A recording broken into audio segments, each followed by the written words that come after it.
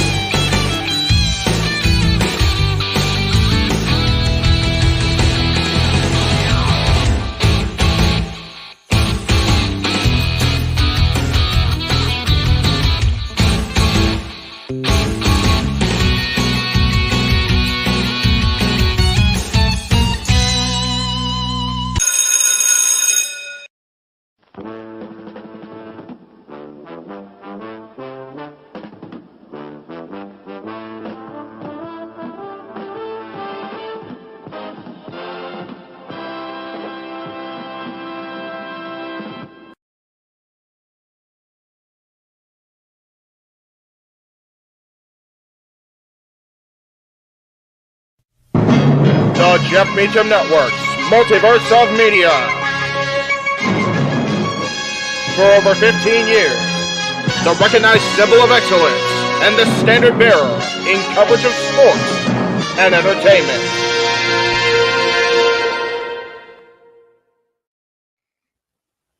JJ, Jeff, you want to kick this thing off? Because I'm still trying to process everything here. Yeah, it's like,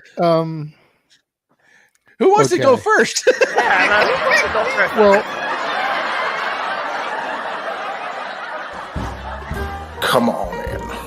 It's open mic night with your host. you could maybe say there's really 4 topics, but it's split into 6.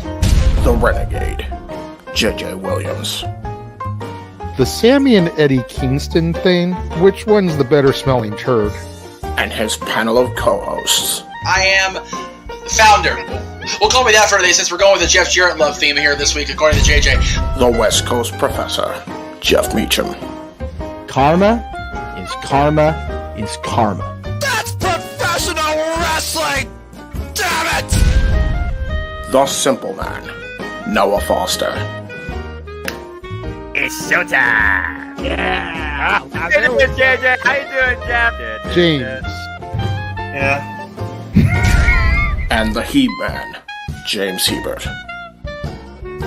Imagine Bill Burr, Joe Rogan, Paul White, the Baldies! There you go! It sells itself! God. Get in there! showed his ass and shit the bed. He's not Amber Heard. Give it time, JJ. Give it time. No, I'm sure Jeff has some stuff that Dumb move. Just don't pull this bullshit again. You get one. Tony needs to stop caring about the ratings. Bradshaw said as long as the ads are in place, we're not going to lose that third hour. Ring of Honor does not have to be AEW light. They don't necessarily have to coexist with each other. We kind of saw that tonight to a degree. Along with a panel of guests. He is no longer glorious. Don't you bring that up. You want me to rant about what my NXT used to... No, we are done here for the night. I swear, James. Because you never know who may show up for open mic night. I leave our company in the capable hands of an extraordinary group of superstars, employees, and executives. The first thing that came to my mind was, it's about damn time. Amen! I literally touched everybody in the state's trash. It's horrible, you guys. Peyton's new thing is Dennis the Menace, but it's funny because she calls it Dentist the Medicine. That's great. When Elliot Taylor came out and did Born for Greatness live, I was popping my pussy, having a great time. I didn't care. I was having so much fun. Sit back, relax, and enjoy the show. Fuck Bill Belichick.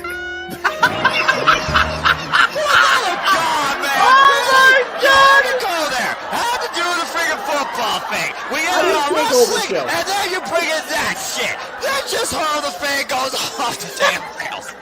Brilliant, bloody brilliant.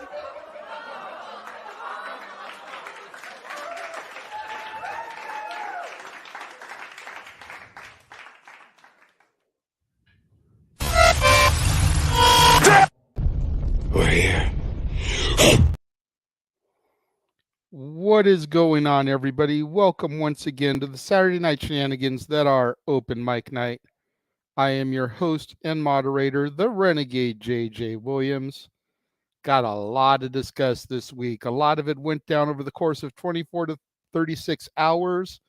Who would have thought this was going to be such a busy week in professional wrestling?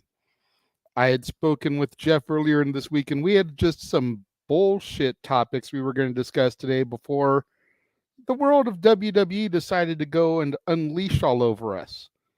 We'll be discussing Smackdown coming to the USA Network in 2024, the Elimination Chamber going down under, talking about all of the WWE released superstars, update on Jon Moxley, and so much more.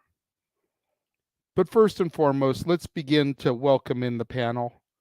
First of all, the man, the myth, the legend, the West Coast professor, the man whose name is on the marquee, Jeff Meacham. Celebrating 1 year with the Walt Disney Company / Disneyland, and staying off camera because I'm green around the gills and possibly have the Rona. So it's going to be a fun 4 hours if we get that far. But, I am here because there's like you said, Jay, we'll just throw some, bullshit. What's the topics? And then WWE goes, yeah, guys, hold our beer. Right? Oh, damn you, old man. Damn you, Vincente, you vato, son of a bitch. Anyway, yeah. Like, hold our broken skull lager. Right.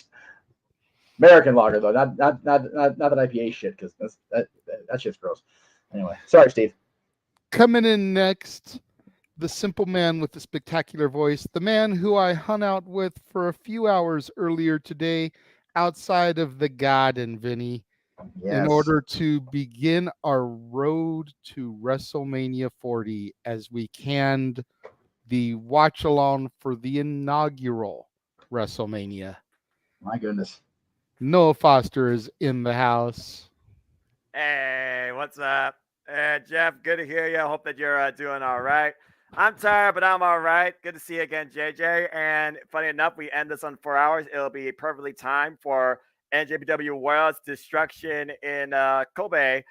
Will be headlined by Will Ospreay versus Suji for the IWGP United Kingdom Championship. So I'm looking forward to this conversation and going right into that. So good to be here as always. Let's have a fun conversation and a good time. There we go. And we'll definitely have a good time if we can get $20 in super chats to the Casa channel. Noah will be doing the Daniel Garcia dance. JJ. He Always already did the did. Prince Nana yesterday, and we do have that clip loaded, ready to embarrass you if you decide to get out of line, Foster. That's right. Or if we get a super chat demanding to play it of $10 or more, we'll run the clip anyways. That's right. Oh God. One of these days, we're just going to have the multiverse bunch on screen, and someone's going to super chat $2 to have everybody do the Macarena. Dadgummit. Hey, I still know how to do that shit. Don't give them ideas. We've got the Meltzer of the multiverse in the green room trying to wiggle and do the Macarena. No, Mansfield, that's a bad Mansfield. Oh, no man-child. It's bad man-child. No. Next one to bring into the room, the man who knows the stats and is not afraid to use them. Most stats. Stat Boy Mike in the house. Hello, my internet fans. Looking forward to another episode of Open Mic Night with the family here on the Multiverse of Media. Hoping that in 2 weeks, The Rock's tequila tastes better than Stone Cold's IPA. Damn. If you remember, I drank it. The Rock's Terramana, and I do. Since I saw the interview on the Pat McAfee show, I looked it up. I can get it. I want The Rock's tequila.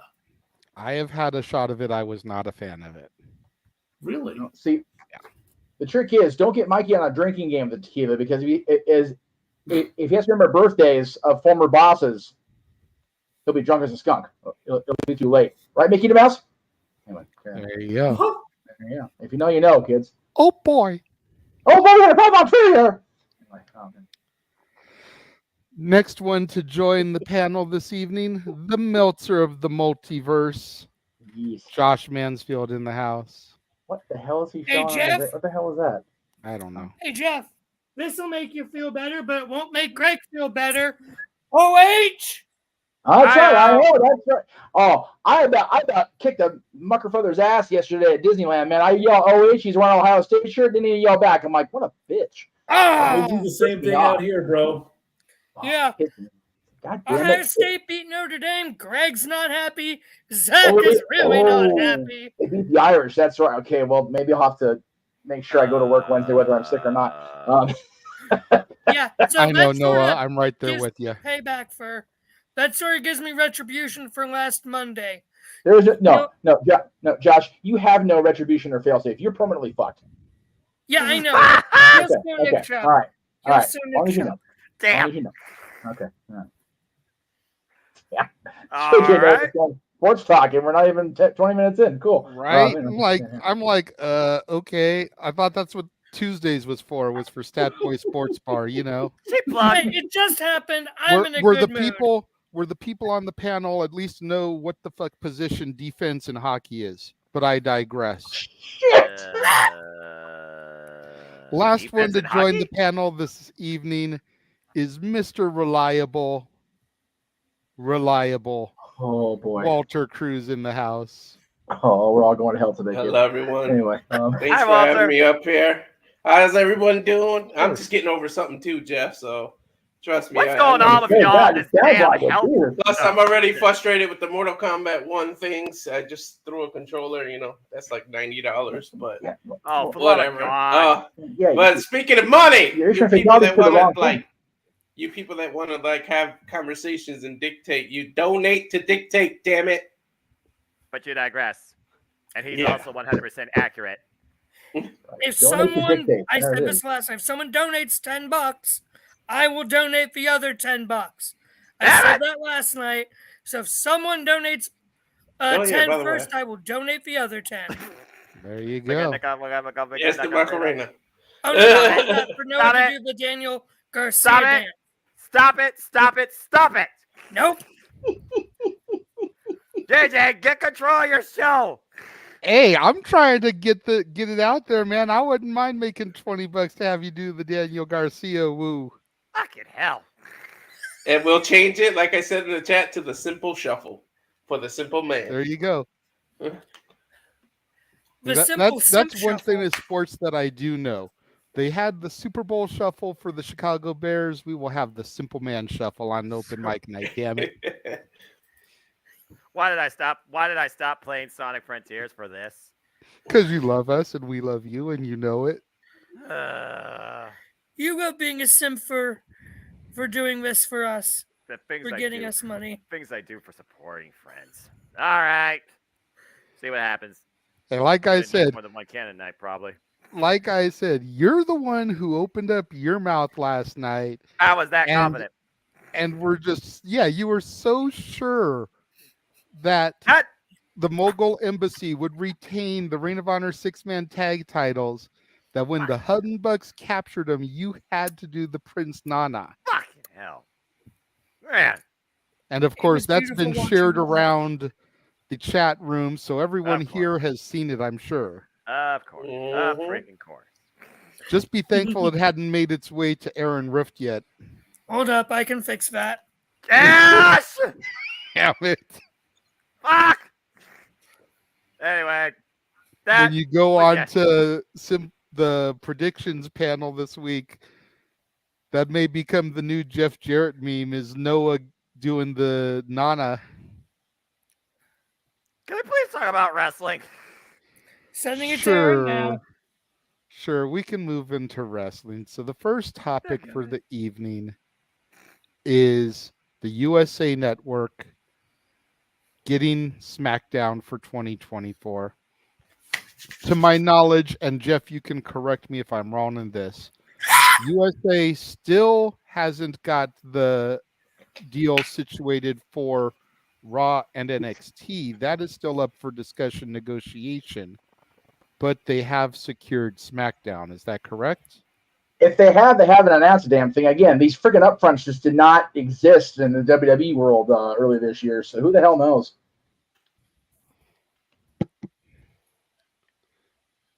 Why did you what happened? What happened? Super chatted $10 himself. Oh, whoops! Oh! Did I do that? I'm sorry. In order to break the monotony up and get the ball rolling here. What channel was that to? His own, I'm sure. He's mine. Well, no, only because that way at least he gets the money back. You know, YouTube's going to take a little cut of it, but at least he gets most of it back. Yeah, I mean, yeah. So I can always check your channel later, Jay, just for something else. That's fair. That's fair. Pouring like down. Moneyball's in Mansfield's court now. Yes, it is. He's doing the weird eyebrow raise, so you know he's up to no good. Up to shenanigans. But yeah, as far as the TV deal, yeah, I really don't understand the well, I mean, I do and I don't. I understand that they're trying to make it known that for lack of a better term, the flagship show, which has been SmackDown since the advent of the Roman Empire, is becoming a thing. But at the same time, you still want Raw and NXT able to be shopped around, right? Because somebody may pick it up. Somebody may take a bite on that line. We know that a lot of the other entities besides NBC Universal, which is Sci-Fi, USA Network, NBC proper, things like that, have long coveted original, first run programming that doesn't necessarily rely on those that are walking the picket lines even now, right? So you are way too proud of yourself. I'm trying to make a point here, you dancing fool. Anyway, that's why I'm off camera, so I can make the stupid giggle sounds and dance and not anybody even see it. We will get to it once we're done with this topic. Yes.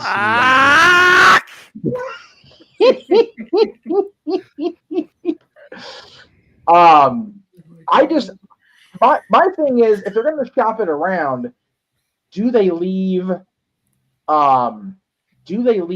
Monday nights? Because that was talked about for a while that Raw may leave Monday. It's like, well, why would you leave after, God, what is it now? Over 30 years of equity built into the same night, because not even the great and powerful WCW could drive them away from Monday nights. They fought and scratched and clawed and won the battle. The Great Impact took about 2 months and went, yeah, we can't do this. Yeah, we're not going to win this shit. AEW beat NXT, but that was the beer Villanova brand, right, Hunter? I really think that they should just everything's to stay on USA and just make that NBC Universal Comcast partnership a powerhouse.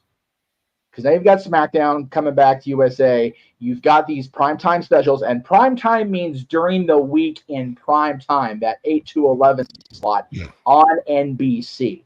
That is major. People are kind of like overlooking that or kind of underselling that. WWE programming on NBC, which is the must-see network, during the course of a week during that primetime slot is golden for the company.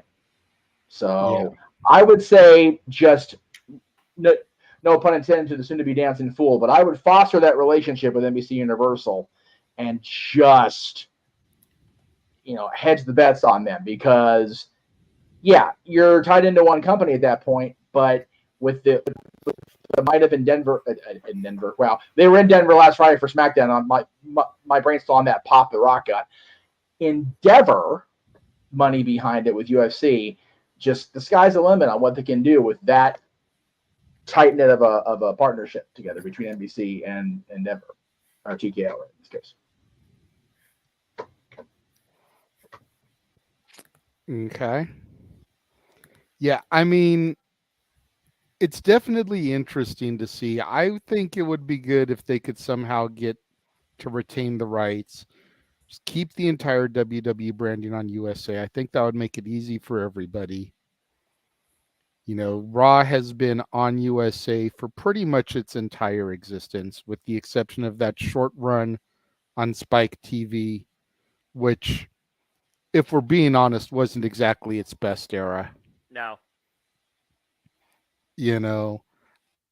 Leaving Monday nights, much like they pointed out in the chat room, Walter pointed out, and I'll throw it to him to kind of elaborate on, we could potentially see Raw move to Wednesday and have a Wednesday night war. Yeah. I don't know, though, if they want to try that, because there's a lot of times, and I know that some people won't admit it, but there's a lot of times when Dynamite is the superior show to Raw.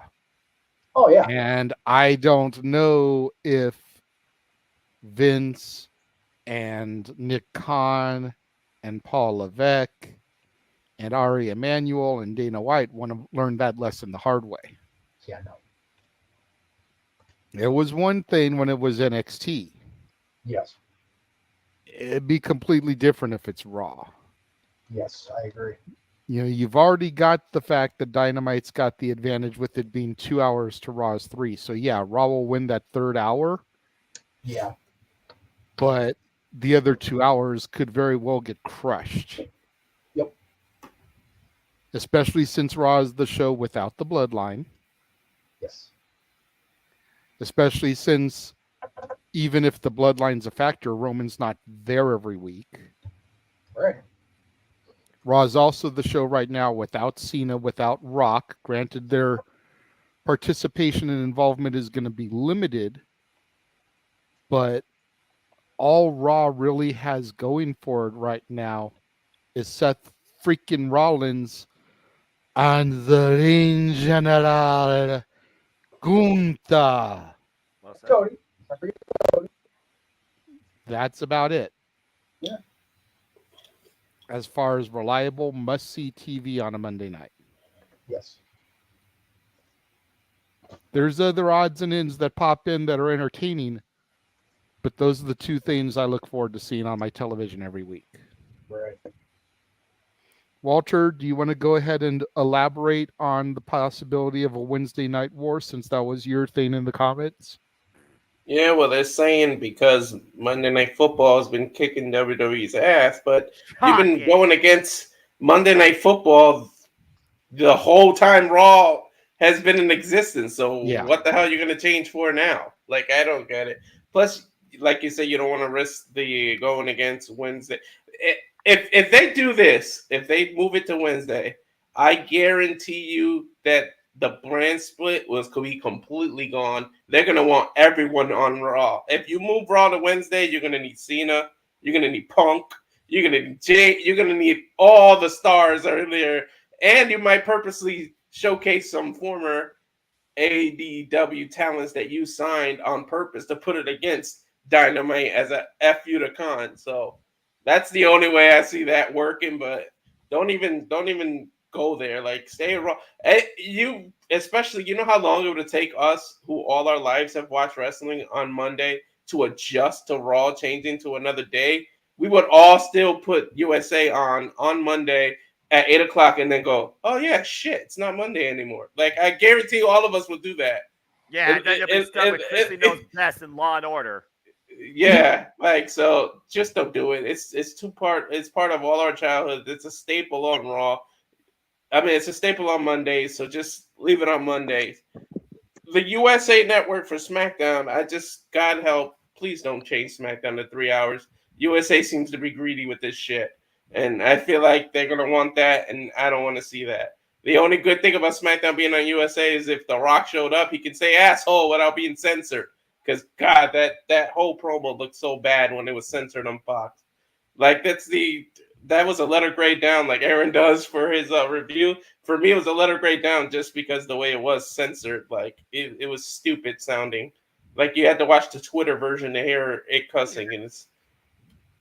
But yeah, stay away from Wednesdays. You don't need another war. Besides, you also legitimize AEW. You make it a legitimate competition if you go Wednesday and you start the war. You're saying they are equal and we got to beat them. You actually give an AEW credit by doing that.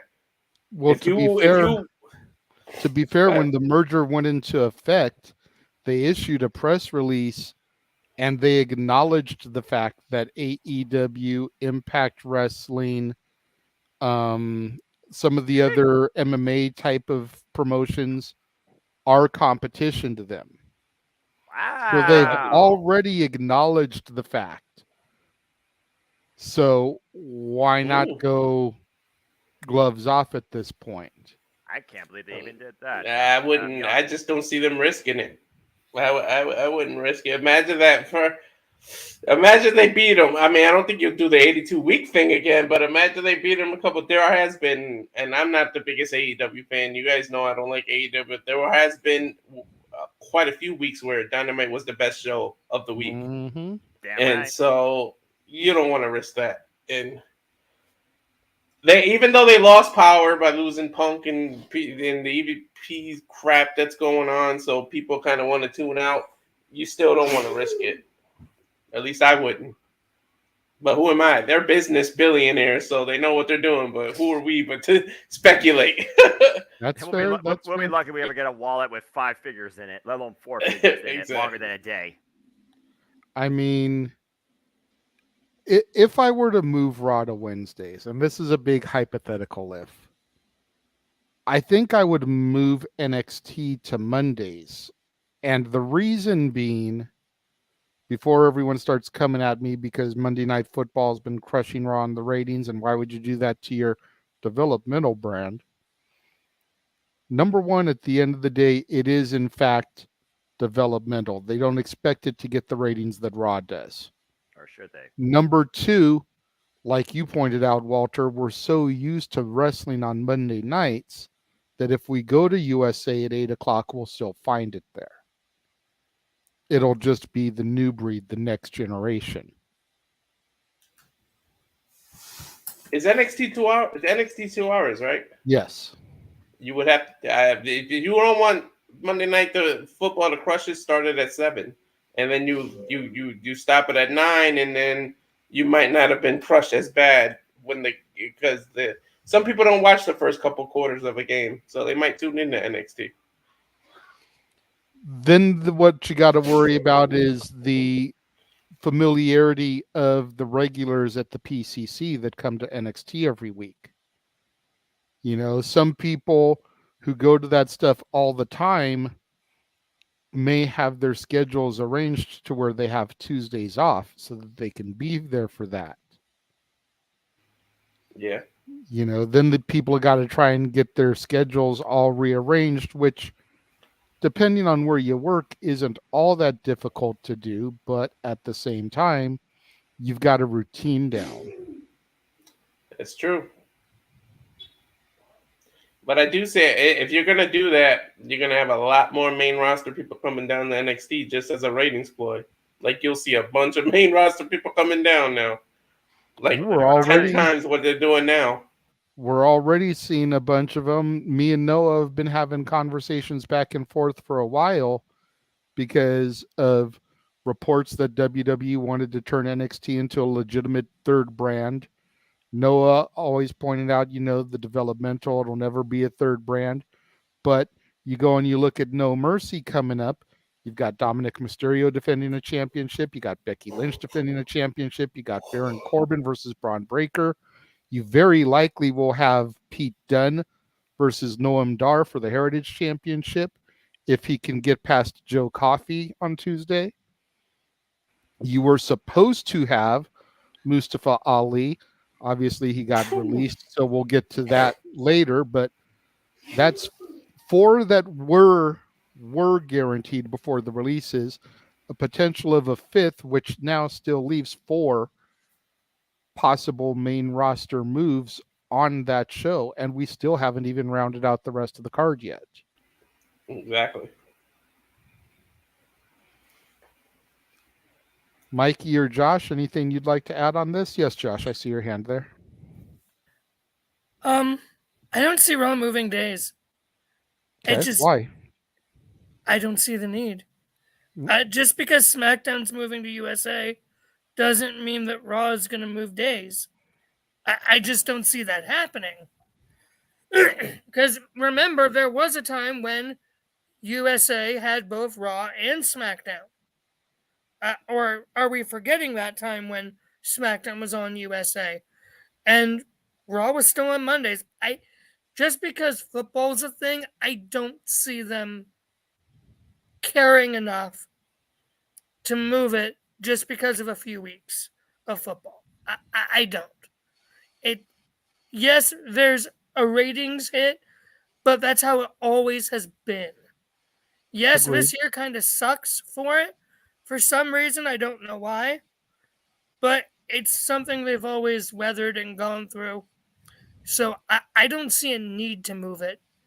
Again, Raw's always been Monday Night Raw since it started, only a few days. Only a few shows in its history has it not been on Mondays. I just don't see the need for it. I don't see the publicity for it. It just doesn't make sense business-wise. And if you're going to put any show on Wednesday against AEW, you should put SmackDown against AEW. That show would definitely give AEW some competition. Now, will they? Probably not. If SmackDown gets moved today, it'll be Thursdays, but I don't see them doing that either. It just doesn't make sense. We'll see what happens in the end, but I would not be surprised to see NBC USA have all 3 shows. At the end of the day, I wouldn't. Because USA has had Raw, and it's still their number 1 show. I just don't see them willingly letting Raw go again. NXT possibly, Raw, I don't see it.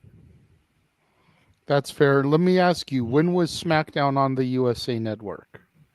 When it went live. When they first started going live. Which was when? 2016. Okay, that's why I don't remember it. I wasn't watching then. Okay. So, do we not remember? No, I never knew. Sorry. And not to sound like a dick, but as far as SmackDown moving nights, the journalists that you love to follow are the ones saying that this very well could be happening. So I don't know why you're so anti it at this point. And SmackDown's moved more than any other show has. Well, I know that. Yeah. Been on Thursday, they've been on Friday, they've been on Tuesday. Hell, they did a Super SmackDown on Monday, I think, at one point, or like right after Raw at one point. So that's fair, yeah. Which is why I said I wouldn't be surprised if SmackDown moved. Now, to be fair, I haven't followed the certain journalist from another site on that specific topic of Raw moving nights. I hadn't seen that, so My bad on that, but yeah, I've seen it reported by multiple journalists. That's why I mentioned it. Okay. Not saying that they're all reputable, but at the end of the day, when 3 or 4 people start to say the same thing, if it walks like a duck, talks like a duck, it's Charlie Conway. Fair enough. I'm just saying I hadn't seen it. That's why it just the sound of it just didn't. If you're going to be the Meltzer of the multiverse, don't act like the Meltzer of the multiverse. Actually have your shit straight is what we're trying to say. Yes, sir. Yes, that's right. Good boy. If he was on camera, he'd pat your head right now. If NBC Universal is going to control all the shows, I just say bring back a couple of shotgun Saturday nights because damn it, I miss those. Well, right. That's the thing I was making a point at. You know, if you're going to have that synergy, everything be on the under the same corporate TV umbrella, dude, spread it around, man. Have Raw, NXT, and SmackDown be on there. Have the primetime specials, but shit, NBC Universal's got plenty of cable channels, man. Shotgun Saturday Night, some Saturday Night's main event. Saturday Night's main event can be a thing again. You know, if they go that route, there's opportunities to be had here. It's just a matter of, you know, them making the announcement, and that's what has been, granted, irrationally, obnoxiously chapping my ass all year. It's like, make the goddamn announcement already. Like, let us know what's going on. And again, does it matter to me in the grand scheme of things? No, because I don't work for WWE. Damn it, Disney almost bought him, and it would have been a wonderful thing, but it didn't happen. So I could have been Mr. Iger's liaison to the McMahons, but that's okay. I just would like to know. JJ made a great point. You know, people, you know, build their schedules around. You know, if you're a wrestling fan, they build their schedules or try to around being home in time for Raw, NXT, SmackDown, Dynamite, you know, any of the live stuff. So it's a matter of knowing where your destination is going to be, and if you get to your destination point to watching that time. Yeah. But if we don't know where it's going to be, then we have to sit here in limbo. And, you know, I'm too old and fat to be limbo. Thank you very much. I can't limbo. I can't get low like that. Note to self for donation on Wednesday. No.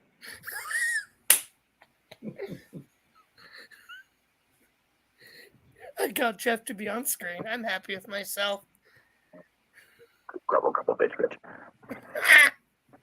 JJ, take control before it goes off the rail, man. No, it's okay. I'm first of all, Mikey hasn't spoken yet, so I'm going to let him take the wheel here, and God help us all, because he's probably been driving the least amount of time out of all of us. Damn. But let him do his thing. But at the same time, I do want to make sure that I point out to the chat room that, you know, if you have a question you would like to be addressed, super chat. It's as simple as that. There's no need to get snarky about your question not getting responded to if you're not super chatting. Go ahead, Mikey. Well, SmackDown leaving Fox, I'll say about this. I used to think that traditional sports never really mixed with WWE until the teams started showing up in the respective arenas. If they were in Pittsburgh, the Pirates and the Steelers would show up. If they were in Florida, the Bucks would show up. If they went to Anaheim, the Ducks and the Angels would show up. But I remember the days where it was just wrestling and nothing else. You know, and on USA, you know, good old JR and the King would plug USA programming. You know, watch La Femme Nikita after Monday Night Raw. Corey Graves and Michael Cole do the same thing with Fox, but Fox is also a sports channel. So they have to promote the football. They have to promote the NASCAR. They have to promote the college stuff. So now maybe they're thinking, oh, we don't have to talk about that anymore. I'd rather talk about what comes on at 11 o'clock on USA, whatever that is, because I don't really even watch USA past Raw anyway. So there's that topic. Moving Raw to another day, I don't see it either. It doesn't sound right. It's not aesthetically pleasing unless you're just going to say Raw is Raw. Take out the Monday night part of it, and then it might work. But we've known it as Monday Night Raw, hashtag MNR, for the better part of 30 years. So, let's look at this. It's Monday. You get up at 8 o'clock in the morning. You go to work. You want to come home after your start of the work week. You have your dinner. The kids they've done their homework. They want to watch Raw or football, either or. The family is happy. If the kids can't watch Raw on Monday night and they don't watch football and they've done their homework, what are they going to do? Play Fortnite all night? Probably. Send their grateful asses to bed. This is 2023, so they might do that. Yeah, that's fair. That's fair. Good. Or Roblox. Yeah, Roblox, I still don't know what that is, but I'm going off the rails myself. Monday, it's like you start the week with Raw, you end the week with supposedly a PLE, but if there's no PLE, you got Friday Night Smackdown, And if you're gonna take Raw off of Monday, you can't really say Friday Night Smackdown really much anymore because you're like, I don't know where to go with this. I don't know what to say. What is it? Let's just call it Raw and SmackDown and leave it as is. You just proved that you don't watch AEW at all with that statement because there's Collision on Saturday nights, but I digress. Saturday. And the main AEW show is on Wednesdays, right? Yes. So Wednesday, Friday, and Saturday. So essentially, there's wrestling every day of the week, right? Yes. Yeah, especially if there's a PLE or pay-per-view. Yep, because you got Raw Monday, NXT Tuesday, Dynamite Wednesday, Impact on Thursday, SmackDown and Rampage on Friday, and Collision on Saturday. Ring of Honor on Thursday if you have Honor Club, and Sunday they're supposed to be the day of rest, but not in professional wrestling. Damn it!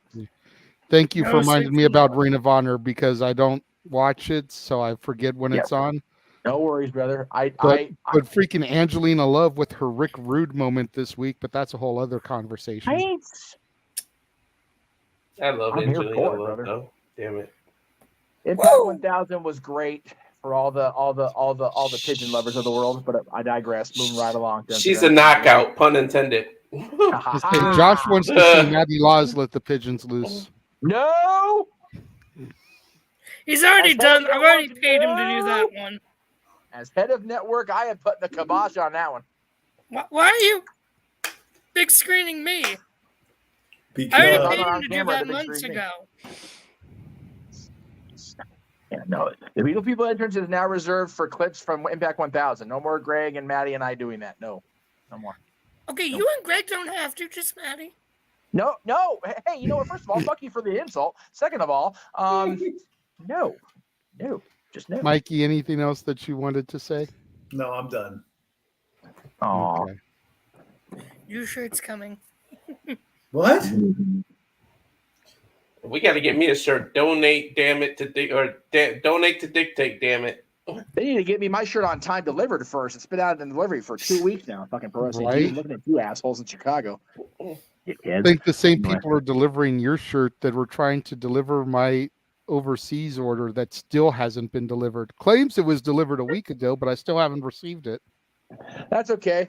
The best one was when we ordered a shirt for our friend in Nevada that shipped from Kentucky. Somehow ended up in fucking Europe. Like, wait, what? How does that happen? Noah, did you go on this topic already?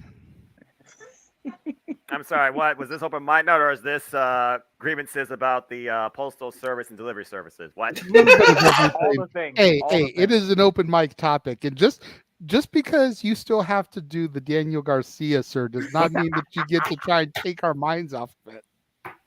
That's the right. simple shuffle. The simple shuffle. Yes, the simple shuffle. That's right. Anyway, you guys already know what I'm about. I just watch what I watch, all right? My wrestling week starts on Wednesday because, 1, I need sleep. 2, I have some sanity in how much I actually turn on the TV. 3, I have a PlayStation that switched for a reason. And 4, I watch all things wrestling, but I watch it on my time. And that being said, I haven't tuned into a full Raw since they went 3 hours. So if SmackDown does that, fuck the WWE in all seriousness. But let's go ahead and look at this from, I guess, a corporate standpoint, so that's kind of what we're doing. Yes. Let's face it, the network is a revenue stream. Fox wasn't getting their fair deal, so they're like, fuck you. So now USA can own all of WWE. It feels like to me this was the end game to begin with. As you said, USA had Monday Night Raw since inception, the longest running weekly epic style television show in history of entertainment, period, point blank. I can't see Monday Night Raw or RAW or Raw, big 3 red letters, be on any other night but Monday. So I'm just going to leave that set in stone until the end of time. As far as SmackDown, Jeff, you said it perfectly. You talk about the days it was on. How about the networks it was on? Anyone remember CW and Sci-Fi? Yes. Just saying. So at this point, SmackDown might as well be the hot potato of the WWE more than the TNT title. So we'll see what happens as far as that show goes.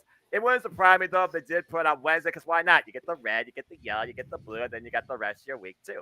So why not just give everybody straight 3 days of WWE content, then have them figure out what to do with their Thursday and Friday?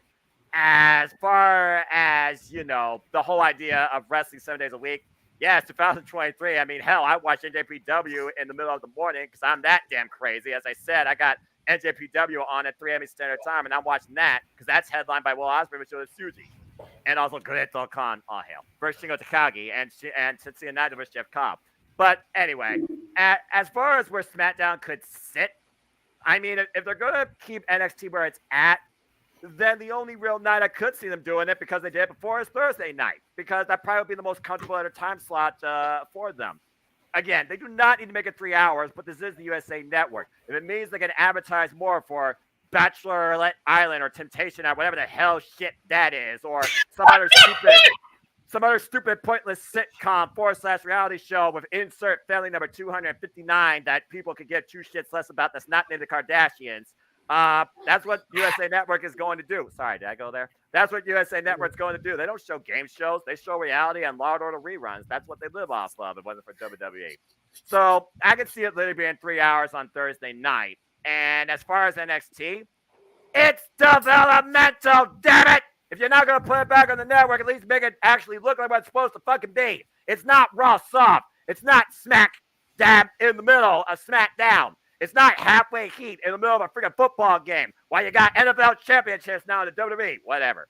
So at this point, I don't know what they're going to do with SmackDown. It's pretty much just miscellaneous property, because the bottom line is, as long as USA's got Roman Reigns, they got nothing to worry about. Now they got him permanently. Roman Reigns, Cody Rhodes. You ever going to finish that story? Oh, no, never mind. That's on TikTok. But anyway, yeah, I don't know what they're going to do with Friday nights. And also, as long as they do the house show circuit for the other revenue point, you got to consider this. Their house shows are named by general. Saturday is Saturday night's main event. Sundays are now known as the Sunday Stunner. So unless they start letting up on the house show circuit, you're not getting Saturday Night Main Event back. You'll be lucky if you ever get Velocity or Heat back, despite the fact they still own those properties. So, again, I'm not going to hold back. I really don't give a shit. But as far as, you know, what they do with SmackDown, WWE is owned not by Disney, not by the UFC. They're owned by USA, and they're owned by USA for life. I'm still not going to watch SmackDown, though, if it goes 3 hours, and I still don't watch Monday Night Raw, because 2 superstars is not enough for me for 3 hours of my sanity when I can watch a highlight in less than 5 minutes. That's fair. You still have sanity? He won't after he does Daniel Garcia's dance. Here very soon. Simple shuffle. Stop. I just did this. I just wrote a bunch of the Simple Shuffle lyrics like Mambo number 5 in the chat. So we saw that. And Richard, it was $20 to get Noah to do it. So $20, 10 to Jeff's channel, 10 to my channel. Uncle Jeff is Jeff sick. to do it also. Wait a minute. Hey, that's only fair, Meacham. It's only fair. Give the people what they want. That's right. Give the people what they want. Freshly squeezed. We gotta simp you out for money too. Y'all need to shut the fuck up and let me say something. Okay. I am sitting here in a ratty-ass t-shirt and pajama bottoms because I'm sicker than dog shit. So if y'all want to scar our viewers for life, then fine. Just saying. Did you guys see Tony Khan doing it? Yes. That was great. Tony Khan was doing what now? Tony Khan did the woo, yes. It was cringe. How much cocaine was in his office that morning? No. What was cringe was the Hunbucks getting the 6-man tag titles last night. But I ways to set Noah off. What did you just say? Was that English? Because that was beautiful them getting it because we got the Nana dance last night. Because fucking hell. Oh, Jeff. And Richard is officially on the money train. Way to go, JJ. There's 10 to your channel, Jeff, and he's on his way to my channel. Oh, I'll go get better clothes on. You guys suck a dick. Yeah, don't they? You, this is karma for you. This is karma for you for starting this in the first place. Hang on just a guy. No. I don't give a damn you're a man of the market. You started this super chat, the very first super chat. You and your own damn hubris being your own downfall. You deserve this. I wish I could be on camera right now, but like I'm a little scared, not gonna lie. What we'll do is once you get better dressed, Meacham, we'll pull everyone out and we'll do the 2 vertical shots. And you and Noah can do the woo together. Yes. Maybe Meacham. You're a bad person, JJ. Maybe Meacham shouldn't do the woo. It should be the Meacham Macarena. You know what? I know how to do the Macarena. I'll do that for $20. I haven't done the Macarena since 6th grade. What the fuck are you trying to do here? Turn this open. No, not you. You got the simple shuffle, but Meacham Macarena, it just goes. The Meacham Macarena. Okay. It was the Daniel Garcia woo as well. There it is. Damn it. Fucking hell. Appreciate it, Richard. Did it. JJ fucking did it. Everything. Appreciate it, Richard. Everything. All right. Well, while Jeff gets himself pulled together, let's take a minute and we'll show everyone what they missed last night on the Rampage Grand Slam watch along. No! It was beautiful live. Just saying. Which I have checked the chat. It has been sent to Aaron Rift. Oh, God. In the no DQ. The Hunbucks just won the Reign of Honor 6-man tag team championship. You know what that means, Noah. You know what that means. Noah Foster is going to have to do the Prince Nana dance. New Ring of Honor 6-man tag team champions crowned tonight in the main event of Armor Stadium, the Rampage Grand Slam. Heyman, Adam Page, and Nick Jackson now. 4-time Ring of Honor tag team 6-man champions. The Humbucks with success. Being the most dominant trio in Ring of Honor history. I didn't think they could pull it out. I hate myself. I hate Prince Nana. I hate the Mogul Embassy. And I hate all of you. Fuck. Just remember, nobody forced you into this bet. I was so confident. I was so damn confident. You know what? I was confident about Cody Rhodes at Madison Square Garden, too. But now I have to believe in Joe Hendry. Well, yeah, Joya's freaking dying on me. So fuck everything. Nothing matters. God. Fucking hell. Fine. I hate.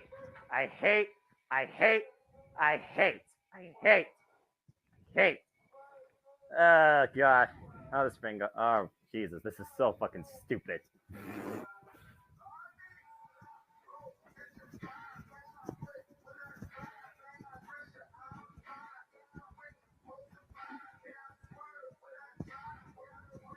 Never standing up. That's all you're getting. Fuck off.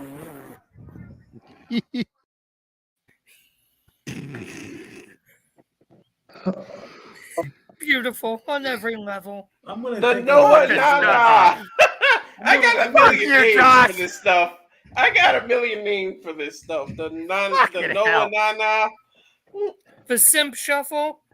We'll go out and have That is not a word! That's not even a word! Go light up. That was amazing. I mean, I am a simp. You are named the Simp. That's going on the video version of Now That's What I Call Music. Noah. Don't start that shit! It's all the video version. What are you talking about? Oh, James got a lot of clips from tonight. Coming soon to a store near you. Noah, that's what I call music.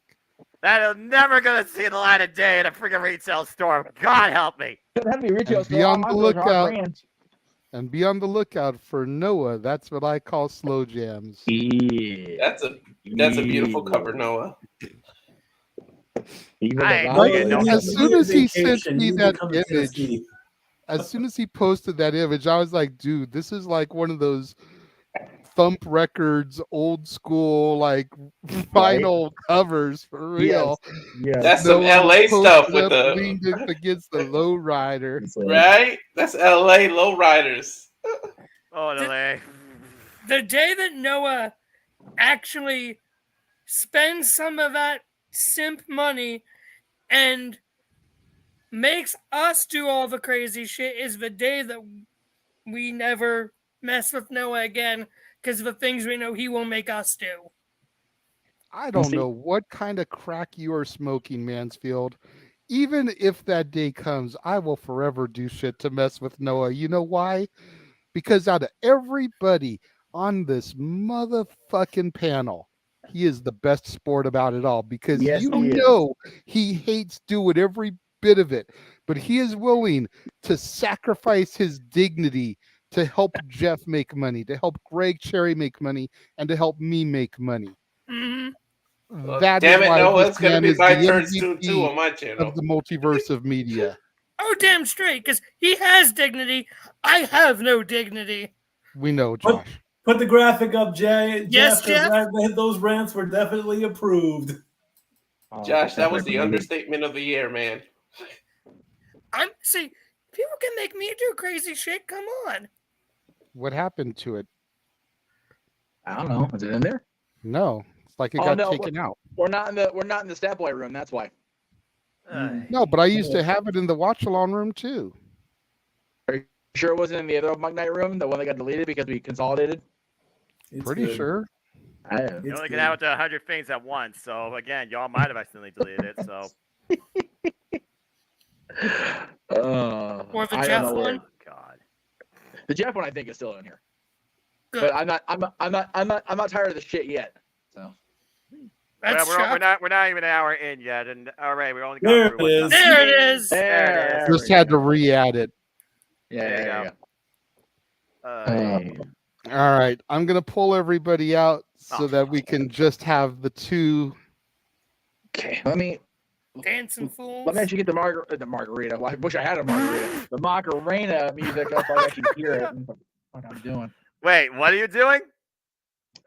You're doing the shuffle. You're doing the shuffle. I'm gonna do the Macarena afterwards, right? Or are we both doing the shuffle? I don't know what the fuck's happening. I have no idea either. You guys were paid to both do the Daniel Garcia dance. I don't even know the Daniel Garcia dance. I don't even know how the hell that goes. That doesn't have music. Daniel Garcia just literally does some stupid shit. I don't want to. Maybe doing this stupid shit. Fucking hell. All right. I don't know. I seriously don't know what I'm doing. I have no idea what I'm doing right now. Let me see what Daniel Garcia does here. Oh, Jesus. The dude with his pants. Why? Why is this a thing? Why is this a thing in 2023? Y'all are bad people. Okay, no. My hips don't do that. Wait a minute. Yeah, but I was saying, Jeff, how's your hips? Dude, I've been in the public dress since Rocky Horror. That's frightening. Jesus. All right, well, hang on. God damn it, all the hell. I actually had to stand up. Bullshit. Hell, I mean, karma is karma's karma, right? Of my night opening. Yeah, that's another one of your damn catchphrases. Welcome, folks, to the two-man show here of stupidity. Damn it! God, my desk's a fucking mess too. Oh God! I can't get. Oh shit! I fell. Okay. Damn it! This is you know what? They're gonna keep us here all night until we do this shit. I know. I'm trying to freaking get it on. Show the rest of the house. Mom's gonna kill me. Oh God! I don't know how this works. I don't either. There's too much I'm just trying to. All right, hang on. I'm still researching. Let me see here. I think I found a clip. Oh hell no! God. All right. God. All right, here. I can't get in a shot without having too wide, so I will do the pelvic thrust just in my chair. God help me, all the hell. You know, maybe you're already speaking too much, Jeff. Probably. All right. Bizarre but effective. Most technical sports entertainer. God. I hate pizza pie. I also hate that too. That's right. God. All right, here we go. 1. I get 2, 3. Just yeah, he puts his arms up and he like shakes his hands and he just like. That's it. I'm not doing that.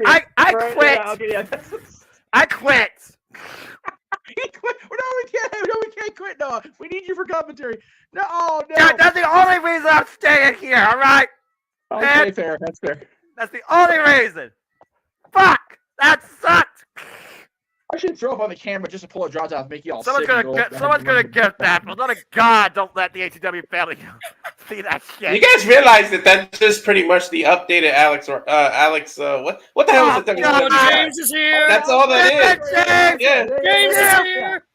Damn it, James! You fucking idiot! That's right. I remember that one. Perfect timing, James. God bless it. Lots to clip from this episode tonight. So yeah, for the babies in the room, every time Noah kept saying "I hate" 5 times, it's like I thought Dustin Hoffman and Hook. I hate Peter Pan. That's why I went there. So. I've heard that. Oh my God! You remember, folks, and you are. And Attila's in the room. Great, bloody great. And Attila. Yeah. Thank you for the entertainment, man. You're not welcome. You're not yet. Yeah. Fuck the hell. That's awful. Now, can we get dancing? Now, for a man who preaches about professional wrestling, damn it. But I digress. That was sports entertainment. I hate it. Woo! Tired of all your shit. Oh God! From Noah to the world. There you go. Thank you. All right, everything. And to me specifically. Yeah. Well, yeah, you and Richard Morales, and honestly me, because I helped too. That was my. You freaking instigated this. Okay. Oh, sorry. Well, why'd you do it? Why your damn freaking multiverse got fatter wallets than they can actually keep up with a damn college fund or feed their own families. Rather than pay for my dignity. Because it was JJ who suggested this last night, Jeff. Oh, okay, that's fair. I'm over here, but I'm over here. We're just the jackasses that paid the money to see him do it. Yeah, you three jackasses worse than Steve-O and Johnny Knoxville. God. It was still a stupid match at WrestleMania, but I digress. Don't get me started on that shit. If not for that, we wouldn't get to Sammy and the Bloodline. So let's just give the jackass the momentary credit he deserves. Fair enough. Okay. All right. So we were talking about wrestling at one point, and what happened was, Mike Night broke out for real. Shenanigans were plenty. All I gotta say is James popped in because I tagged him in the open mic night chat and told him that you were about to do the Daniel Garcia. So that's how he got here, right in the nick of time to see it. Of course you freaking did. Now Jeff's gonna yell at JJ. No, because we all know that James needed to see that so that he could clip that for the highlight reel for New Year's Eve. Oh, yes. That is a thing. So much alcohol on that New Year's Eve special this year. Oh, my God.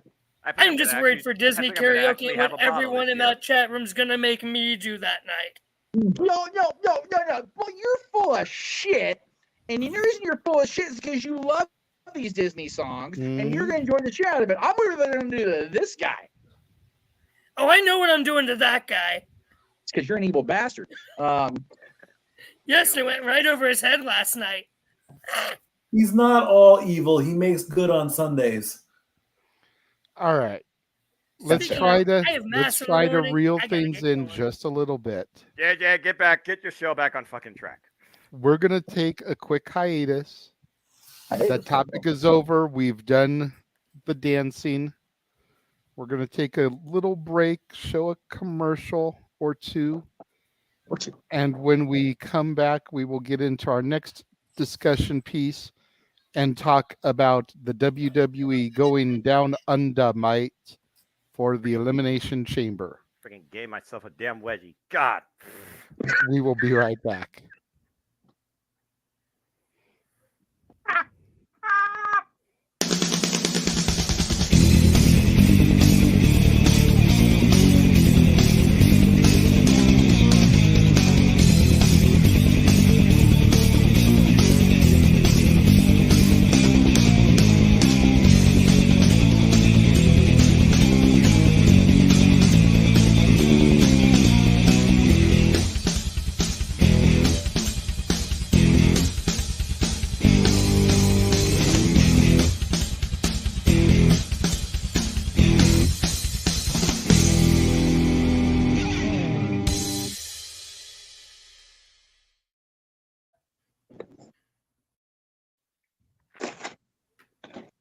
You ever wanted to come into a sports bar where the barkeeps know their game? Well, the Jeff Meacham Network Multiverse of Media has got a production just for you. Sit down and relax as the stat boy and his partner break down the statistics in all things sports. Whether it's football, basketball, motorsports, baseball, hockey, soccer, professional wrestling, mixed martial arts, boxing, and much, much more. All are welcome. Your barkeep's here. Keep you up to date and in the know of everything going on in sports, while also having a pleasant conversation about it all. Your host and owner of the bar, Stat Boy Mike.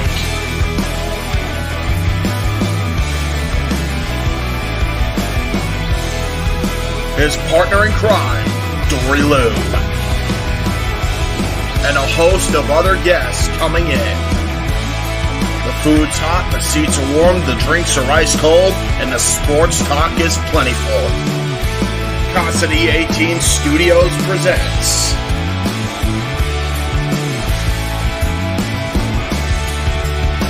Stat Boy Sports Bar.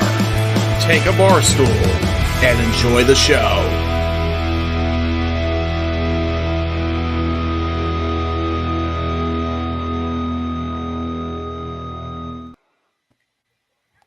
We are back, and before I'm sorry if this caught over the airways, my bad. I'm sorry about that. Okay, I have no idea what you're talking about, but okay. No, okay.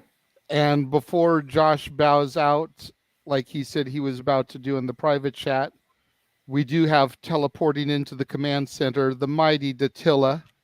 Hey guys, hey everybody. I don't need to hear a word out of you, young lady. What? No. Wow. Right, hello, Datilla. Good to see you. Good to see you guys too. I was listening and watching, and I was just like, "Oh my god!"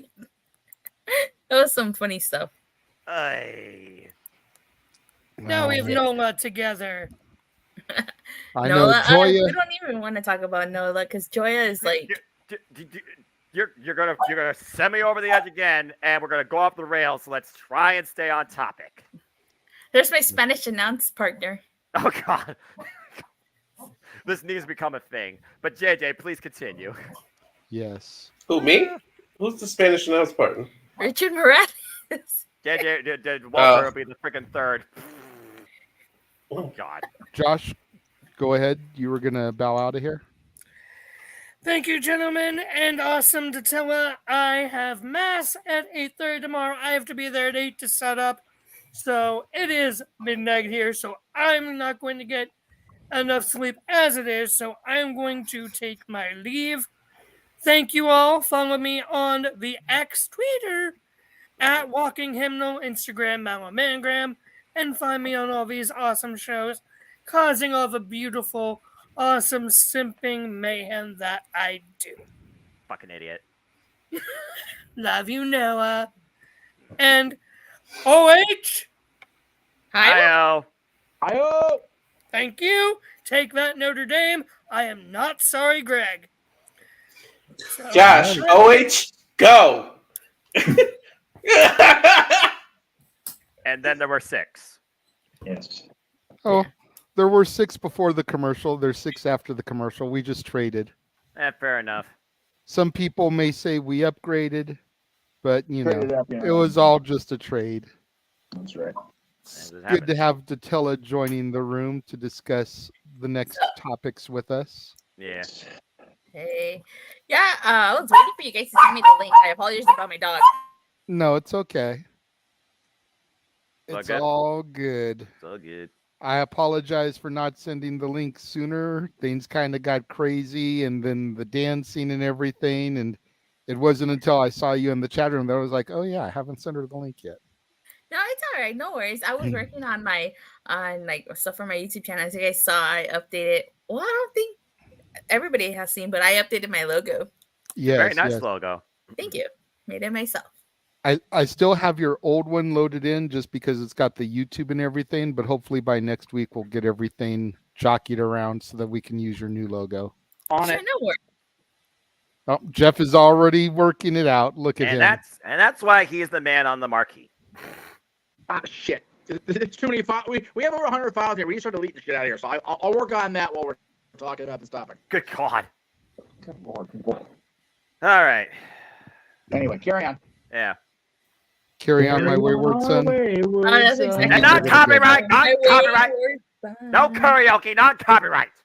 Okay. They ruined commentary for Noah last night. All right, so the next topic, WWE announced that the Elimination Chamber PLE will be going to a land down under. Australia is going to get the pay-per-view, the PLE. What are we thinking about this move? I mean, okay, wow, that caught me off guard. I'm trying to do it. Sorry. Stop. What are we thinking about this move? I know WWE has been trying to branch out, get a little bit more global in their global entertainment. Is this the right place to go? Is there somewhere else that we think that they should have done a PLE from first before going to Australia? Stat Boy, go ahead. They still need to go to Mexico. I agree. Yeah, see, that's my thing, is like, as great as Australia is, why have they not touched a pay-per-view from Mexico? Especially when you're showcasing LWO. Yeah, right? I'm pretty sure Mexico is more than AAA and CMLL as well. I'm pretty sure you could find a building down there somewhere.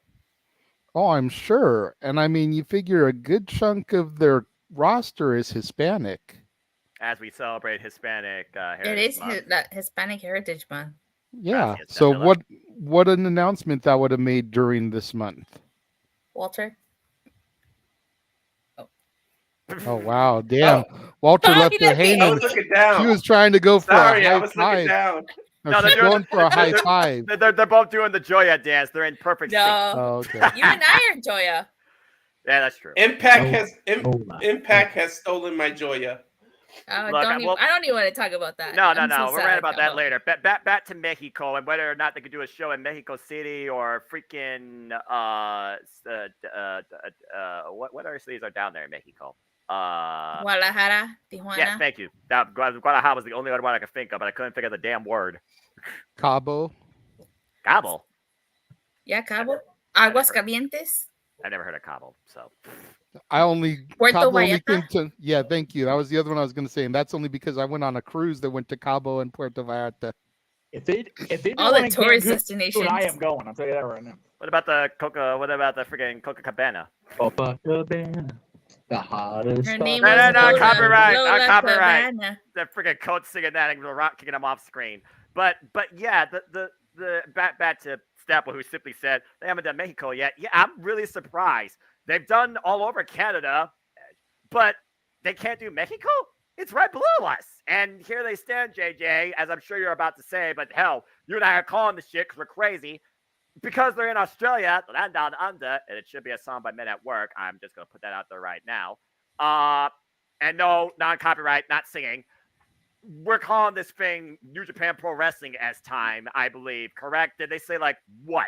3 a.m. Pacific? 5 a.m. No, 6 a.m. Eastern, 3 a.m. Pacific. Yeah. So I was right. There you go. Thank you. Yeah, it's 3 Pacific, 6 Eastern. Like I put in the chat to just me, you, and Jeff. If I am where I currently am right now, I don't know if I can do a 3 a.m. start time. Yeah, no. No, I know I can. Because you got to figure, I'm in the middle of the living room right now. Yeah. There. I literally, this wall is the kid's bedroom. Yeah. Me trying to do a watch along at 3 o'clock in the morning. That's no bueno. See. So we either have to pray that our move has gone down around the holidays like we're hoping, and I have a garage space that I can be in, not have to worry about disturbing anyone. Good luck, brother. Or we do it like a standard UK time, and we do it like 9 a.m. Pacific, noon Eastern. It'll be tape delay. It will have already occurred, but we just make sure that people in the chat room don't give spoilers, break out the ban hammer if they do, just do basically like we did for Battleground. Yeah, exactly. So right now, those are the two things, but we will be covering it. You guys saw it in the watch along trailer that just ran. I saw some of that, by the way, in my freaking rage against all of you yahoos, but I digress. We're West Coasters. We're used to the tape delay. Right. West Coasters. I see you there. 1 second, Walter. Go ahead. Mm-hmm. If you want to do it live and you need someone to cover you, I'll join them and do the 3-man team for you. That's if we do so it. So you'll have backup if you need it. If you want to go live and you need it, I can do it. Appreciate that. Definitely something to keep in mind. At the end of the day, that decision is not mine to make. That would be the man with the green screen, because his name is the one on the marquee. So I like I said to you, like you two in the room, like you two in the private chat, I cannot talk. I'm still sick ridden, and now my freaking hips are thrown out from that stupid dancing bullshit. Yeah, but your hips don't lie. Yeah, they wish they could right now. So, that's cute. That's cute. My pants are still out of whack. Anyway. Nutella understood that reference. Yeah, she did. I like that shit. All right. I'm gonna be a Patty Bass tonight now. Anyway. I am okay with going at 3 a.m. Our time here, as long as I have a 2-man team. I know Noah's willing. Hell, he's even watched New Japan since we're done here, so I know he's willing. Honestly, if it comes down to it, if you're moved in where you need to be, cool. If we need to have Noah do one PLE solo, okay. If I'm awake, I can try to pull some of your awesomeness off, JJ. But I definitely want to have it be live, only because we're not gonna be able to prevent all the spoilers. It's just not gonna happen. No. Because people suck. I mean, let's just be real. Well, like I said, Jeff, if you need it, I got you. I can join Noah, and I can. I've also called freaking Wrestle Kingdom solo. So this will be a cakewalk for me. Yeah, I know, but the thing I'm concerned about, Noah, and it's not that we have lack of faith in you because we've told you you're fucking Joey Styles on this network. You don't need anybody to do color next to you. But you've often stated how my passion for the WWE product brings out more from you on those commentaries. Yeah, because you add to the story. So that's the only thing I would be concerned about as far as you trying to do a WWE one is you not having the same passion for the E that I do. Much in the same way that your passion about the All Elite product has brought out a lot in me. You know, Jeff went back and watched the Grand Slam commentaries and told me how great I did on those, you know. That really made me feel good considering I'm just starting to slide into the AEW turf. Hey. Yeah. But a lot of that is your passion for that product that's rubbed out on me. Fair enough. He brought the passion out of me for Impact too. Yeah, that'd be the only reason I want somebody that is passionate about, you know, WWE, NXT, whatever, like JJ has been since he returned to watching wrestling, which is why I was suggesting myself, because I'm not necessarily gung-ho passionate. I'm just batshit crazy about wrestling. So, you know, if I can make myself throw back a Zoa and get up and carry enough of the weight where Noah's not having to call sports entertainment by himself. Yeah. So we will find a way, one way or the other. Hopefully the best scenario will apply and you'll be moved into the place you need to be and you can have your own space. That would be the ideal situation by February. Worst case scenario, well, with any luck, we'll be out of this house too, so I don't have to worry about this space.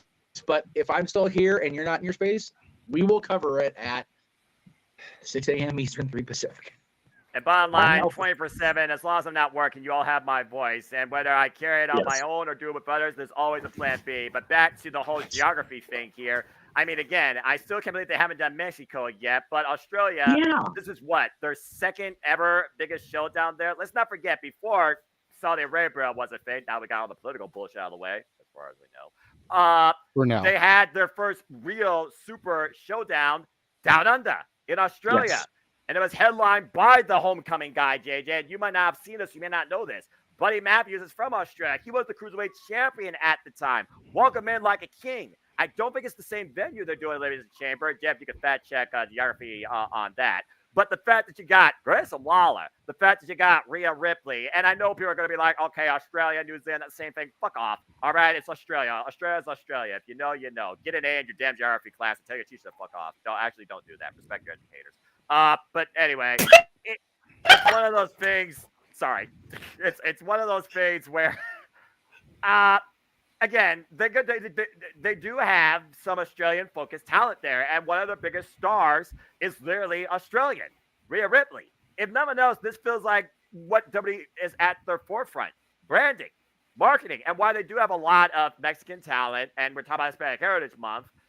There's no argument right now that one of the biggest characters in their product, despite the fact she has jack shit for championship competition, is Rhea Ripley. So I feel like if nothing else, they're doing this for that major pop and maybe a ring an endorsement from Australia. I just don't know how Rhea Ripley fits into the mold. And Grayson Waller, that'd be his big viral moment since he's talking about Australia. But I just think Australia is just twofold. It's branding. It's part of Triple H's global organization plan that he first started spouting about when he tried to turn NXT into a global thing. And at the end of the day, WWE's just, once again, moving out their IP even further. But I do wonder if that means maybe we'll finally get to the backlash in Puerto Rico. Maybe they do backlash in Mexico. Well, I still think Mexico should be a market picked sooner than a freaking continent down under. Yeah, I agree. Like I said, you know, I don't know what it is. If there's something in Mexico where there's like issues with them doing shows down there, Jeff's nodding his head, so maybe that's what it all boils down to. But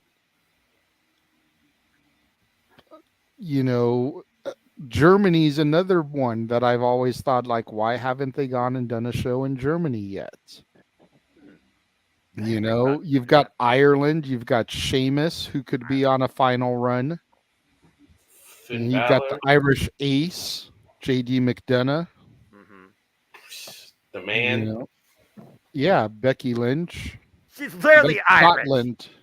Isn't she, or is she Irish? She's Irish. Okay. Very much Irish. I couldn't remember if she was Irish or Scottish. Well, I mean, it's not world geography, but Ireland, Scotland, same continent. And at one point, McIntyre's. Yeah, I know Drew is Scottish. Yeah, he's the Scottish. Yeah, he's the Scottish one. Yeah, He Becky's played hot. Irish. He came up trained by Finn Balor. So. And at one point, JJ, during my red and black NXT UK, they were supposed to have a takeover in Dublin, Ireland, and then the word fell to a fucking pandemic. Yeah. Yeah, and how do you have this world tournament, but you don't do it over the world? If NXT is going to do a world tournament, how about having each of them do some little tours and have one of those tournaments in each country that you want to represent? That's an idea. Well, that goes back to me nodding my head about the Mexico thing. A lot of the countries JJ mentioned, as far as the European countries, they're still, even in long after World War II, long after that era of our world, there's still a lot of turmoil in a lot of parts of the world.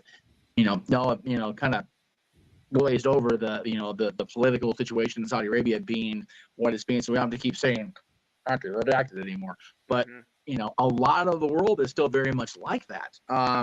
As far as over Europe, Mexico depends which person you ask. Honest to God, Mexico is still very political as far as who runs shows there, who dictates who runs shows there, how things are dictated down there. So it really is a lot of it's very much the Wild West down there, even now. So it would be, I think it'd be more difficult to get into mainland Mexico. Like if you go into like we talked about, they were in Puerto Rico, that's not part of Mexico, that's one of our territories, but the little islands off the mainland, it'd be probably more of a nightmare on production team, if we're being honest. But as far as the political and criminal climate, I think would be safer for the WWE and their team. Not trying to cast a pall over the entirety of Mexico here, because that's not the case. No. But it's nowhere near as bad as it was in the territory days by a lot. But there's still a lot of that kind of way the business is run going on down there. So WWE has to be very careful with how they approach booking in Mexico proper. That's fair. Fair. Really quickly before somebody else goes, we have gotten a couple of super chats I'd like to address. Okay. Dwayne Atkinson with the $10 super chat says, "Much love to you and your channel, buddy." I think that came to your channel, Jeff. Okay, cool. Hey, then that'll get me over. Well, I kind of put myself over the top thanks to that $10 starting the hell there. But thank you guys again. I say it every week, and I sound gushy when I do it, but thank you guys very much for continuing to support here in the super chat. And again, JJ and I getting paid out every month, or at least all but 1 month this year for me has not gone unnoticed. I promise you guys, especially when I was off injured from work. So thank you guys again for the support. Dwayne with another $5 super chat, also to your channel. Oh, it sucks Emma got released this close to the Australia pay-per-view. Yeah. And we will be getting more in depth into Emma and her release later, but it does suck that her being an Aussie talent won't be able to be part of an event like this. Richard, I do see yours about Nia Jax. It's off topic, so just let us finish this topic here and then we'll address it, okay? But I don't want you to think we forgot about you. Gotcha. And everybody else, make sure you spread the love of the super chats. I understand it's normal to go directly to Jeff. He's the man with the name on the marquee. He is the West Coast professor, but there are 2 other channels that are monetized that we are broadcasting on. So show your love to either my channel or the Greg Cherry brand as well. Everybody plays their part, and I guess every continent plays in WWE's part. I mean, you brought out, like, again, some other countries. Now, Jeff talked about the situations beyond booking entertainment in Mexico. You did bring up Germany. Germany also might. Wow, no, you're tired. Germany also might be one of those that might still be a little bit of, proceed with caution based on what you do. considering there's already been a recent story about somebody who apparently, past transgressions forgotten, but I'm just saying some people don't forget, especially when it comes to the internet, and their pettiness does go beyond a freaking year. But also, you bring up other territories. I'm just going to bring this up because why this is more about WWE expanding, as we've been talking about this year, JJ, the premium live events going global. I mean, every event this year has done that except for one so far, to my knowledge. And they're trying to make them all be in stadiums, almost like trying to make everything feel like a big. No longer just big 4 or big 5. It's big all year round. It's almost overkill to a degree. I'm just waiting now to see, okay, so where they're going to try and tackle Japan and maybe the Tokyo Dome or Yokohama Arena, which is the center stage of New Japan Pro Wrestling Noah, Wrestle Kingdom. I think that's your next biggest market when it comes to the history of the wrestling industry, sports entertainment or not. I definitely agree with you about Japan. I think part of the reason why WWE hasn't done Japan though is the limit of Japanese wrestlers that they have. Fair. You've got Nakamura, you've got Asuka, and you've got Io, and that's about it. Funaki? Yeah, if you want a number one announcer. Yes, put him on announcer team. And depending on what and who you read articles by, there's a heavy rumor going around that Asuka could be on her way out. Oh. Whether it's a contract expiring or just wanting to retire, period. Reports are saying that every house show that she's worked lately, specifically against Charlotte, there's been a warm embrace between the two after the match in the ring. You wouldn't expect something from that against, coming from Charlotte. Charlotte is the queen diva. She's Little Miss, I got to be the center of attention. So for her to give that kind of love to Asuka after every match almost makes you wonder if she's on her way out.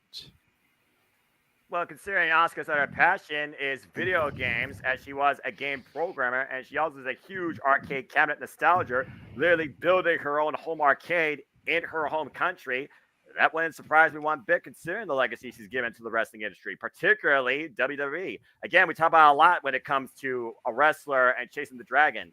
For many, WWE is their end game. And when they feel they got enough from it, they want to move on and take it easy and do something else. And I don't blame them. But again, staying with what we are talking about here when it comes about global organization, which really what this comes down to. I mean, at this point, what are they going to do next? I mean, the only thing they haven't booked internationally yet, which surprises me, is the Royal Rumble. That's fair. I did want to touch on one other thing you said, but Dwayne did send in another $10 super chat, this time to my channel. Again, much love to you and your channel, my friend. Thank you very much. Do appreciate that, Dwayne. But you made a point about how a lot of these international shows have been stadium shows. Yep.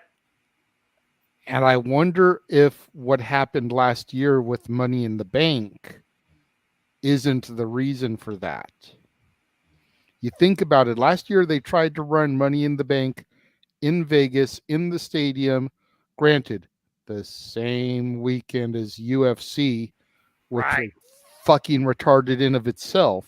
Glad you said it, not me.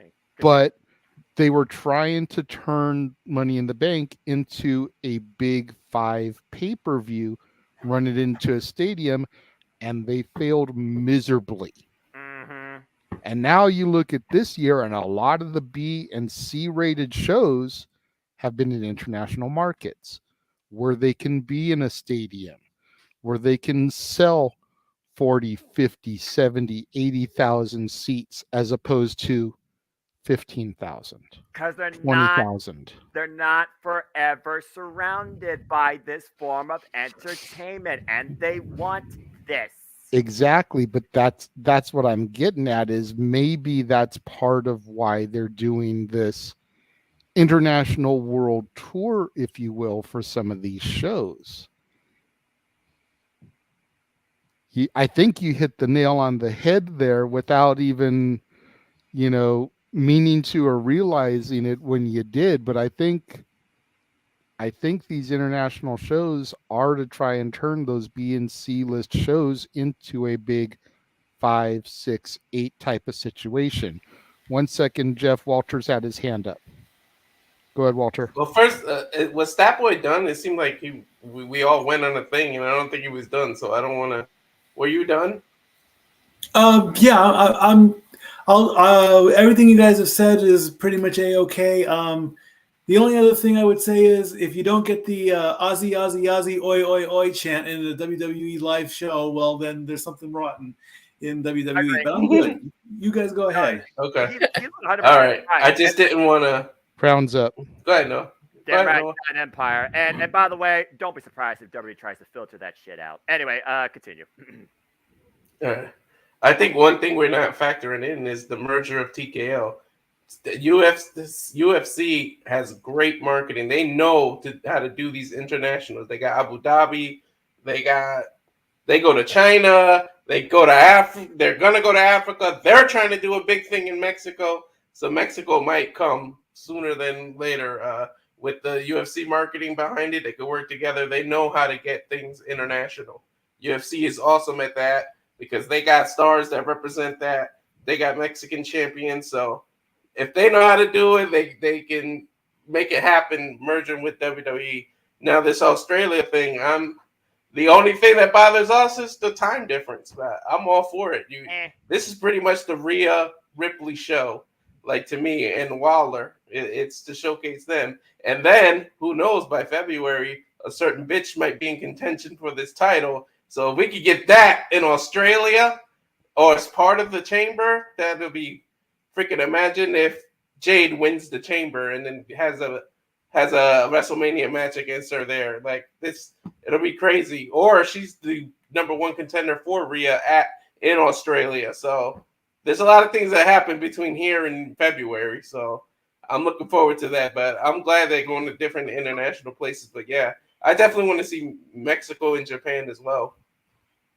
Ooh, I mean, if Rhea Ripley is not the main event of that show, they've already done fucked up. Agree, JJ. She's the main event, definitely. She better be. You can't assume anything, Walter. I mean, well, you could assume that they would open and close the show with chamber matches. Yeah. But if they don't make her the main event of that show, they done fucked up. Exactly. Well, just imagine the end of the show. It's Rhea wins whatever main event she's in, and Jade had won the Elimination Chamber and goes face to face to her, and that's how they end it with the belt in her face like this. Like, imagine that. I can see him just doing the title in the Elimination Chamber though at this point, because again, what competition do they have for her? What competition do they have to put in the damn chamber at this point? They got more bodies. That's the bottom line. Really quickly, Mikey, I see you raising your hand. Datilla, is your hand up? Okay. Yeah, sorry. I just want to quickly throw out and ask, what if they would screw up even more if they had her lose the belt in her home country? Yeah, I don't think JJ even likes to make stars lose in their home state. No, she's winning in Australia. No way in hell. It would be one thing if she was challenging for the title, right, Zelina Vega? But I don't think that they would do that to Rhea. Rhea's way too marketable. That's the word. Again, as I also said, marketing. The WWE is a giant branding juggernaut with matches brought to you by Cinnamon Toast Crunch. Fuck that shit. Don't get me started, Noah. I know, JJ. And the UFC is just as big with marketing. So you combine these two, we're going to get a hell of a future with this. Yes. Go ahead, Datilla. And then we'll go to you, Jeff. Sorry. Well, first of all, I would love the idea of WWE going to Mexico. I think they haven't been there in over 10, 11 years. The last time they went was for a Raw and Smackdown, the year that Mil Máscaras got inducted into the Hall of Fame. They had made his announcement. Well, it didn't air on TV, but it was a WWE YouTube exclusive where they announced his induction. So I definitely would be all down for them to go to Mexico. Depending on what part, though, And as for them for Azteca going Stadium. Where's the Azteca Stadium at? They got the stadium there, and that's probably the biggest stadium that they have in Mexico. What you city do it is there. that in? Is that in Guadalajara or Mexico City? I think so, but I'll double check while you keep going. Okay. And then Noah, yes. Correct me if I'm wrong, but isn't Impact doing a show in Mexico next month? In November with TPA? I believe they are, yes. And again, AAA has worked more with, again, all the other companies, AEW, Impact, even the NWA for that matter. So, yeah. Again, with WWE always being about, conclusive, like literally, exclusive to themselves versus every other company right now in the day and age of the industry being more inclusive to each other. That also might be another butting of the head right there for this company trying to, bring themselves into this just for themselves versus others. Because at the end of the day, WWE stands for WWE. Now WWE stands for WWE and UFC. But yes, they are. And it's crazy that Impact is doing a show in Mexico first before AEW and before WWE. Mm-hmm. But although MJF did name drop Azteca Stadium, and Tony Khan was like, I'd love to do a show down there in Mexico. So don't be surprised if Tony Khan tries to do that. Yeah. I mean, WWE has Latino talent that they can showcase and probably, would be amazing. But I don't know if they would make them look good. That's the other thing. Again, it's one thing to market. It's another thing to book properly. It's not hard to book. It's just hard to finance. And we're talking about the biggest financial power in the world of sports entertainment. And now Combat Sports has merged with it. At the end of the day, WWE is about one thing. Branding.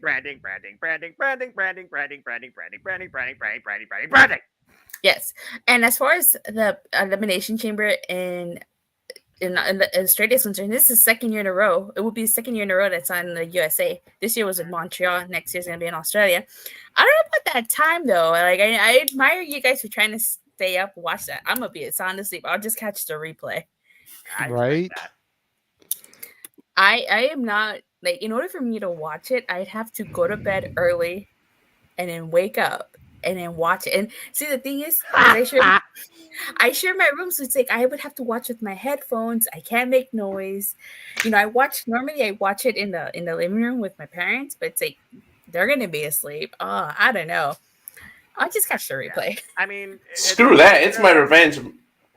My kids want to wake me up early every other day. I'm waking up early and be like screaming in WWE. I'll do the call with you guys. Screw that. You guys screw with me every morning. Guess what turn it is now? Look, Wrestle Kingdom is the show that starts the wrestling off every year, for those that don't know. It's hosted by New Japan Pro Wrestling in the Tokyo Dome. January 4th is the true first inaugural day of the industry, and it's probably the most important day. The bottom line is that show has at least a 1 to 2 hour pre-show sometimes before the actual bell time, they call it, sometimes 2 a.m. Eastern Standard Time. Y'all want to know how this crazy man handles that? I go to sleep 8 hours earlier and wake up at freaking midnight. I can't do that. Yeah, I can't do that. It's hard. It's hard for me, but we're also going to be in winter still. Where we won't have had daylight savings yet. So going to bed at like 6 o'clock, 7 o'clock, sleeping until about 2 in order to be up and do it is definitely something feasible for me if the move has occurred. And again, like you said, that's the key. Yeah, again, I understand people have challenges, whether it's yourself, whether it's your family, whether it's your environment. I completely understand that. I don't have none of those things. But that being said, also I'm on the East Coast and I'm crazy. But also, that being said, again, in this day and era of connective industry, let's just call it what it is. We're a connected industry. People can literally watch this any damn time on the Peacock. It wouldn't surprise me if people wake up, eat some freaking eggs and spam, and then freaking turn it on because they don't want to go to work and drink a damn cup of coffee. I don't fucking know what people do in the morning. But, Spam in my lunchbox at work. Spam and pork. Like I was I'm saying, just talking what I do for a living when I freaking work, all right? When I work from home here and I gotta start at 8 a.m. Standard Time, I have eggs and spam. I don't drink coffee, and I just start my day. So I think I just came up with the next karaoke night, y'all. Weird Al karaoke. Okay. Noah, eggs and spam. I broke step. Noah, eggs and spam. Oh, but anywho, I think I'm being honest here too. Just saying. Ow.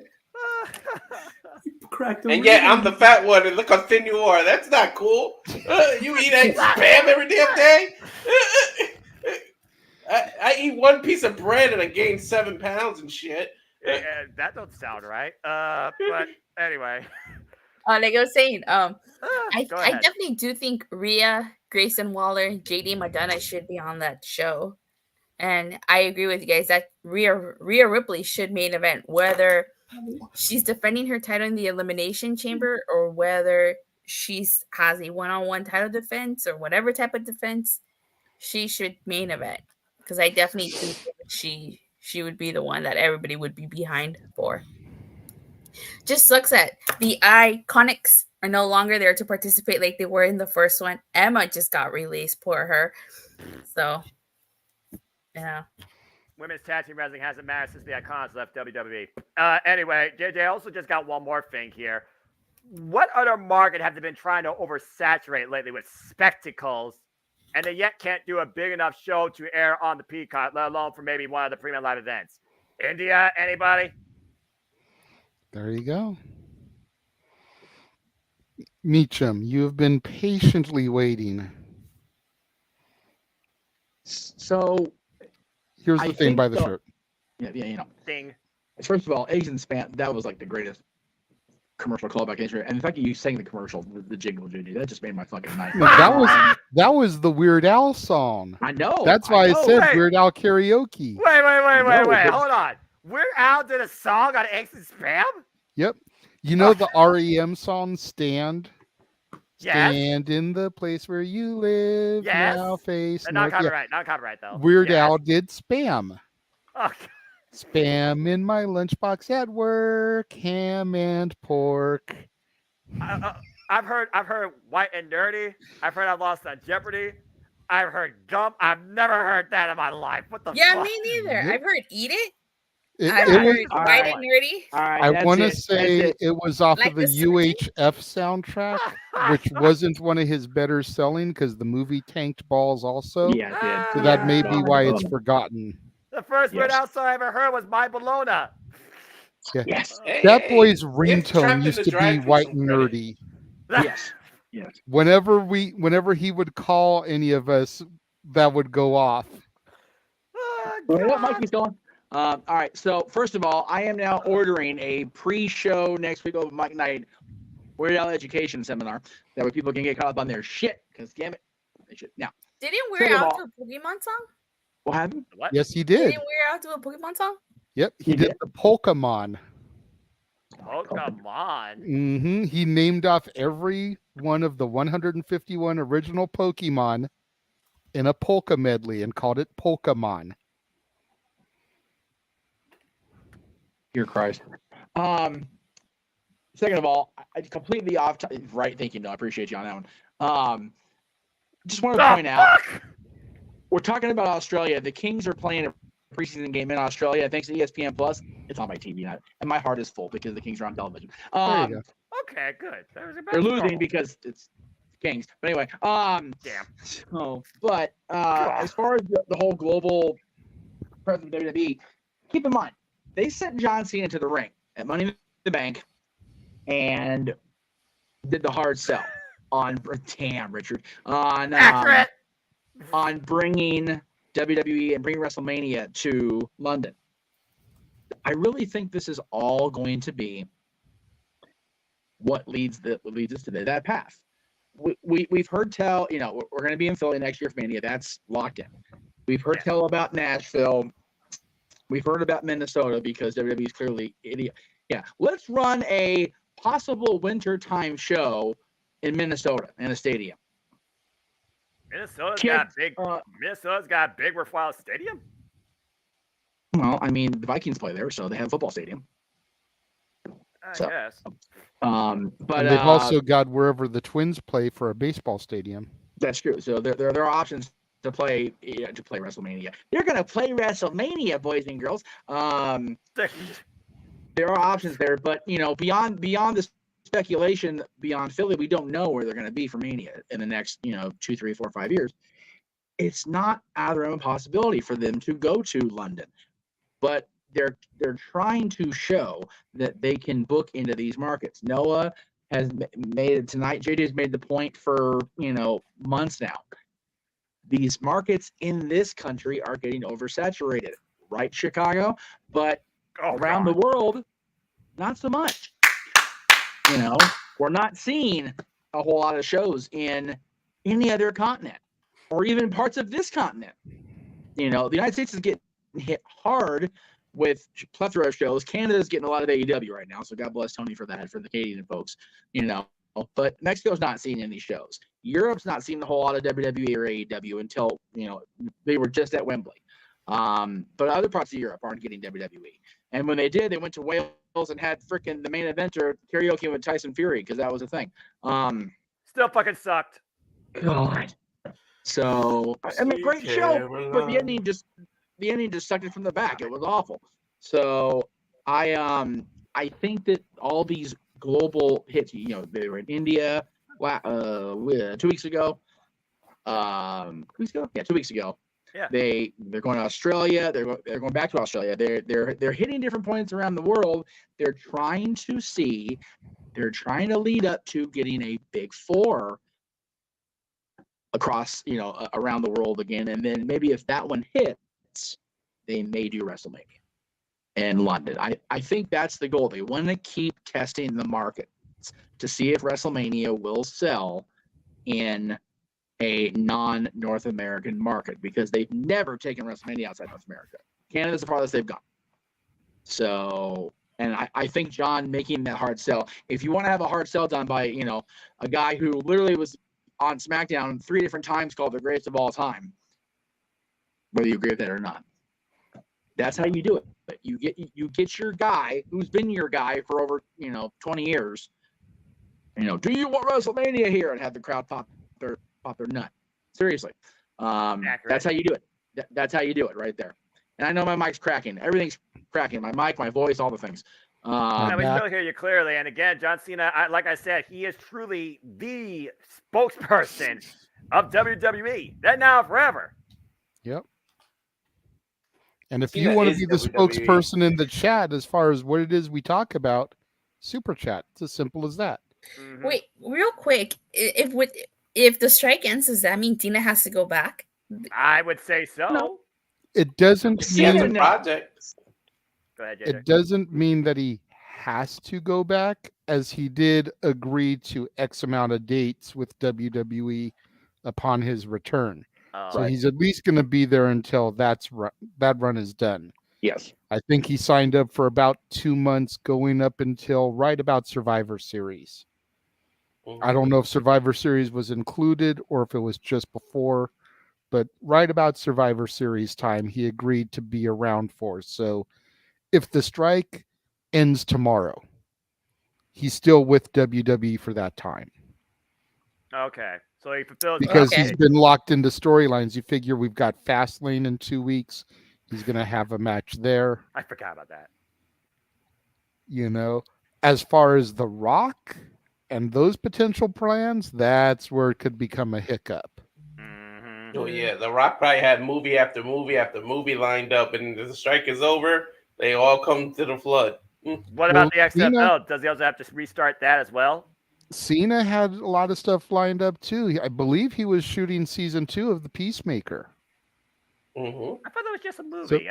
No, his role in The Suicide Squad was part of the movie, but they spun it off into an HBO Max, now just Max, exclusive streaming movie. Or exclusive streaming series, excuse me. Okay. Kind of like The Mandalorian and Stranger Things. It is a series on the Max app exclusive to that.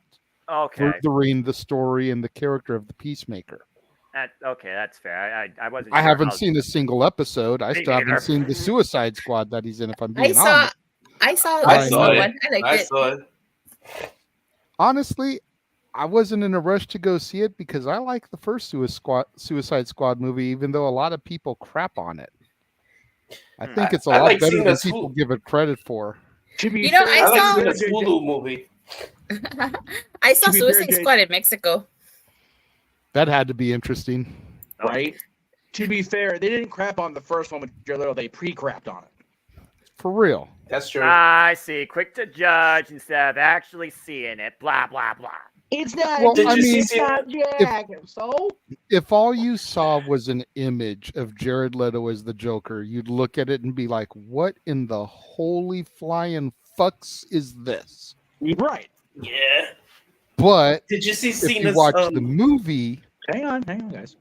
then you realize that he did a lot better than people want to give him credit for. And then Yes, he when you did. hear the rumors that his best shit was actually left on the cutting room floor, you're like, what the hell? Why? Yeah. Why would they do that to him? Why would they totally set him up to fail? Reality check. Awful. And he was listed like number 2 in the movie next to Will Smith, but he had like 5 minutes of screen time. Right. Mm-hmm. You know, actually, it was in English with Spanish subtitles. So Yeah, I there was you like, Mhm. it was Jumanji, Welcome to the Jungle, that I saw in Spanish. Oh, nice. There you go. Mikey's looking to bail out y'all, so he's being very patient, raise his hand. So I didn't see the message. Oh, okay. I just saw it. Okay. Go ahead, Stat Boy. Oh, I just want to say, thanks for having me on the show again this week. Come into the Sports Bar on Tuesday. Dory Lou and I will be talking about week 3 trade potentials. Hopefully nobody gets injured this week, even though somebody did in practice. Usual talk, golf, tennis, NASCAR, WNBA, MLB. Follow us on the Twitter and the X and the Instagram, and we'll see you all on Tuesday. I love you all. Thank you, family. Stat Boy out. Adios, amigo. Take care, brother. And then there were 5. 5. So, have you seen the Hulu movies? Those shits are hilarious. I love them in there. Which one? Yeah. The friend. I forgot what the hell it's called. With the friends go on vacation together. I haven't seen it yet, but I do have them lined up either for next year or the year after for my movies that Star Wrestlers. Yeah, that's a great. That's a great segue as we close this global organization topic and talk about the Renegades feature presentations to come up. So, JJ, why don't you go ahead and run a commercial break and let's go ahead and move forward with this show. I love how great Noah. I love how great Noah has gotten at throwing to commercial. Yes, I'll go ahead. We'll run the trailer of what is to come next month on Renegades Reviews.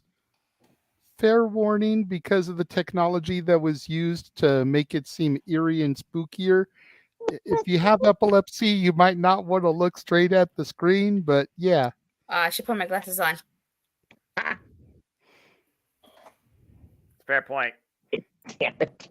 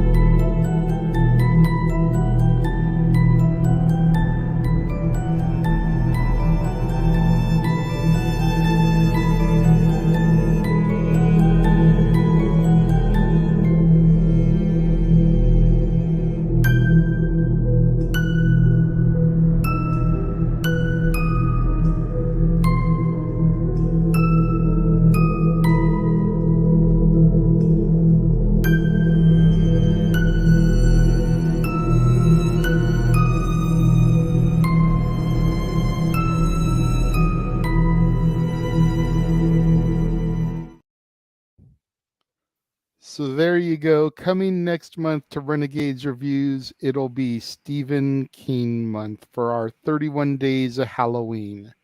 Yes, there's going to be a couple movies in there that aren't horror-esque. Stand By Me, Shawshank Redemption, The Running Man. But I just figured, gotta throw them all in there together. Gotta lump the Stephen King. I guarantee you that the bunny, Ali, probably has seen every one of those movies and probably could even refer you to more. I mean, you and her need to do a horror podcast or something because she celebrates Halloween in October like it's freaking Christmas year round. My wife does too. My living room's already Halloween. I'm blah, but whatever. Thank you very much for the compliments in the chat room. King Mike saying that he liked it. Both Walter and Dattila giving me props on the trailer there. I always enjoy putting my Halloween trailers together because it's one of the few months that I do that are 31 days. And the music track that I use is actually two things layered. One is just kind of like the background ambiance. It's kind of like that hum that you hear. And then the other track is the piano and the violins and everything. And I just found that when you stack it on top of each other, it just sounds so great. It gives you that classic Universal Monsters type of horror vibe. It's so cool. Yeah, good on you. Halloween ballyhoo, but good on you, JJ. And, let's not forget, JJ, next weekend I will not be part of anything on the channel or at Disney because I'm going to be meeting a whole bunch of the Halloween people. So we could have some seriously cool, if things work out, some pretty cool content coming up here in the next 30 to 60 days here on the channels.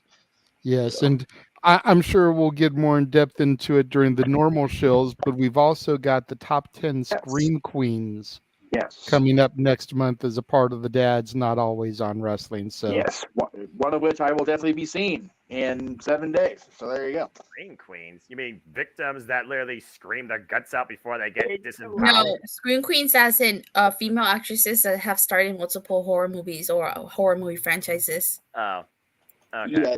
They tend to be your quote-unquote final girl, the one that goes up against the main antagonist. Yeah, your Jamie Lee Curtis's, your Nev. I was just going to say that. Yeah.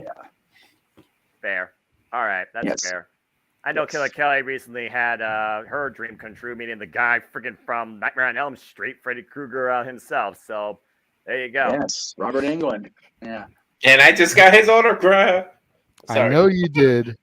Robert's cool people. I like Robert. I've met him a couple of times at different things. It's so funny to have these people that play just these sinister son bitches, and they're so nice. I know. Like Nick Castle.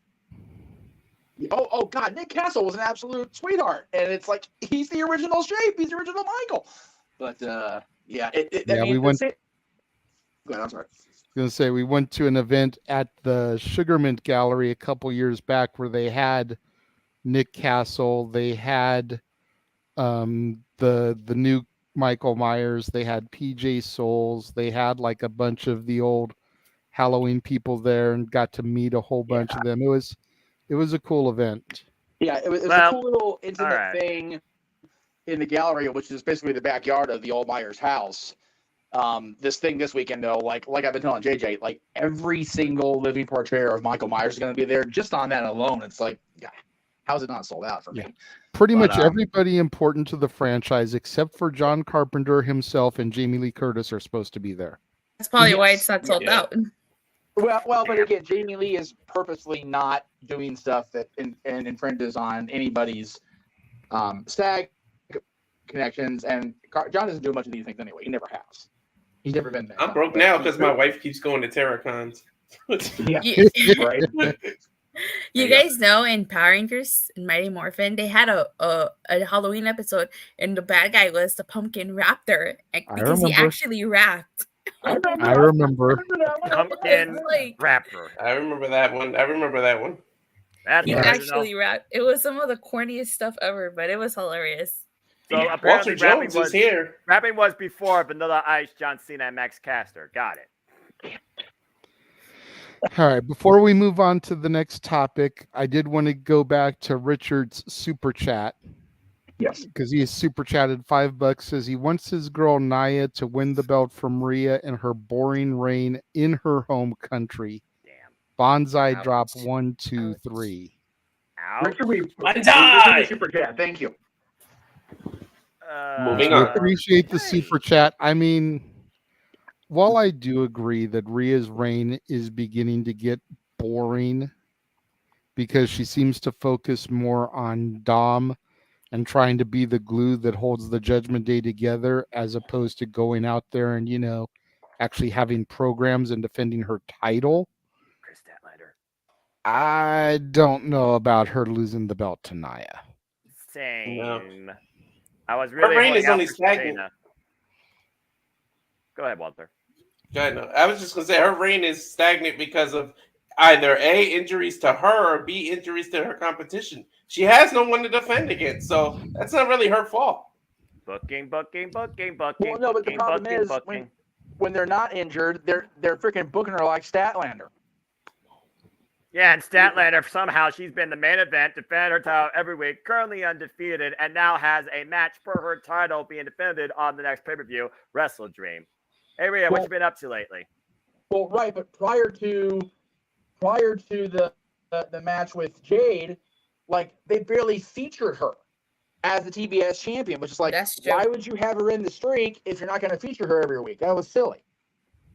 And now they're doing the same thing with Rhea. Rhea, granted, she was selling the injury from Nia the previous week. She wasn't even on Raw this week at all. Yeah, how the audience feel about that? I think she's still selling the injury. Well, right, like that's what I just said. But it's like, even if she's selling an injury, like, have her do something. Like, have her be on camera in some way. You could have done something. The satellite thing. Thank Seriously. You, literally took the words out of my mouth. And you got people like Zoe. You got people like Zoe Stark, Shayna Baszler. She was feuding with your NXT, Lara Valkyria. They couldn't do a freaking NXT versus main roster program out of that. Jeez. But anyway, we're going. Don't even bring up Shayna. I'm so hurt by Shayna. Like, why do you keep forcing her into tag teams? Give her a fucking solo run and let her dominate. Leave her the hell alone with these goddamn tag teams. If you want to hear more about Walter Cruz's rage, please subscribe to his YouTube channel, folks. And I'm sure Big D will happily go along with Walter on the tangent that Shayna Baszler has been booked like dog shit and should be a singles champion. Thank you very much. Respect women's wrestling. Watch Impact Wrestling. They're the leaders. Yes, all right, JJ, what's the next topic? Let's keep this party train going. That 10 knockout segment, incredible. That was so right. That was fire. I'm not even going to lie. Women's professional wrestling done right. Damn it. But you digress. Damn right I do. Did you hear the pop for Awesome Kong? Yes. Oh, hell yeah. And again, as JJ and I alluded to, if that wasn't the ultimate symbol of relief and closure, my God, I don't know what is. Absolutely. All right, what's the next topic? Yeah. So the next topic comes from AEW Dynamite. AEW! Sorry, go ahead. The International Championship, Jon Moxley and Rey Fenix. Rey Fenix? Yes. So everybody was kind of wondering what happened with Mox. Reports have come out recently. We all said on the watch along that as we were getting more information, we would give it to you guys. Mm-hmm. Apparently, Mox suffered a concussion. That's what I thought. So the report going around is, and I'm going to read it verbatim. This is from Cultaholic Wrestling.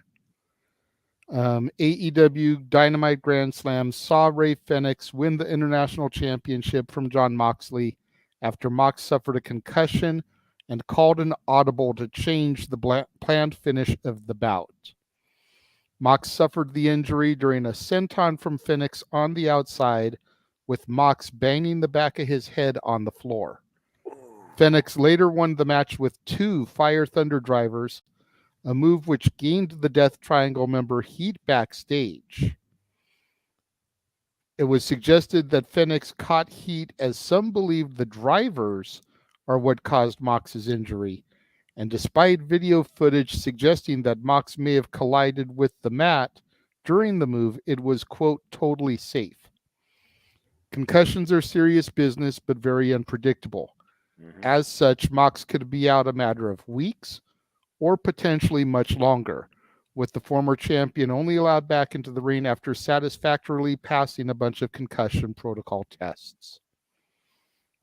AEW and referee Rick Knox have caught some flack online for allowing the match to continue despite Moxley's injury, but the report suggests that Phoenix, Knox, and the ringside medical staff weren't aware of the injury at the time due to the fact that Mox wasn't knocked out as a result and continued to perform in the ring.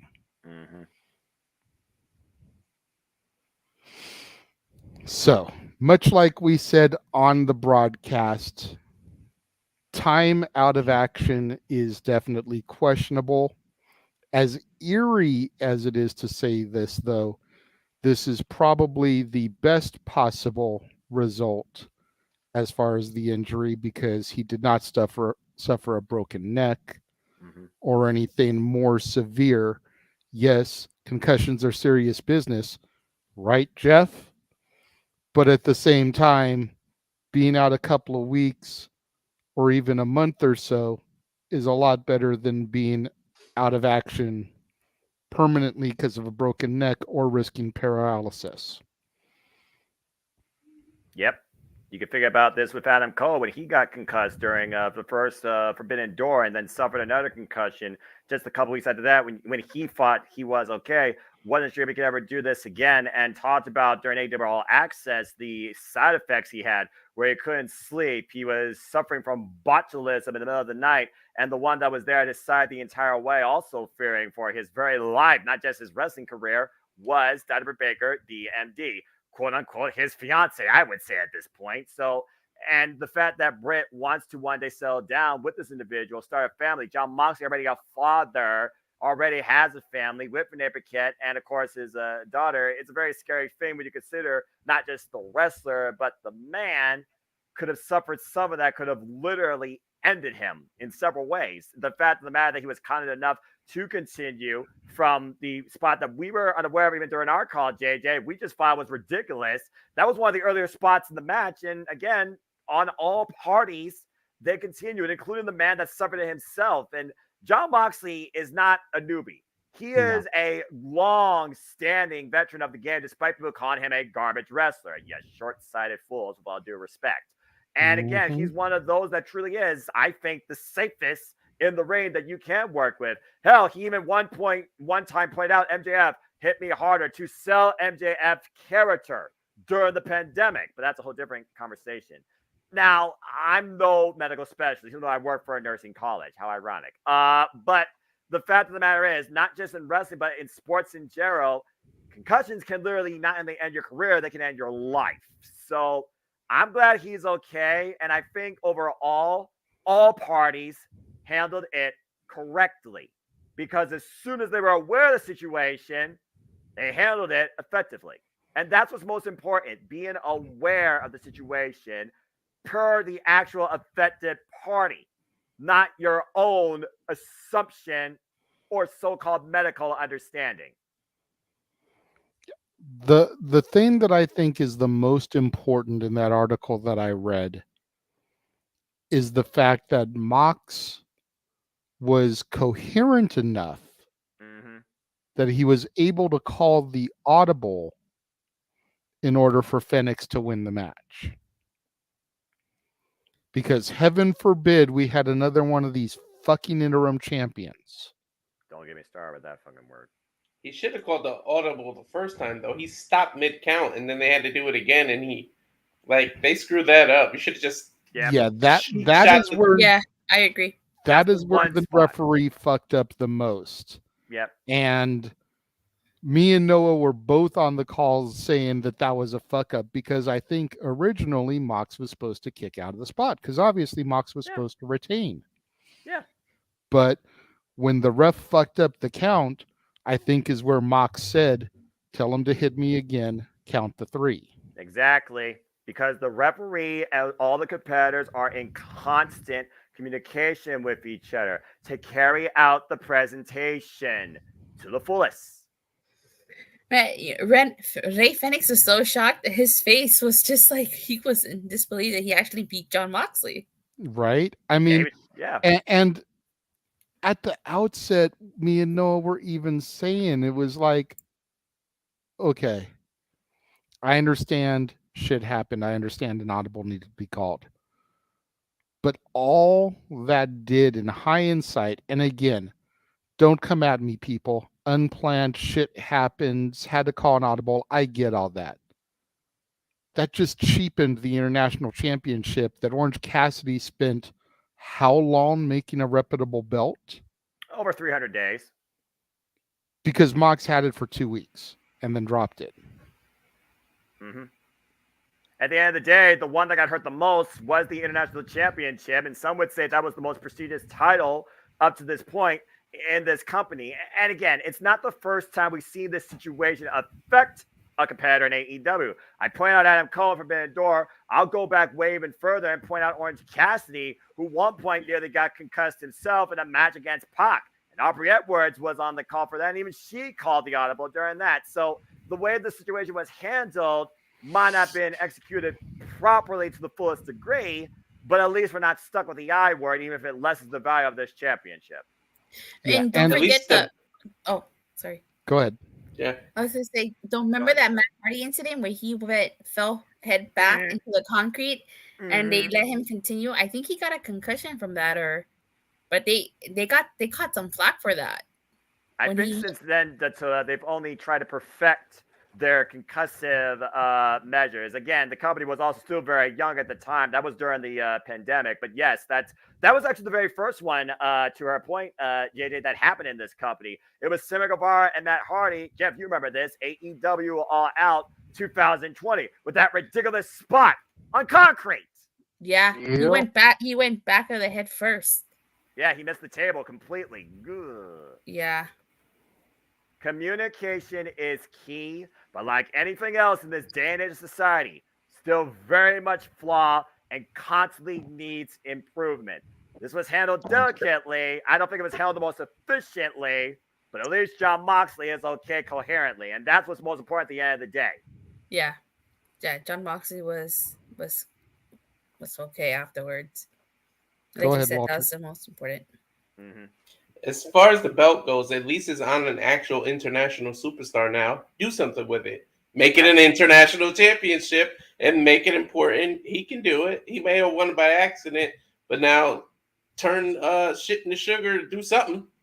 Yeah, I mean, Pac did it. He was the inaugural champion. He defended all over the UK during AEW Dark presentations, whether it was Italy or Germany, JJ, or the UK. So maybe Ray Phoenix could be the guy that brings AEW into Mexico a bit more, because AEW has already been down there with some of their talent on AAA. So again, looking at this whole entire situation, we're looking at the concussion and the extent. Again, we're not doctors, and thankfully Jon Moxley's okay, praise the Lord. But also at the end of the day, this is about the international championship. Where does it go from here? How much has it been hurt in value?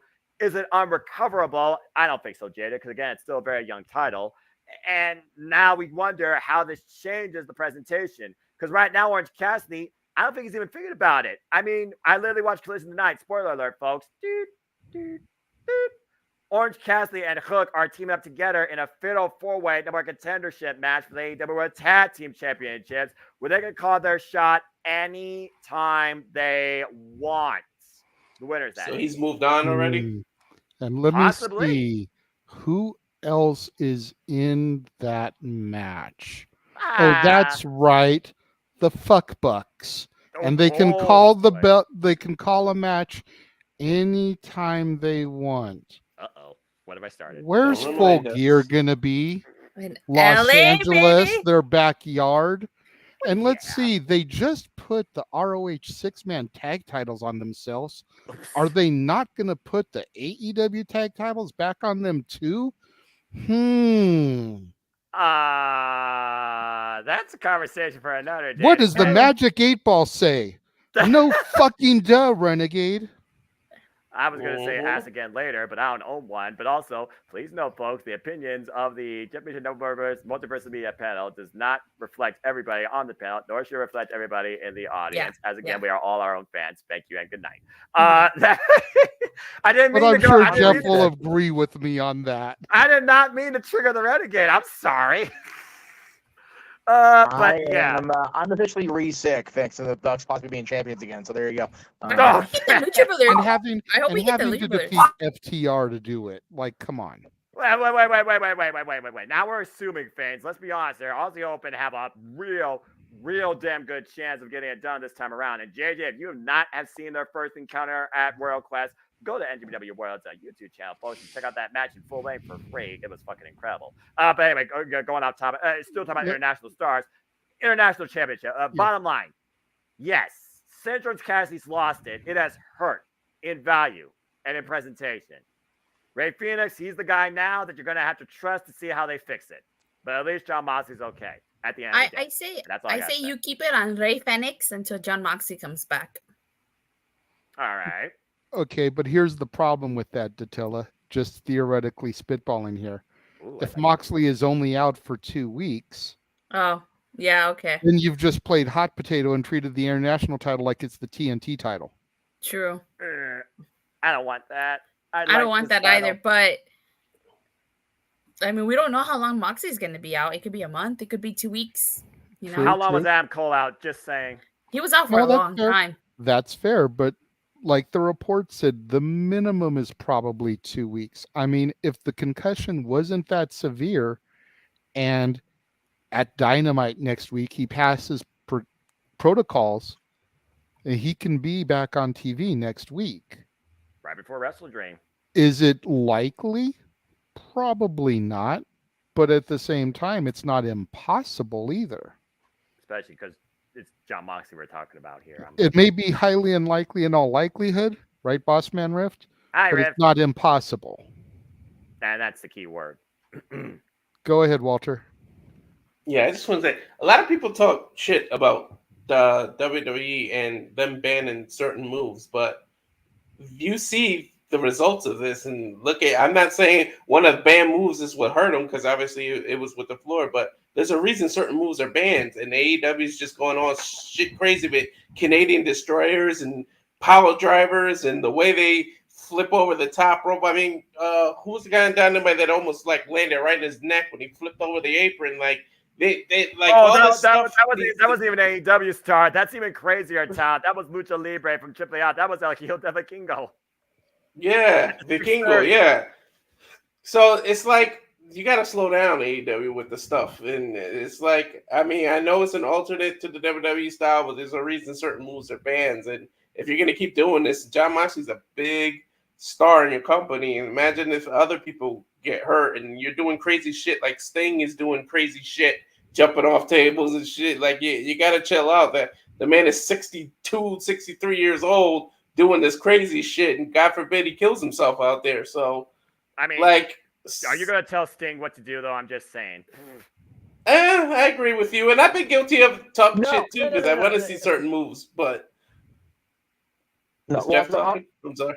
I'm jumping over you. Yeah, you do tell Sting what to do. He's 60-something years old. I don't care if he's Sting or you get these. You tell these guys, I appreciate who you are to the history of the industry, but I'm not going to have you kill yourself on my goddamn television show. Exactly. The problem is we're talking about pussyfoot Tony Khan, who can't even stand up to his own EVPs and lost the biggest star he had. But I digress. But tell me where he's telling lies. Well, that's granted. This situation, yes, Tony is who he is as a boss. If based on what we see, yes, I agree. But that goes with anybody in any sort of sport, entertainment, or whatever you want to call it. The people in charge have to be the people in charge. Okay, Mox clearly was not clearly injured because he's taken so many damn bumps to the head. He's able to shake it off, and he's fine until he's not. In that case, he was not fine. He ended up taking a bigger ding to the head than originally thought. But here's where it gets, and again, JJ pointed out, right, Jeff? It's like, yeah, once you take one of those, you are susceptible to them over and over and over again. And it doesn't matter if it's been a month, a year, 10 years, 20 years. The brain is what it is. I've said this on the air. I've said it in private chats. I just now, in the last 3 years, got to look at just how bad my scar tissue has been on my brain for the last 23 years, or 22 years, excuse me. Jeff can't count. Buy the shirt on Greg Sherry's website. Damn it. But it doesn't ever fully heal. Nope. The brain will do amazing, ridiculous things to make sure the rest of you works, but it can only handle so much. And part of that defense mechanism in the brain is telling itself to tell the body that it can keep going. And that's where the stubbornness of the man comes in, or the woman, or the human being comes in, versus the boss going, you know what? I'm liable for this shit if it gets real. And unfortunately, Walter makes a good point in the chat. Ratings are what they are. Okay, fine. But if Mox suffers a worse injury, if Sting at damn near senior citizen collecting, that check age, gets permanently injured or worse on the air, it's not going to be like Roddy Piper where you die in the ring and draw money like he always took all those years. Okay, it's going to be backlash of the non-WrestleMania kind. It's going to be bad for wherever it happens. Bad for business. Lawsuits, everything. And yeah, to piggyback off what you said, history have shown you can't leave it up to the wrestlers because they have egos and they will always say, yes, I can continue. Football players, every athlete knows this is the way you line your pockets. This is the way you earn your money. They're not going to fucking admit when they can't do what they love to do. So at some point, you got to take the shit out of their hands. Be a boss.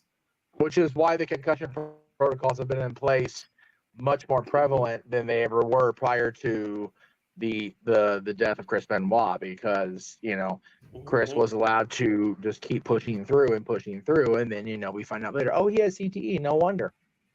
Much like these football players that have CTE when they get scanned post mortem. And to answer the chat room, I don't know. Like, I don't think I will ever know, and I don't think I want to know, because if I get diagnosed with CTE, then that's a game changer. And I don't think you can have CTE diagnosed until after the fact.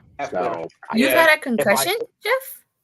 Oh, multiple concussions, love. Oh yes. Oh wow. I've only had one concussion in my entire life, and it was the scariest thing ever.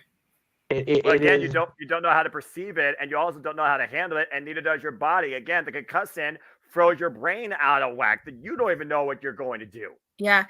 For me, for my personal experience, I was laughing uncontrollably. I don't know why. I was laughing uncontrollably.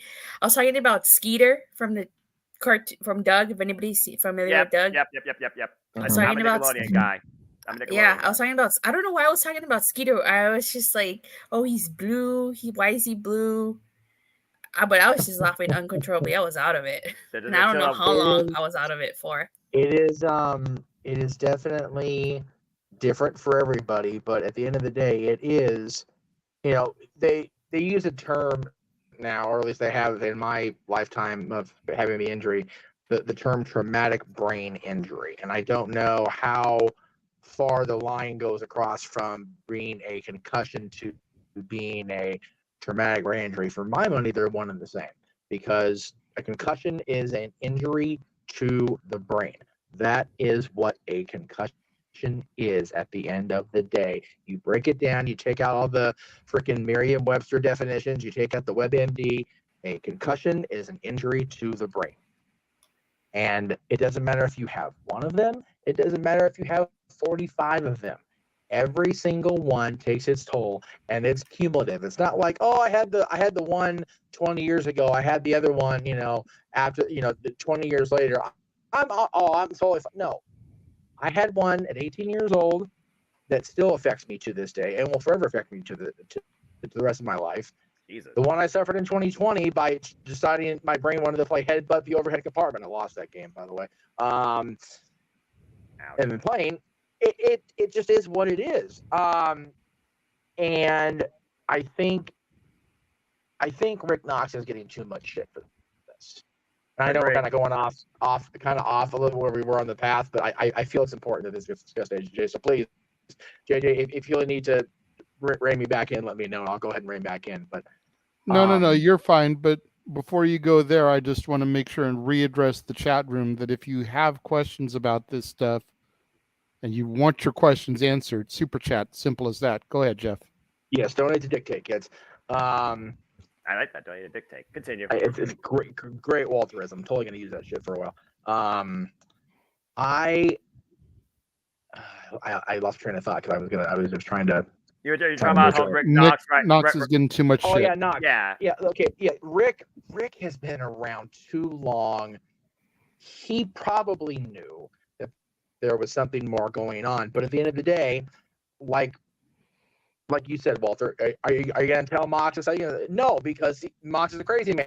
No, Sting's a legend. No, you're not going to. In the moment we've been conditioned, right or wrong, in wrestling, to get to the finish and handle shit afterward. The problem with that mindset, the mentality is, if you have a concussion, you don't finish the match. You get them the hell out of the ring, whatever it takes. JJ kind of, I don't know if it was done, just by not, by accident or what, but your back-to-back statements kind of came off at least contradictory a little bit. You said it cheapened the title by having Mox was only after 2 weeks, but then at the same time, he called the audible to take it off him because he knew it was probably going to be a concussion thing. So I'm more, and again, this is me being much more biased to it. As much of a championship and a belt mark as I am, I'm more, leaning toward, get him out of the ring, be done with it. And I'm not saying you're not, so let me be clear on that. I just think that concussions even now are so undiagnosed, so unpredictable. Thank you. There's so much still not known about what happens in the moment. So we may never know. And yes, we have come so far thanks to people like Chris Nowinski, who's had a whole other life beyond being the Harvard kid on Tough Enough because of him getting a concussion and starting the Concussion Legacy Foundation. What I forget the name of it is now, but and being heavily involved in not just wrestlers, but sports and athletes, and getting them the treatment they need, and getting that treatment and that process rolling. I hope that whatever the talk comes to with Mox and with Rick Knox and Ray Phoenix, people need to understand that, yes, at the end of the day, I don't agree with Russo's thing. Belts aren't just props, bro. Belts, championships help drive television wrestling stories. When Mox is ready to come back, we'll see him come back. We'll see him do his thing. We'll see him.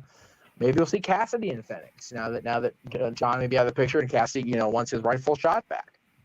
Maybe it's more important to me as a fan than a human being to make sure that the human being is taken care of. And talking to John Moxley, he's probably had more concussions than he's even diagnosed himself.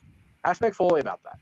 Mick Foley in his the Santa memoir, the 5th memoir, made it a point to say that as long as he can say the full word phrase CTE, I can't say it right now. I don't know how it's actually said, but as long as he can keep saying that out loud over and over again, he's not going to worry about himself as much because he can make those words happen.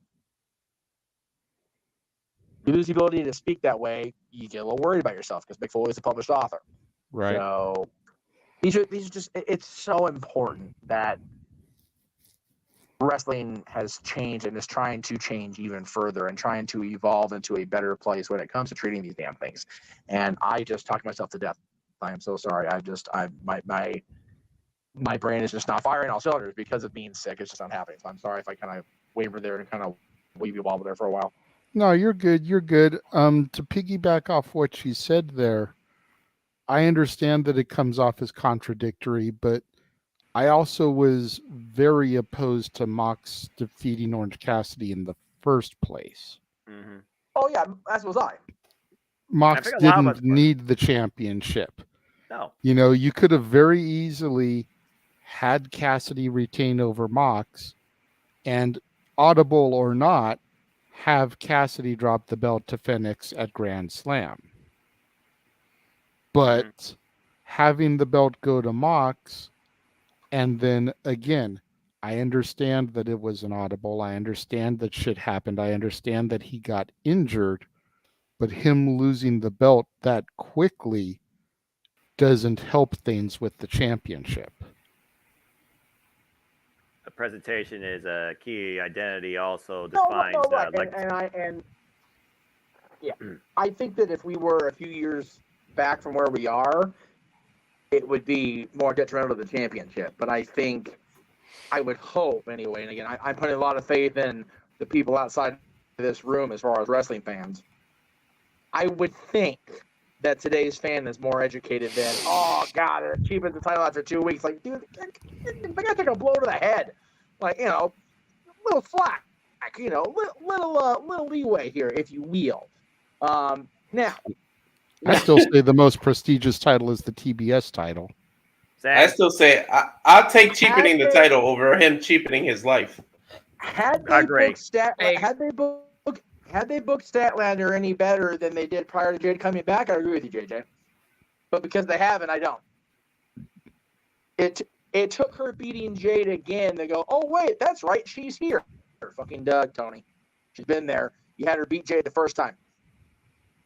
Like, where's she been for 2 months? Except for one match. Oh yeah, she wasn't at Wembley? Okay, throw on All Out. They booked her like absolute dog shit from the minute she beat Jade.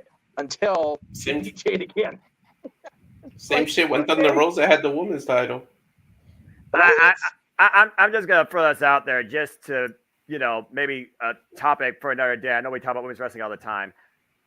I don't think Tony Khan has the strongest grip on the identity of women in wrestling, nor does he have the right person in his corner or in his ear to try and progress this division in the way that we hope, that we know has so much potential, but lacks depth. And I'll save that for a conversation for another day, JJ, unless you get a super chat about it. But just something to consider, because I know we've talked about that verbatim quite a lot, especially you and I. But also we did talk about how you consider Orange Cassidy to be AEW World Championship caliber. But at the end of the day, where people might try and compare the AEW International Championship versus the AEW Television Championship, TNT, to the Workhorseman Championship, and we all know what the Workhorseman Championship is supposed to do. It's supposed to progress you, pun intended, to the next echelon.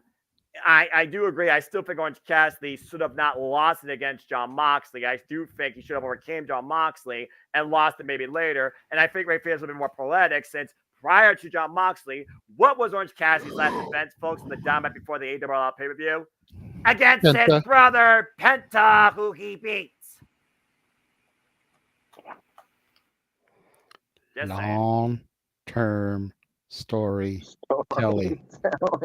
Thank you and good night. But the bottom line, the person, not the wrestler, the person, the human being. Jon Moxley's all right. That's all we need to be thankfully concerned about. Yes. Yeah. Yeah. Yeah. Yeah. By the way, LA Knight. Yeah. Get well soon. Damn it. Fucking COVID. All right, we're going to take another quick commercial break, and then we're going to come back with the main event and talk about the released superstars. Oh boy. We will be back.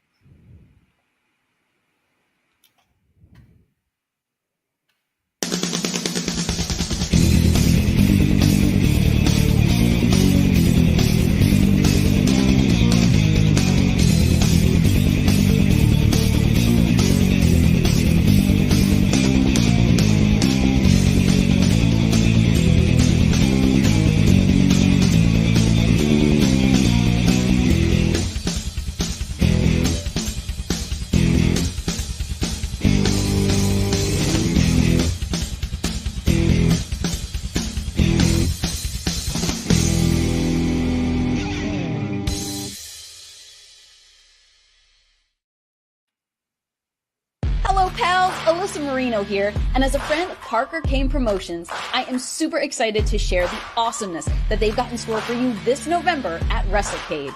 You'll be seeing the world-traveling Capital Championship Wrestling Global Fighting Champ Rebecca J. Scott, a rising star who's been featured on Ladies Night Out, MCW, and more, the stunner Emily J., an internationally traveled talent who you've seen on NXT UK and Stardom, Angel of the Ring Zaya Brookside, and NWA World Women's Tag Team Champion Chicago's sweetheart Missa Kate will also be appearing live. It's all going down WrestleCade weekend in Winston-Salem, North Carolina. You can catch these stars brought to you by Parker Kane Promotions on Saturday, November 25th from 10 a.m. to 3 p.m. And be sure to stick around for Ladies Night Out the following day on Sunday, November 26th. You can get your WrestleCade weekend tickets at WrestleCade.com. That's awesome, by the way. Shout out to Club Venus, aka Stardom, and again, Mariah May. Congrats to her big win over Mina Shirakawa during the 5-star Grand Prix. Again, I look at all things wrestling because I'm crazy. And keyword professional wrestling. Damn it, but I digress. Yeah. Can I go ahead, Jay. No, go ahead, Jeff. Well, I think if you're reading the super chat, I was going to talk about something before you did that. I was going to bring the super chat, so go ahead, Jeff. Okay. Everybody in the chat room, not all of us are constantly watching every single part of our presentation. Noah and Walter and Datilla don't have producer credentials in here like JJ and I do. So not everybody is doing this on their StreamYard with the ability to see all the comments. So if we don't say hi to every single one of you when you come in and say hi to us, unless you have a ambulance to call, get the fuck over it. Thank you. Yes. Fair. Sorry to be a dick, but it happens every stream. Tired of it. And now we know what grinds Jeff's gears. Release your rage, Jeff, as we say on my channel. If I release my rage, it'll end up being green all over everybody. It'll be nasty and sicky. We've had enough rage tonight. Go ahead, JJ. Richard with a $5 super chat to either Jeff's channel or Greg's channel. Says, am I crazy to drop $568 for an NWA replica world title? I am so tempted.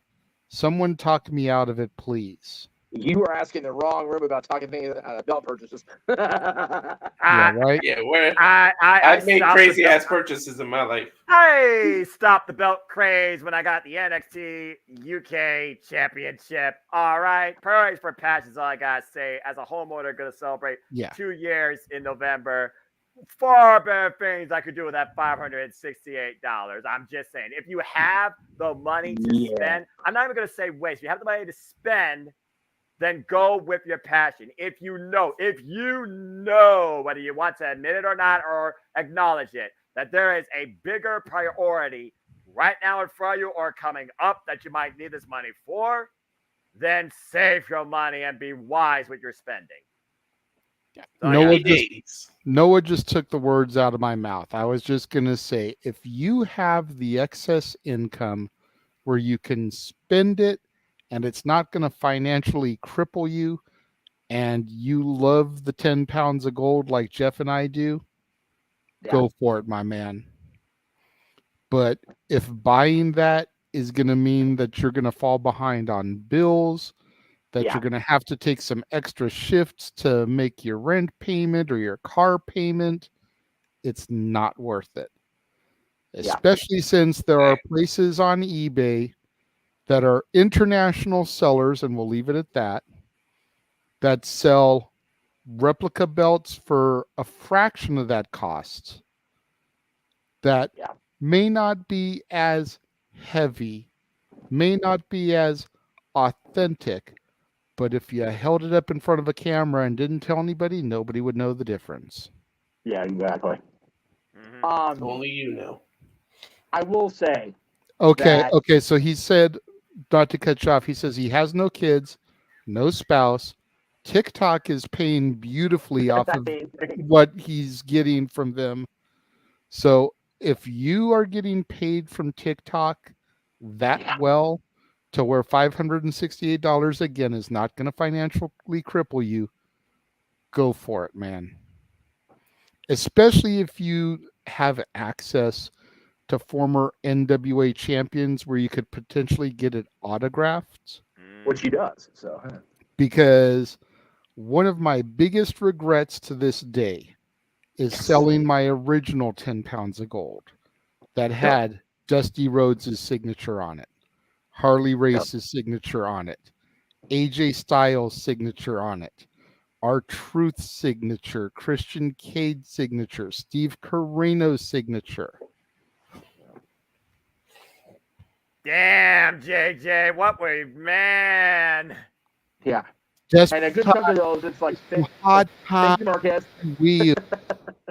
I understand hard times. Hard times are when you choose to sell your PlayStation 4 to help your mother come up with the other part of your rent. Mm-hmm. Hard times are when you choose to sell your brother your flat screen TV to make sure you got running water. Hard times are when you make sure you decide not to go for the next video game or don't go with your friends to the amusement park. Just make sure you got enough for transportation to do a job you don't like. Hard times are when you choose to clean buses just to make a little bit of income during the summer, even though your family knows that you absolutely hate your job, but you're willing to endure because you're willing to walk that path to success no matter how hard it is. I know hard times, and I still live them to this day. Don't look at me any other way. Yeah, and I heard you mention Marquez, Jeff. Yeah, Pierce and Cabana on that belt too, by the way. So I had NWA champions signed on it from multiple different eras. But desperate times, desperate measures, needed money for rent, so I sold it. Yep. Yeah, I now have for the same reason. I now have one of those not quite authentic, substantially less than $568. But if you were to hold it up, no one would know the difference. Championship belts, both World and X Division for the NWA. And fraction of the cost. Hell, I got the NWA belt for free because Jeff ended up with a second one, 2 for the price of 1. Yes, thank you very much for the people who sold it to me. When you find a deal, why not take it, you know? Wasn't so much a deal as the fact that, you know, the one that JJ got was so damn late. I thought I was freaking getting scammed, and I reported it to eBay, and the guy ended up just sending it anyway, and it was just late, and the guy took the loss. I'm like, okay, JJ, here you go. I will say this, Richard, if you're paying that much for it, go. If you want the 10 pounds of gold, go through Fondue belts. They're the way to go. And they're not paying me to say that. I just know. Yeah. If you're gonna pay that much for a replica NWA or a big gold, Fondue's your way to go. FANDU. That's where I got my big gold with my name on it. Fondue belts. That's where I literally got it from. If money ever becomes a possibility again to get replica belts, like updated ones or better ones than the ones I've got get beat up over the years, I'll probably get the majority of them through Fondue because they are awesome. So, if I was to get another belt, there's only one belt I would love to get just because of how much I respect professional wrestling. The IWGP Version 4 Heavyweight Championship. Now retired. Yes. R.I.P. I only got the 10 pounds of gold and the one I gave you when I did because it was financially feasible at the time. But it's the only one I actually sold off. And I regretted it and I hated it that I didn't. I didn't have any signatures on mine. I just hold that title in such high regard that I was mad that I had sold it. So when I was able to get my hands on it, I did it. I didn't. The Fondue belts didn't exist at that point because they hadn't partnered with the NWA yet. So I would say if you've got the kind of money to drop for that, go get it from Fondue. And I would say do it and make sure you send us pictures, Richard, because we'll definitely display it for you. Yeah. Replica belts are the one thing I don't have. I have a lot of stuff. I even have Power Ranger helmets. Got 2 coming in early 2024. but I don't have a replica belt. That's the one thing I need. never bought belts either. I never bought the belts either. No. See, we're totally getting off topic, but it's all good. I mean, the super chat though kind of started this. Yeah, I mean, for me, replica belts have always been one of those, like, with the exception of the undisputed title, which was my first title and it was a Christmas present. It's always been one of those, if it's a championship that I love, that I'm passionate about, then I'm willing to buy it. It's fair. 10 pounds of gold I got because of watching NWA TNA in the early era. You know, being able to see guys like AJ Styles and getting it signed. You know, I will still forever tell the story of meeting Dusty Rhodes, baby, at AVD's 5-Star Comics, if you will, and putting the belt down in front of him for him to sign and him going, whose signature is that right there? Like, that's AJ Styles, sir. Well, that's a good one to have. You know, I had the WWF Light Heavyweight Championship. Anybody who's ever looked at me, I am a fat ass. There is nothing light heavyweight about me. But I loved that championship back in the day. Signed by X-Pac, signed by Christian, signed by Jeff Hardy. So what you needed was Michinoku. I still have the original black and gold NXT championship with Undisputed Era plates. It's up there on my side shelf behind me because, again, it was my NXT. But speaking of NXT, speaking of TNA, which is now Impact Wrestling, speaking of the NWA, you might as well include JPW and AEW in the conversation when it comes to particular individuals and their future in the industry, JJ, because what you thought was going to be just, let's talk everything here on Open Mic Night in general. Boy, did you get an added topic for conversation here. So here we stand, man. Go ahead and bring us in to what is now the main event. Jeff, I think Noah needs a promotion for these segues he's given me. Jesus Christ. All right, I will double his salary of 0, and we'll go for that. That works. Okay, that works. I got you. I got you, Noah. I got you, brother. So 2 times 0, baby. So the other day, Thursday, if you will, WWE just dropped the bombshell and released a bunch of talents. Yeah. Like, okay, this was my Thursday. I woke up. I'm waiting to take the kids to school. I'm seeing the news about Elimination Chamber in Australia. I'm seeing the news about USA getting Smackdown. It's a good news day. Yeah. I drive to work, to school. I drop the kids off. I'm sitting there. I'm talking to my daughter's mom for a few minutes. And the group chat for the no DQs starts to blow the fuck up. As I expected.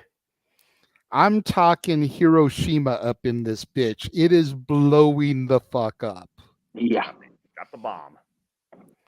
So I quickly take a look at it because I'm trying not to be rude to my conversation, and I'm starting to see names, people getting released. And I'm like, oh boy. Here we go again. Yeah. House cleaning time. Drive home. You know, I make my quick food grab, stop by Taco Bell, get my breakfast burritos, go to Circle K so I can get my free soda and my 2 hash browns for $1 to eat with the breakfast burritos. Hey. I park, I open the chat up, and I'm scrolling through all the names again. I go to the phone icon. I press the button for Hef, not Jeff, Hef. It's an inside joke between me and him. So I press the button for Senior Hef. Senior Hef on his feet. Are you seeing this in the group chat? I'm not in the group chat. I'm not in that for a reason. I just woke up. People are getting released left and right. We need to go on the air. God damn it. Okay, let me get dressed. Goddamn motherfucker. I'm a bitch. I just wanted to So we say. literally go on the air at 9 a.m. Pacific time, so noon Eastern time. Bullshit. Roughly about 30 minutes after he gets the phone call. Right. For 2 hours and 15 minutes talking about the first round of cuts. Golly. Good Lord, you're on that long? Yeah. Walter I was popped out of there. the gym. Yeah. Walter was there. G was there, and Josh Mansfield popped was in, I think, there. at one point. Yeah, seriously. Good grief. So it was almost like an open mic night impromptu. On a Thursday morning. And then the news comes out that NXT talents are going to begin getting cut at 2 o'clock Pacific, 5 Eastern. Which to the internet journalist that reported that rumor with the 3 names that first initial of the first and last name are both an S, you lied. The releases came at 1:30. Inaccurate piece of shit, but I digress. Damn. But so then we start getting all of that news, and we end up going live at 4 o'clock Pacific, 7 Eastern, prior to the Impact 1000 watch along, so that we can touch on these names too. I remember you talked about that when I went into my social for the first time. I was like, oh shit. Because at the end of the day, we didn't want to take away from Impact 1000 with the chat room blowing up about this. Right. Oh, so-and-so got released. So-and-so got released. Yeah, no fucking shit.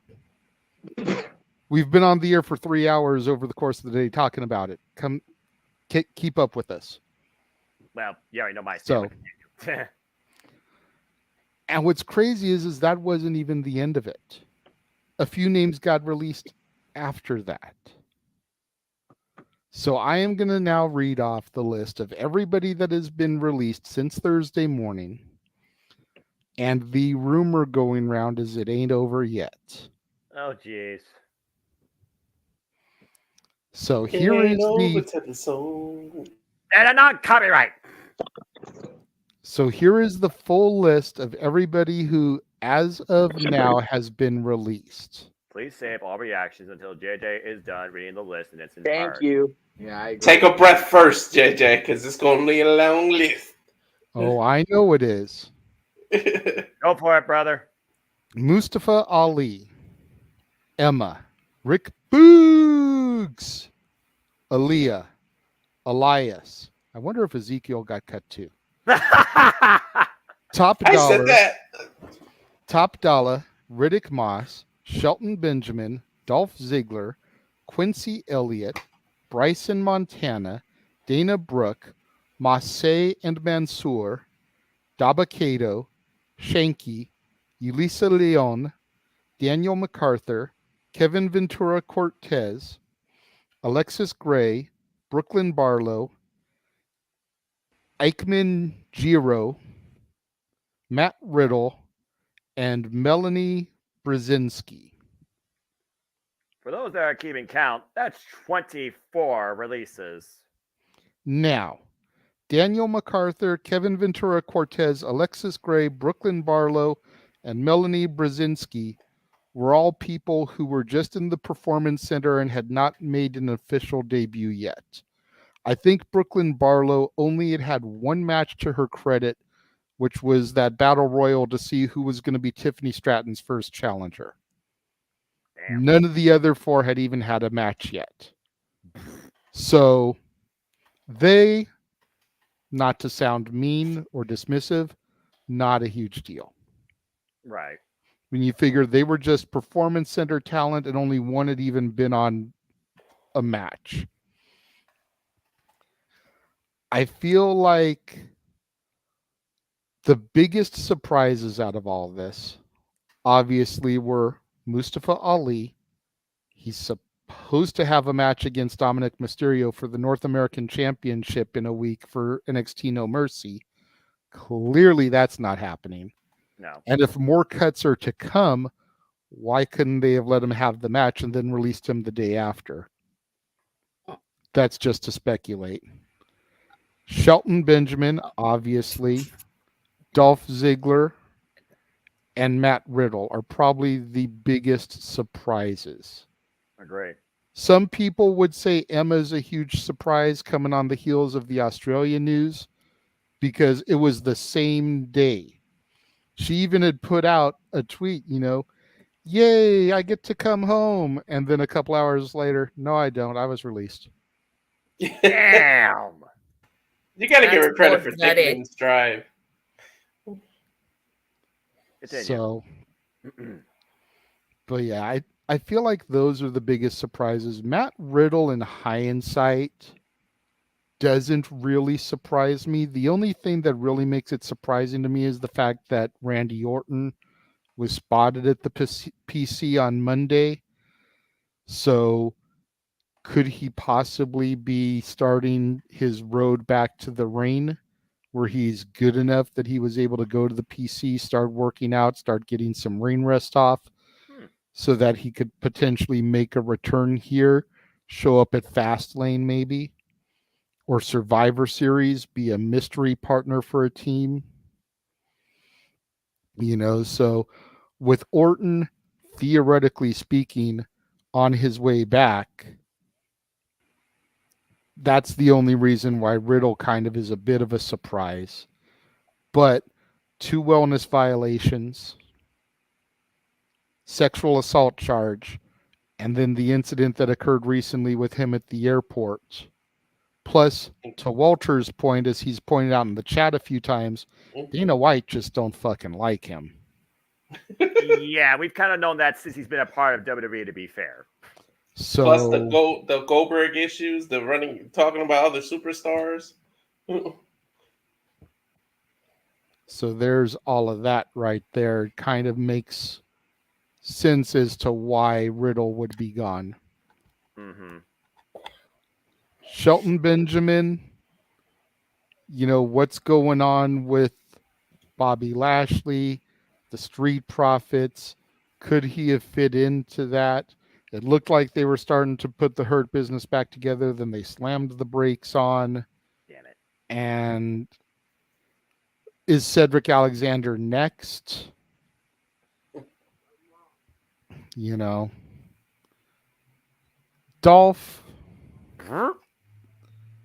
Dolph has been just kind of floundering there for a while. Dolph has just kind of been kicking it and catering, coming on TV for the rare match. The last time he did anything of any real substance was last year going into Mania with Braun Breaker. Mm-hmm. He's got the comedy thing going for him that he doesn't really need this anymore. Seems to not really have the passion for it anymore. Damn near 20-year run with the company, has nothing left to prove. 2-time world champ, IC champ, US champ, tag champ, Money in the Bank. What does he need to do at this point? Some would say win a Royal Rumble, but even he doesn't need to do that anymore. And he's been one of the most congruent participants in Royal Rumble history. Yeah. So,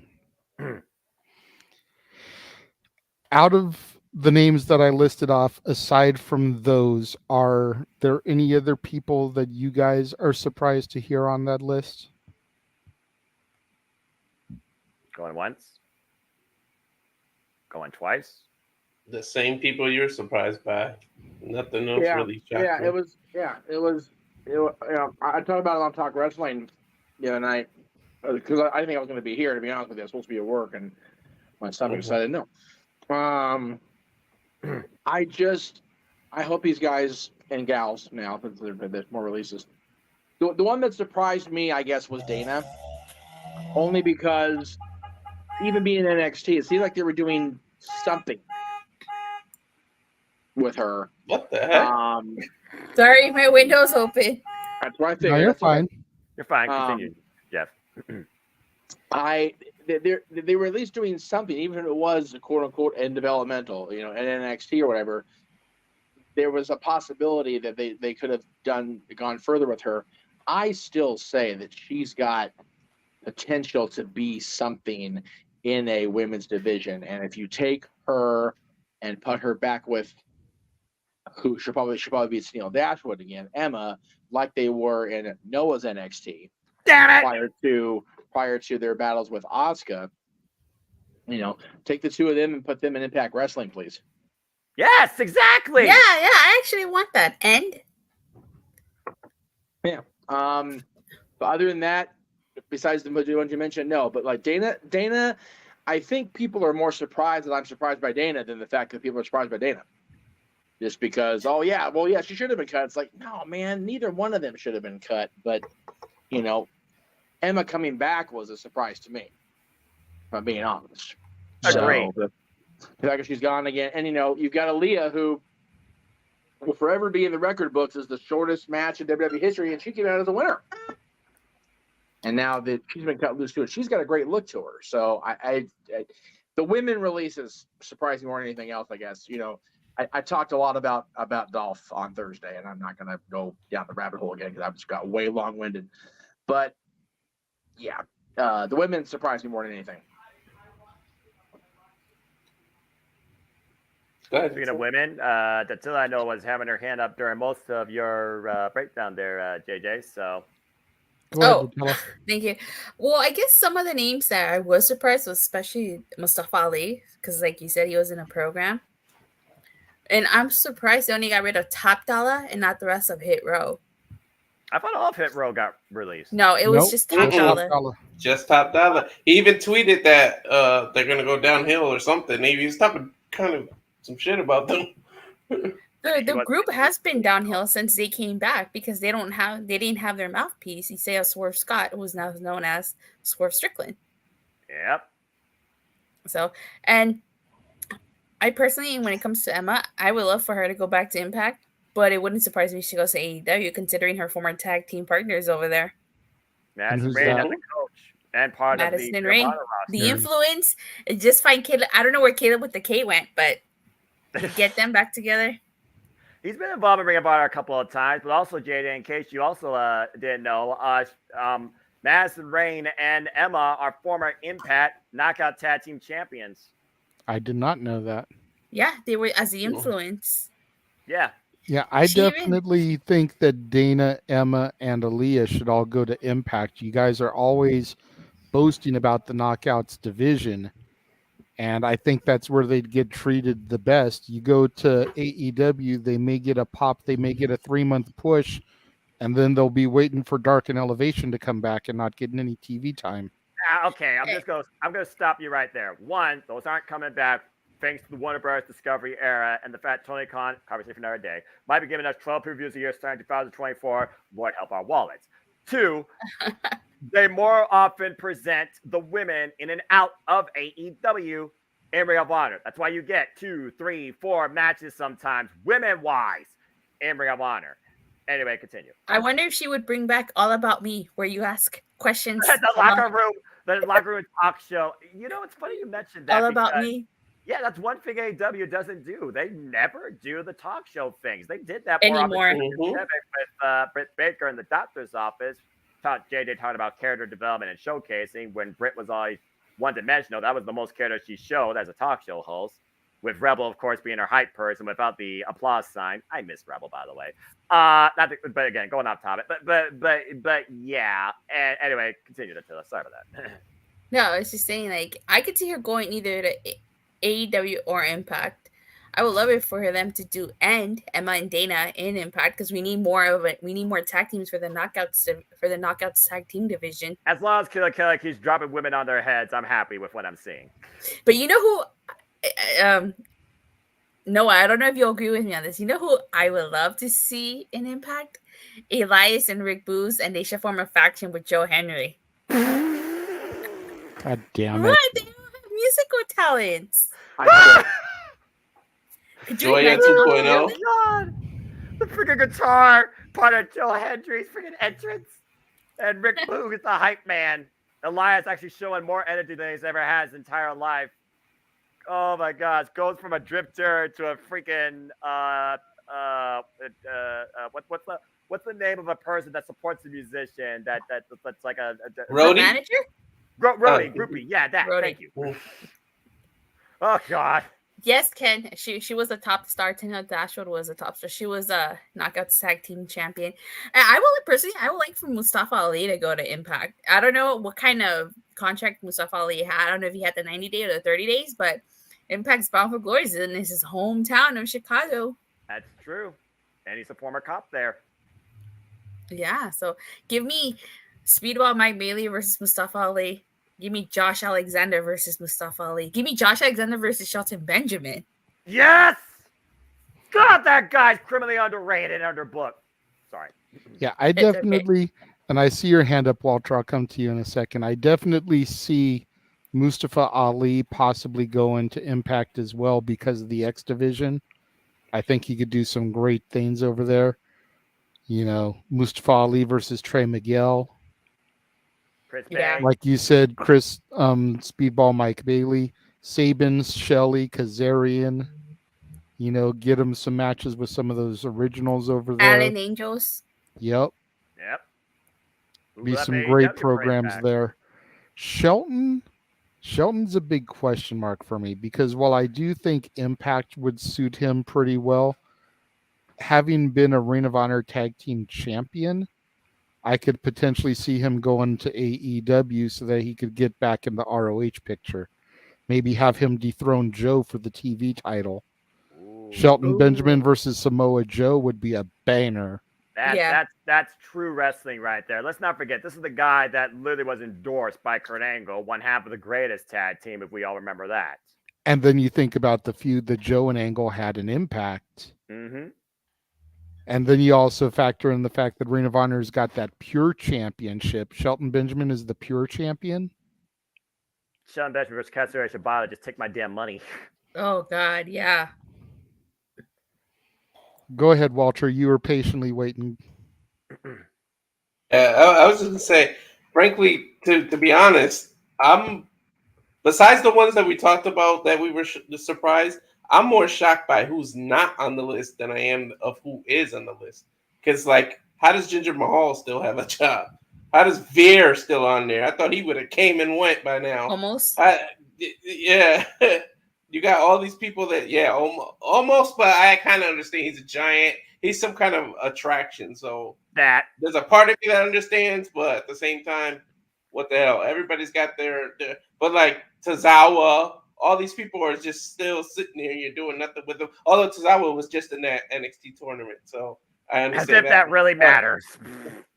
Exactly. Yeah, I was going to say, Tozawa's in that tournament. That's great. Freaking Mustafa Ali was supposed to get a title shot. Exactly. You got the rest of Hit Row, as we all been saying. You got all these people that's like, how are they not? And I'm shocked that Dolph Ziggler and Shelton got outright released as talents and not offered backstage positions as producers or bookers or something that to help with the industry. Like somebody who's been in the business for that long, you want to pick their brains. You use them for influence on the younger talents. You put them down to NXT to help your development become better in the future. You don't just outright release people like Dolph and Shelton who like together have like 40, 50 years of wrestling experience together. You don't release those kind of people. You put them in producer or backstage roles like that, and then maybe it's a little cut less in pay, and you save some off the books that way. But we all said it on the stream before. You got to pay The Rock for his comeback. You got to pay Cena, Jade Cargill, all these people. They're making money off. They got to clear the books to spend some money on other people. Plus the TKO. They sure as hell ain't doing this stuff for free. Exactly. Especially The Rock. I just think it's kind of I guess you could say a slap in the face, considering that didn't they get a $1.4 billion deal for SmackDown, and yet they would cut all these people? They did. So it's not like they're bleeding money. Well, not in that way. But you also have to factor in how much it takes to produce a show. $1.4 billion is for 5 years. You've got to factor in travel. You've got to factor in talent payroll. You've got to factor in venue rental. You've got to factor in paying all the staff that drives the trucks and sets the rings up and everything. Mm-hmm. You know, and then on top of all of that, you've got Cena back till Survivor Series. Got to find money to pay him somewhere. You're trying to tempt The Rock to come back and do business for WrestleMania 40. Got to find money to pay him somewhere. Jesus. You know, you've got Jade Cargill who's getting signed. You know she's going to demand a good chunk of change. And she's worth it.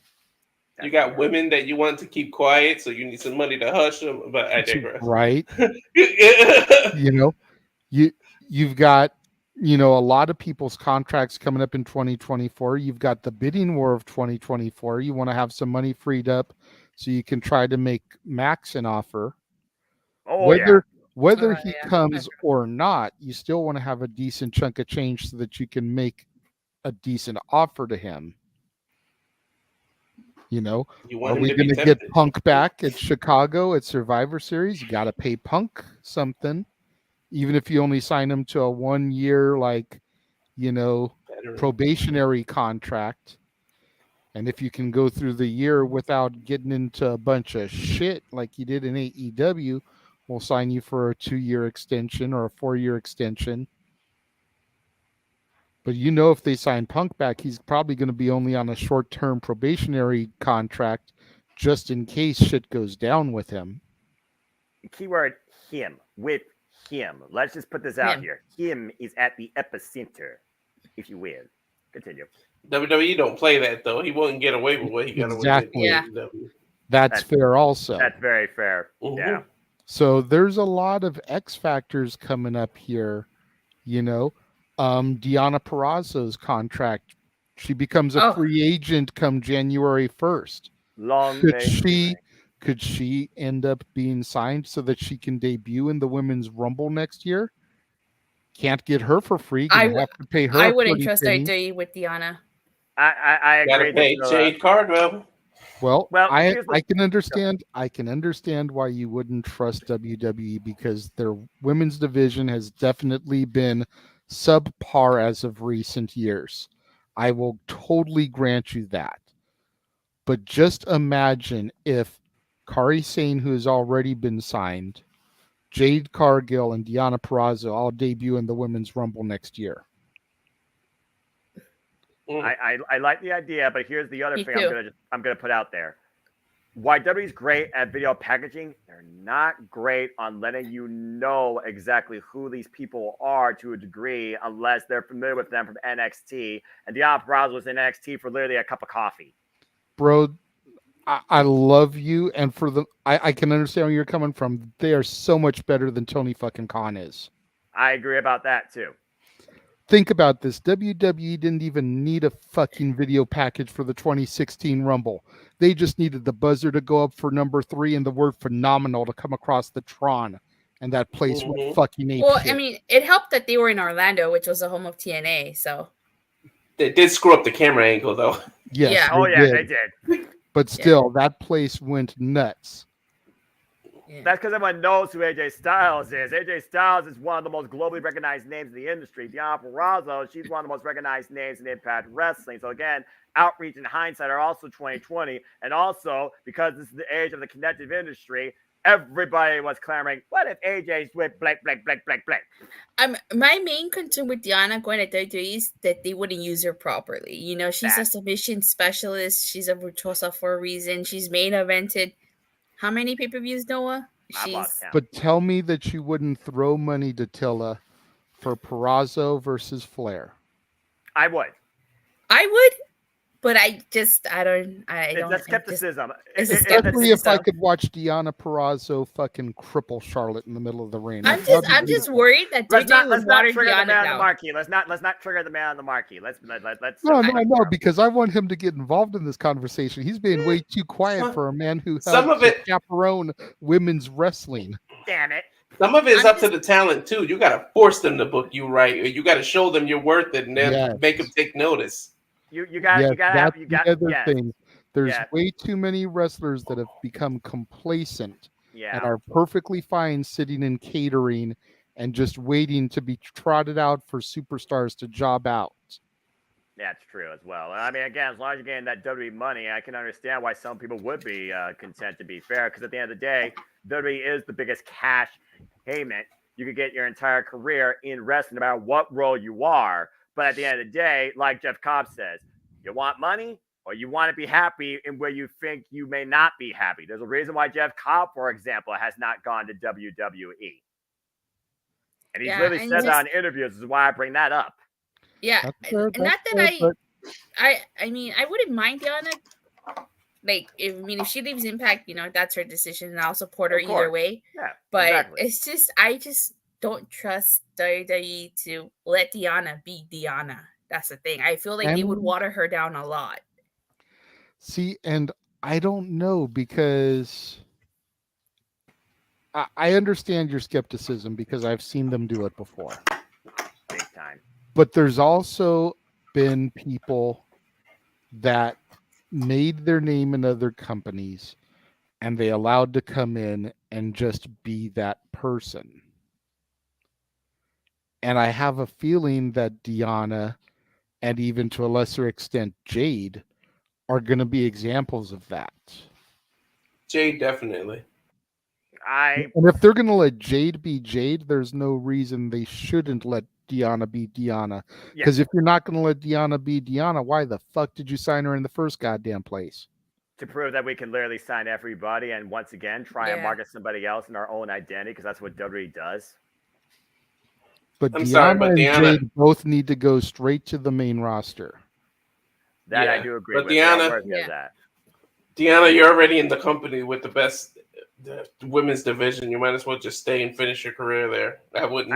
I mean, Gail, you don't have to. But there's money.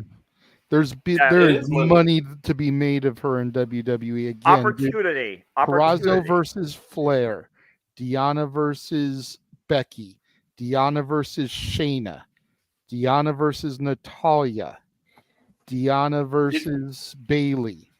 Yeah. Well, Deanna versus Asuka. Let him keep going. I'm listening. Like there is a ton of money to be made in these people, and as great as the Knockouts division is, it will never, unfortunately, get the level of eyes on her that WWE would.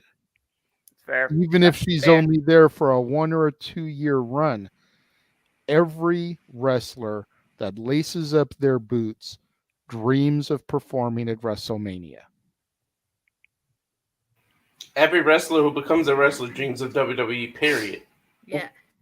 And why I do agree with you, JJ, that those would be awesome matches. Like I said, I'm just skeptical and I have my reservations, If she chooses to go there, she chooses, and I'll support her decision no matter what she decides to do. It's just, I'm just skeptical. I don't know if I could trust RJ to let her be Deanna and let her do what she does, like the Queen's Gambit, the Venus and Milo, So when is her contract up?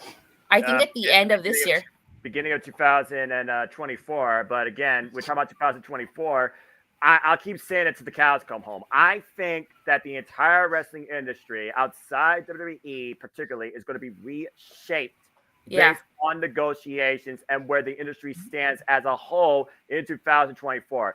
WWE is always going to be WWE at the end of the day. They have the biggest revenue freaking butt cushion underneath them now, merged as the TKO thing with the UFC. The sky's the limit for them, and they can own the sky if they want to. When it's a private, they're trying to do something orbital like a freaking satellite with their branding on it. But that being said, let's go ahead and freaking talk about this list again. Mustafa Ali, he tried this whole political campaign. It felt like, why I should be candidate A to be your NXT North American Championship. Vote Ali. So it's like, I could maybe see them not getting behind that, or maybe they wanted to see how it would fit, and maybe it didn't fit in their system. But Mustafa Ali's always been kind of one of those lost in the shuffle.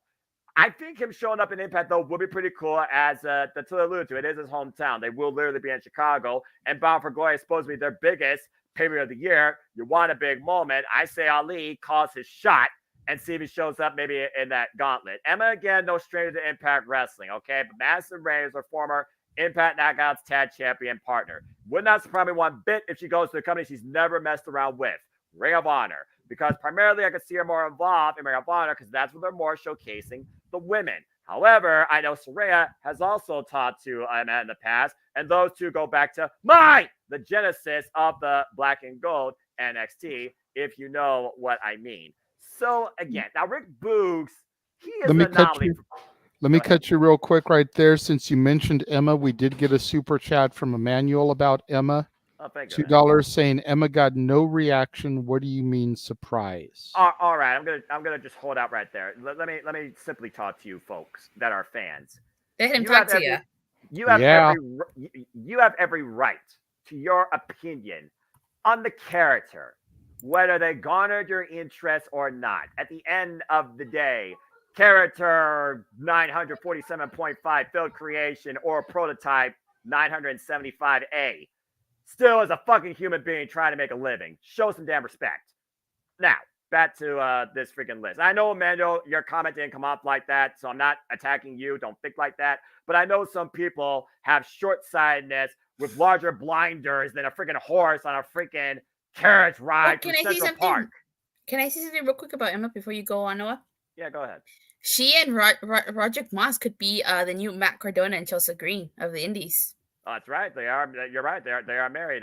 You're absolutely correct there. So they could be brought in as a package as well. And I'm sure that they want to probably work together. Then again, Matt Cardona is still the deathmatch king with Steph Delano in the independent scene coming out of Japan, but that's a whole different conversation.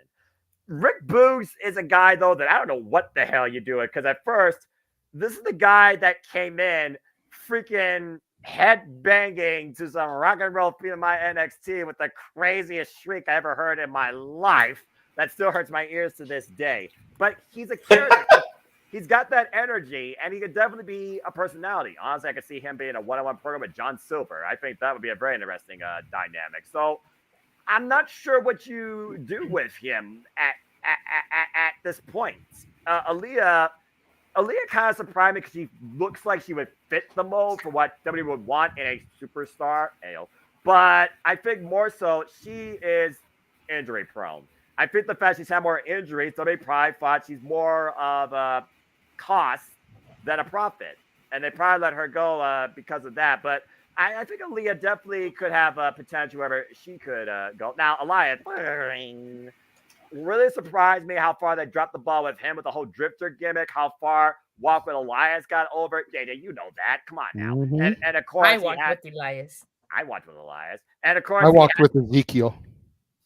Whatever happened to that guy? Elias admitted he was Ezekiel. I was waiting for Kevin Owens to react to that, say that he was right. I'm waiting for Kevin Owens to react to that and say that he was right. Just maybe how he was right about Jey Uso. Maybe he could fit that into a promo. WWE, don't hire me because I actually care about my mentality. I just want to say about Rick Boogs, Noah, before you move on from his downfall was when they broke up the Nakamura tag team. Otherwise, he would have still been big on TV. When they moved him over to Raw, that's when they screwed it up. Ever since Freddie Mercury. Ever since that injury, well, look, Don Castle is the Freddie Mercury of the wrestling industry. I'm just putting it out there, all right? He comes out to Queen. Okay, so Ring of Honor is covered there. But literally, ever since that injury at WrestleMania 38, when I thought they were going to become the tag champions, I think pretty much they hold to his momentum from there. Riddick Moss, again, he tried some fitness gimmick for a sprint in NXT, and then he got married to Emma, and he became Madcap. He had some humor in him, and then it fell short after beating, ironically enough, Happy Corbin, who now burns the sails and ships down in NXT and has a rejuvenation. I didn't think that was possible. I gotta admit, I enjoyed Madcap Moss. As stupid as the gimmick was, he was entertaining as shit to me. Me too. And it worked. Top dollar, whatever. Go to NWA. Be a new Tyrus. Shelton Benjamin, I mean, literally, Shelton Benjamin is such a fucking underrated all-around athlete. Could be the golden standard of the wrestling industry. I would love for him to just go on an escapade. Show the world what he is. Ain't no stopping him like his fame, if he still owns that. And just tear it apart across the independent scene. I don't necessarily see him like getting signed to another contract, but he's got still so much more to offer for this industry, in my opinion. Ezekiel was never released. Ezekiel doesn't exist. Anyway, This is not Maury Povich trying to figure out a damn family tree. Is that show even on anymore? Anyway. No, it ended. Oh, okay. So there you go. I don't watch TV. He retired. Okay. Yeah. Anyway, whoop! I got the founder up on screen. I must have said something out of context. Anyway, yeah, I said what I said. Anyway, again, Shelton Benjamin, I would love to see what this guy could do, booked correctly. And I think you put it perfectly, JJ. I think he would be a hell of a challenger towards the Ring of Honor Pure Championship and redefining it. If anyone could beat Katsuyori Shibata, it very well could be him. I'm just going to put that out there. As far as Dolph Ziggler goes, though, I think you're right. I think it just came down to status quo. I mean, did Dolph Ziggler had a lot to say regarding this? I don't think so. Like you say, he's a main man. He's done everything possible in WWE besides win a World Rumble and main event of WrestleMania. Damn it. And literally, at this point, he has the whole comedy thing. He and Ryan Nemeth can do their own thing outside of wrestling. Does Dolph Ziggler have anything really that he needs to give to the industry versus what we think he can still give? Because again, he is the show off for a reason. But look what they're doing with Giant TV. Do you want Dolph Ziggler to end up on QTV? I'm just saying. Actually, I think him and Johnny Nitro, Johnny TV would be great as a tandem. It'd be entertaining. I'll give you that. I'm just throwing it out there, dude. They would be, but I'm not the biggest QTV fan. I hardly care. I'm not either, but I just think they would be great together. I agree that that'd be a great dynamic. I absolutely agree. You kidding me? But yeah, it's one of those things where I look at this list. Several of these talents I could see negotiating just appearances per se in Ring of Honor, or give that first impression outside WWE. Show what's different about you, what you offer the wrestling industry in AEW, because we see how many contracts have come out of that. But a lot of these I could see actually showing up, particularly at Impact, Bound for Glory, Call Your Shot Gauntlet screams for surprise entrances. And yes, we all preach the greatness and the depth of Knockouts division. Not everybody can be signed to Knockouts division, folks. Let's all calm down for a moment. Even people that have been there previously, let's calm down for a little bit here, okay? They already got 13 women, and they're showcasing them promptly. But even then, you got to know your limits when it comes to the limited viewership capacity and budget. Let's just put it out there, of Impact Wrestling. I mean, NJPW is trying to kick off an NJPW America brand with their own women's division. I mean, they got Trisha Dora and several others. They got that incredible athlete that we saw from Mexico at Resurgence JJ, now working in sometimes with New Japan of America, Stephanie Bakir. So, I mean, again, but I do think the beauty of this, why one chapter closes, there is infinite possibilities to new openings to their career or to their lives. I mean, again, Dolph Ziggler, he might literally want to just settle down and finally step away from the ring, because at the end of the day, taking a bump is a lot easier said than done. This man can speak firsthand on that.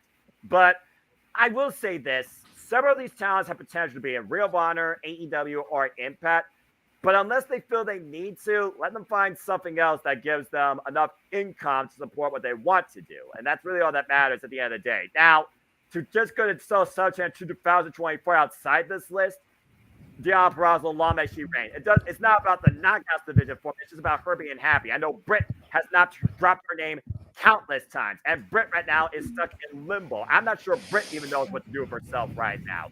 Britt versus Deonna Purrazzo sounds extremely enticing to me. I've been wanting that match. Yeah, you and me both. Only time will tell. And I'm looking forward to seeing what the future industry offers, but seriously, WWE, get your shit together and respect more of your actual locker room besides catering. And to Walter's point, I'm not with the company, but some of the names on this list that aren't here do surprise me that they haven't done jack shit with. They cut Tina Knox from a damn freaking segment, for Pete's sake, and she is highly underrated. I forget sometimes that Xia Li is part of this freaking company, if you know what I mean. And again, with NXT supposed to be the breeding ground, not the third brand, JJ, the building ground for this nil, the developmental. I don't think WWE knows what to do anymore with their direction when it comes to talent development sometimes. They're just trying to span out that freaking free letters as much as possible. At this point, Mercy might as well be NXT Survivor Series. I thought they were done releasing people. I thought they were going to go the AEW round, just let these contracts expire. Apparently not.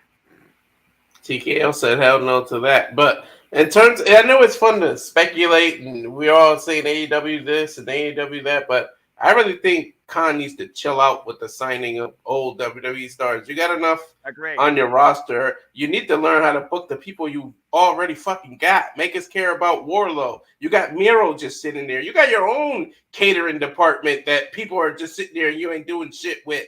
Let's get them. Maybe the exception of something now. To be fair, the Killers is actually giving some more of the AEW original something to do. To be fair.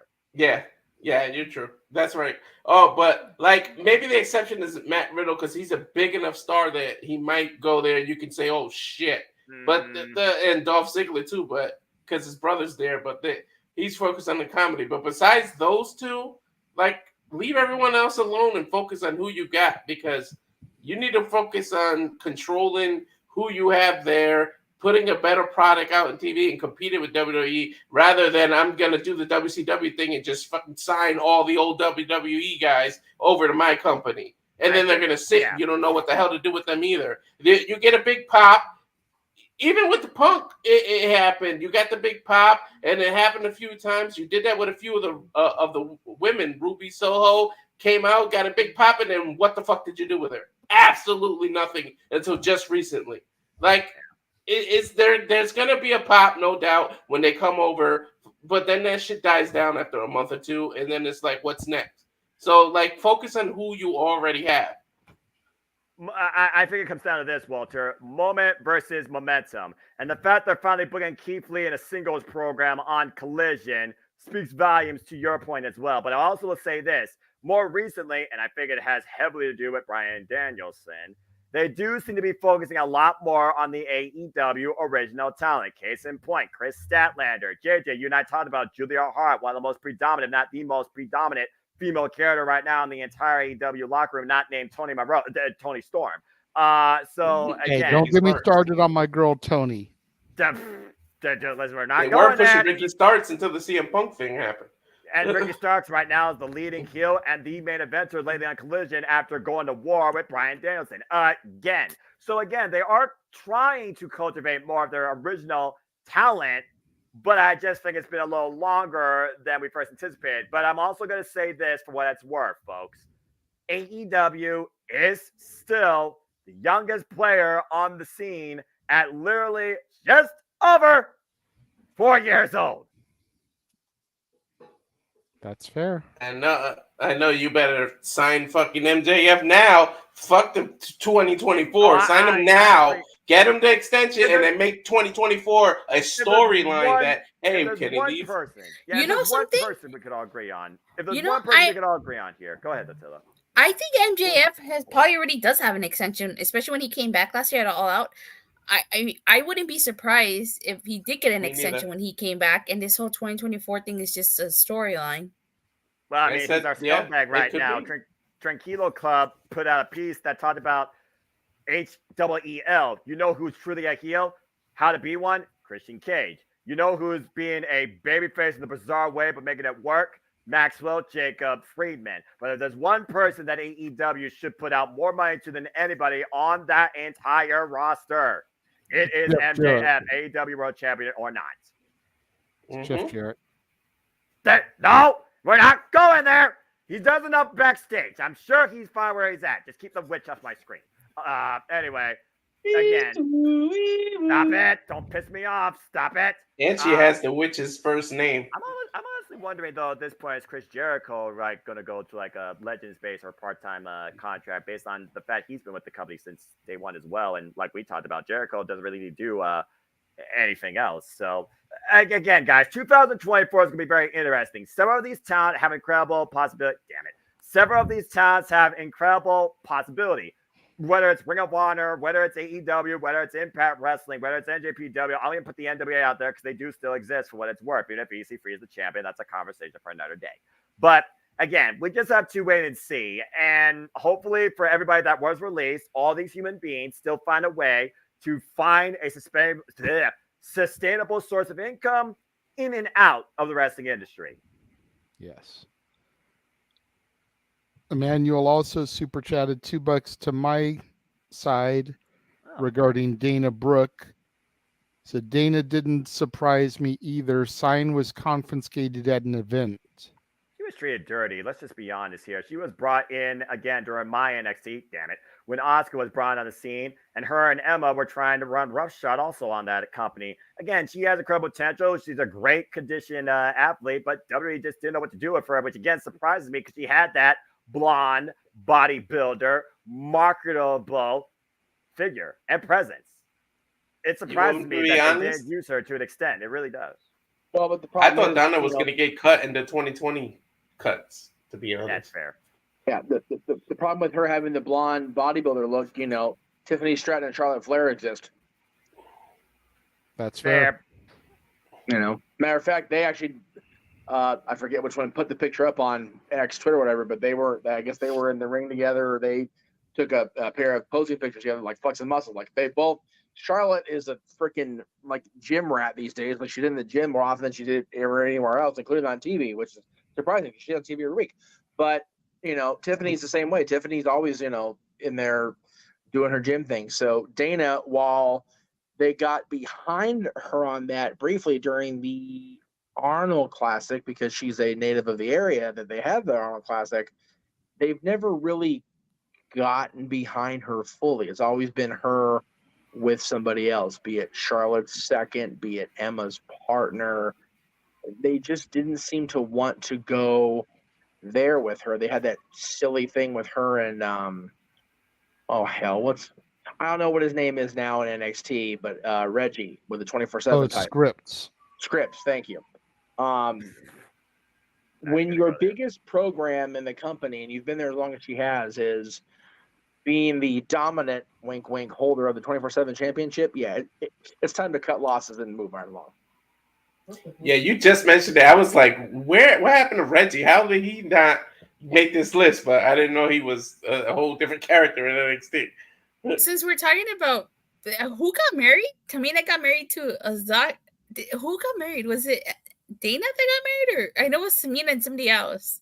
No, Dana had a loss. She lost her partner, but she is with somebody new in that time. I don't know if they got married or not, but no, I'm talking about the WWE. Wasn't his storyline? Tamina got married, I think, to Akira Tozawa. And there was somebody else a part of that storyline. I forgot. No, Tamina. Tozawa proposed to Tamina, and then Reggie and Dana were supposed to get married. Yeah. Okay. Yeah. I know that's what I was thinking about. All right. Let's not talk about the absolute bullshit, pathetic booking of WWE in a bygone era before Triple H was in more creative power, please. Okay.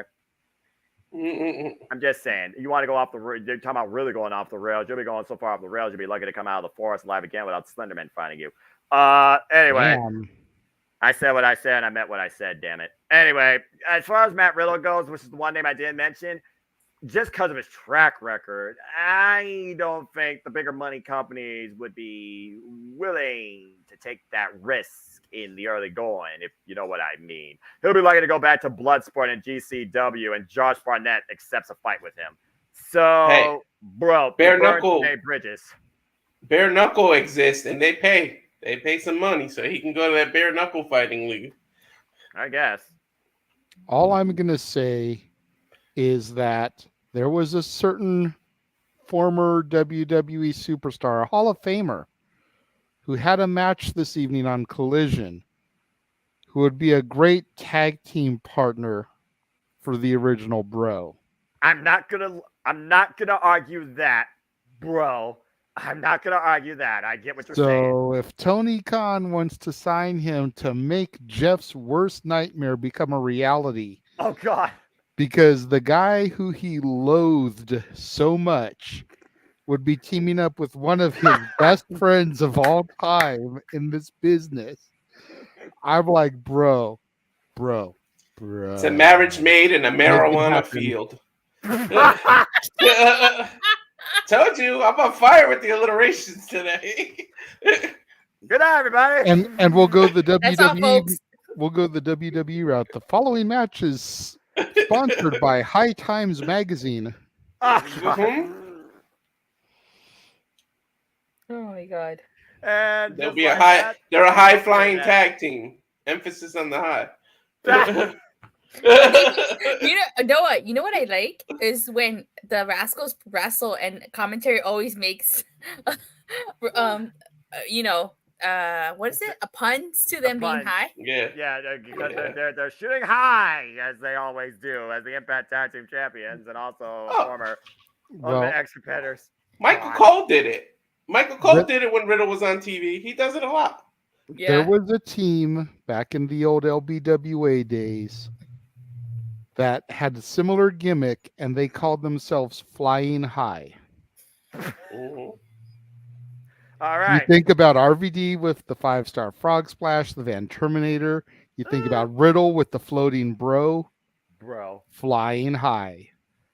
Bro. Mm-hmm. Just saying. And Katie Forbes, the freaking manager.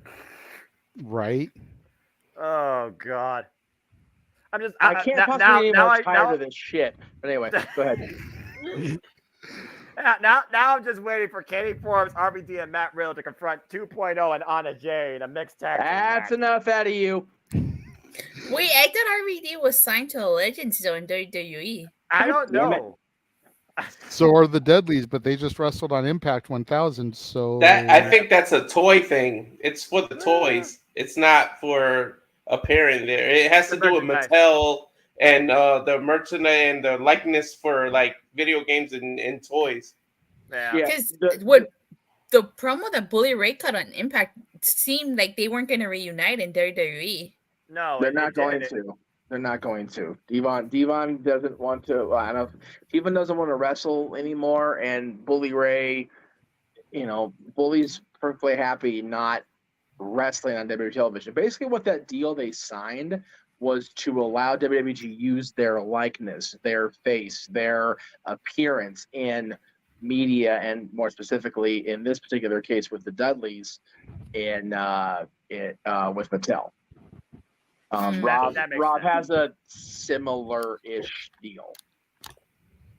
That makes sense. That makes sense. I just say never as WrestleMania is in Philadelphia, ECW territory. I would not be surprised to see the Dudley Boys do something that weekend for WWE. No, I agree. Yeah. No, yeah. Yeah, remember Devon, though, literally talk about the fact that he was able to do this after coming back from a back surgery? Back surgery. He had surgery, yep. Good grief.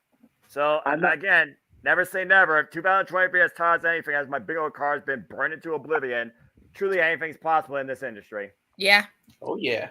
I'm not saying it's impossible. I just don't want RVD and Riddle to be possible at all. Damn. I don't care how much green is the decoration at Lincoln Financial Field. I don't want them together. No. Hey, Jeff, I think it's highly possible. God damn it. I quit. Bullshit. Hey, Walter, is it highly likely in all likelihood? Oh, my God. Yes. Shout out to I think there's a high possibility of that happening. Oh, I'm not near high enough for this conversation. Anyway, we are all way too high on this expectation. No, don't help. Well, look, we're coming off a high in conversation. Now we're going to take things down a notch. We're going to slow down. We're going to bring the low down on everyone's plugs, as I think we'll pull the millionaire horn here. I missed that series, by the way. And everybody a fine I do, because I think we pretty much routed enough speculation and conversation towards all these releases, and we wish them best in whatever the future holds for them too. Yeah. In their future endeavors. Yeah, as they always one door say. closes, another door opens. Exactly. So as we climb down from the highest mountains here, I've lost control of my channel. Yes, you have. Okay, whatever.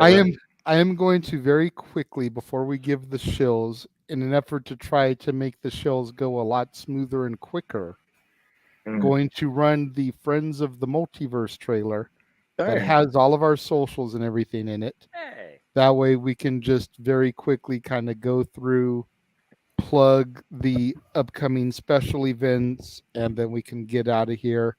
Hopefully not too much past midnight our time, 3 o'clock Eastern time. That would be neat. So we will be right back. All right.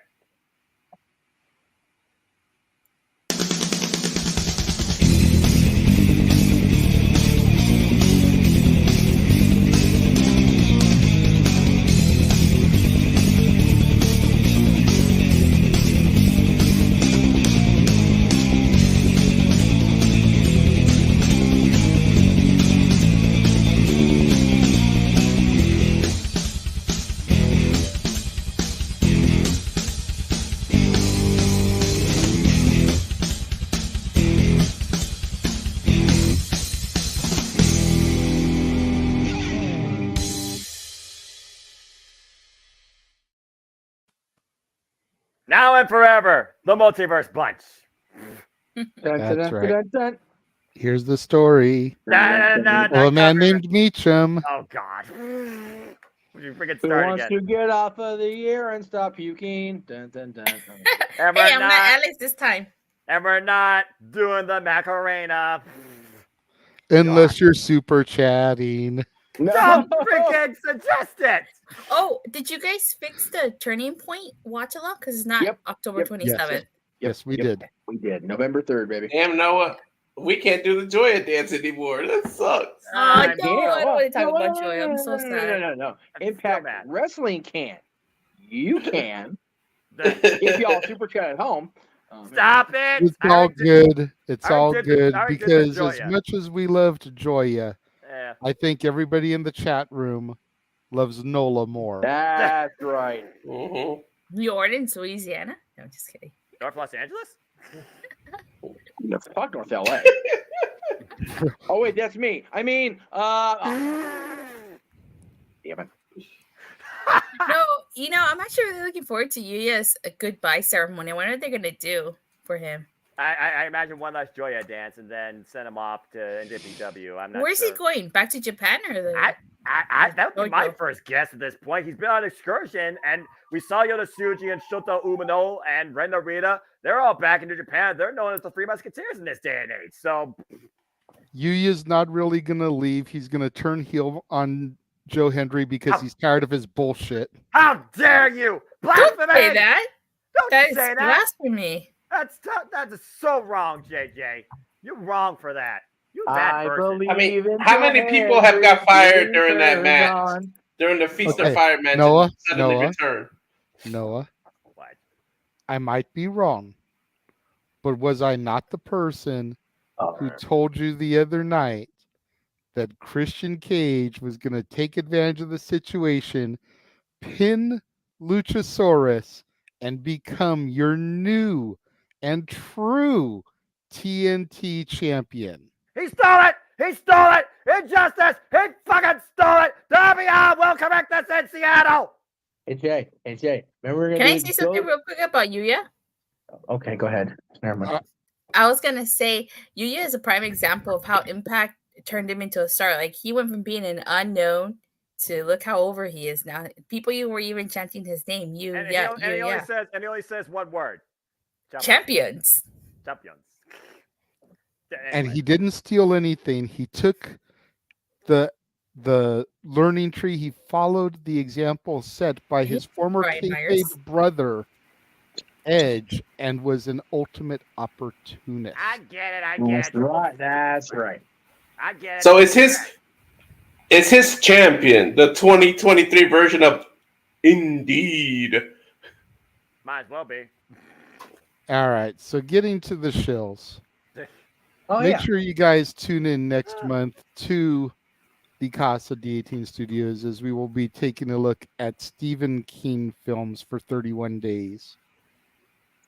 Should be a blast getting to a bunch of those movies that you see pictured. You got Pet Sematary, Misery, Cujo, The Shining, Carrie, The Dead Zone, but it'll be the Tim Curry version that we will be doing this time around.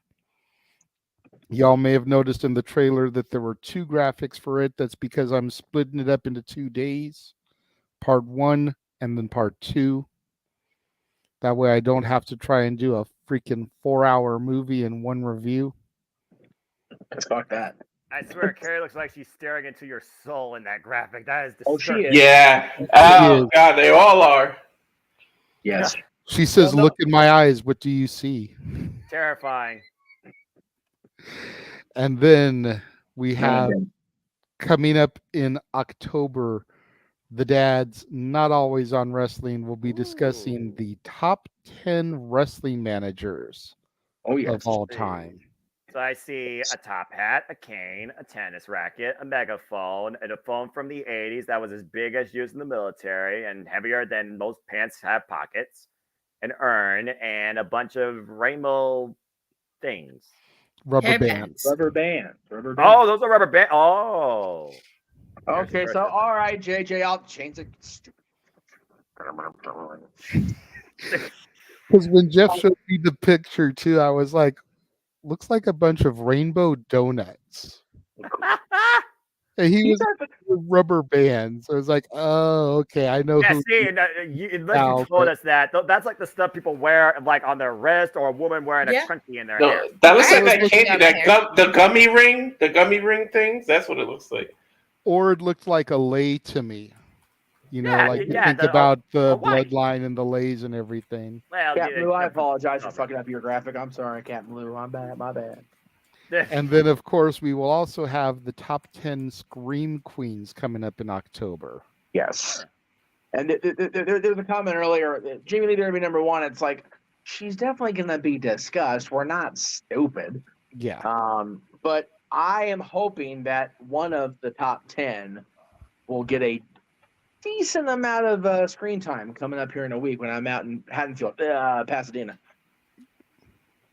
There you go. We shall see. I wonder if Allie's going to go check that out in any capacity. If Allie is there, I'll find a way to get her on camera just for Noah. Wait, what? What? Anyway. What happened? I did talking Halloween movie paraphernalia. Yeah, I know. Huh? Damn it. What? It's Yeah. you know, kids. Yeah. Yeah, I recognize that reference again. LA Night, get well soon. Fucking COVID. Please, yeah, please. Noah, if you watch old championship wrestling from Hollywood stuff, was the original, yeah. Are you serious? For Sean Ricker, yep. No, yeah, not yet. Yeah. I remember Storage Wars, and I used to watch that for a stint, and freaking Dave Hess was always like, yep. Oh, God, Storage Wars. Oh, God, bad nightmares. Move along, Jay, quickly. Yeah. Jeff, maybe you can talk about this real quick. Hey, it's a No DQ review. They're on Sundays. They are 8 o'clock Eastern, 5 Pacific. And because it's on No DQ on Sunday, that means we're doing predictions on Thursday, which means I have to alter my schedule this week because thanks a lot, Aaron. So I'm doing Meach's musings on. Well, actually, if I call out sick, we'll see. But as of now, the No DQ review is on Sunday, and that's what we know for sure. So check that out tomorrow. I'm sure they'll be talking about the releases. I'm sure Aaron will be recapping Raw and Dynamite and SmackDown as only Aaron Riff can do because, well, he's Aaron Riff, and only Aaron Riff can do what Aaron Riff can do. So there you go. That's fair. But if you want an alternative to Aaron Rift's, wait a minute, where'd it go? I didn't do it. What? You did do it. I You got didn't rid do of the nothing. killers. I did. Okay. No, because she doesn't. I don't know what happened. Difficulty. I didn't delete it. I know I didn't delete it. I may have moved it, but I didn't delete it. And if I did, I wasn't on purpose. No, because it's A not in Meacham there at all punch. now. Okay. Well. Okay. We need a technical difficulty graphic with music in the background that just goes like. Was it released?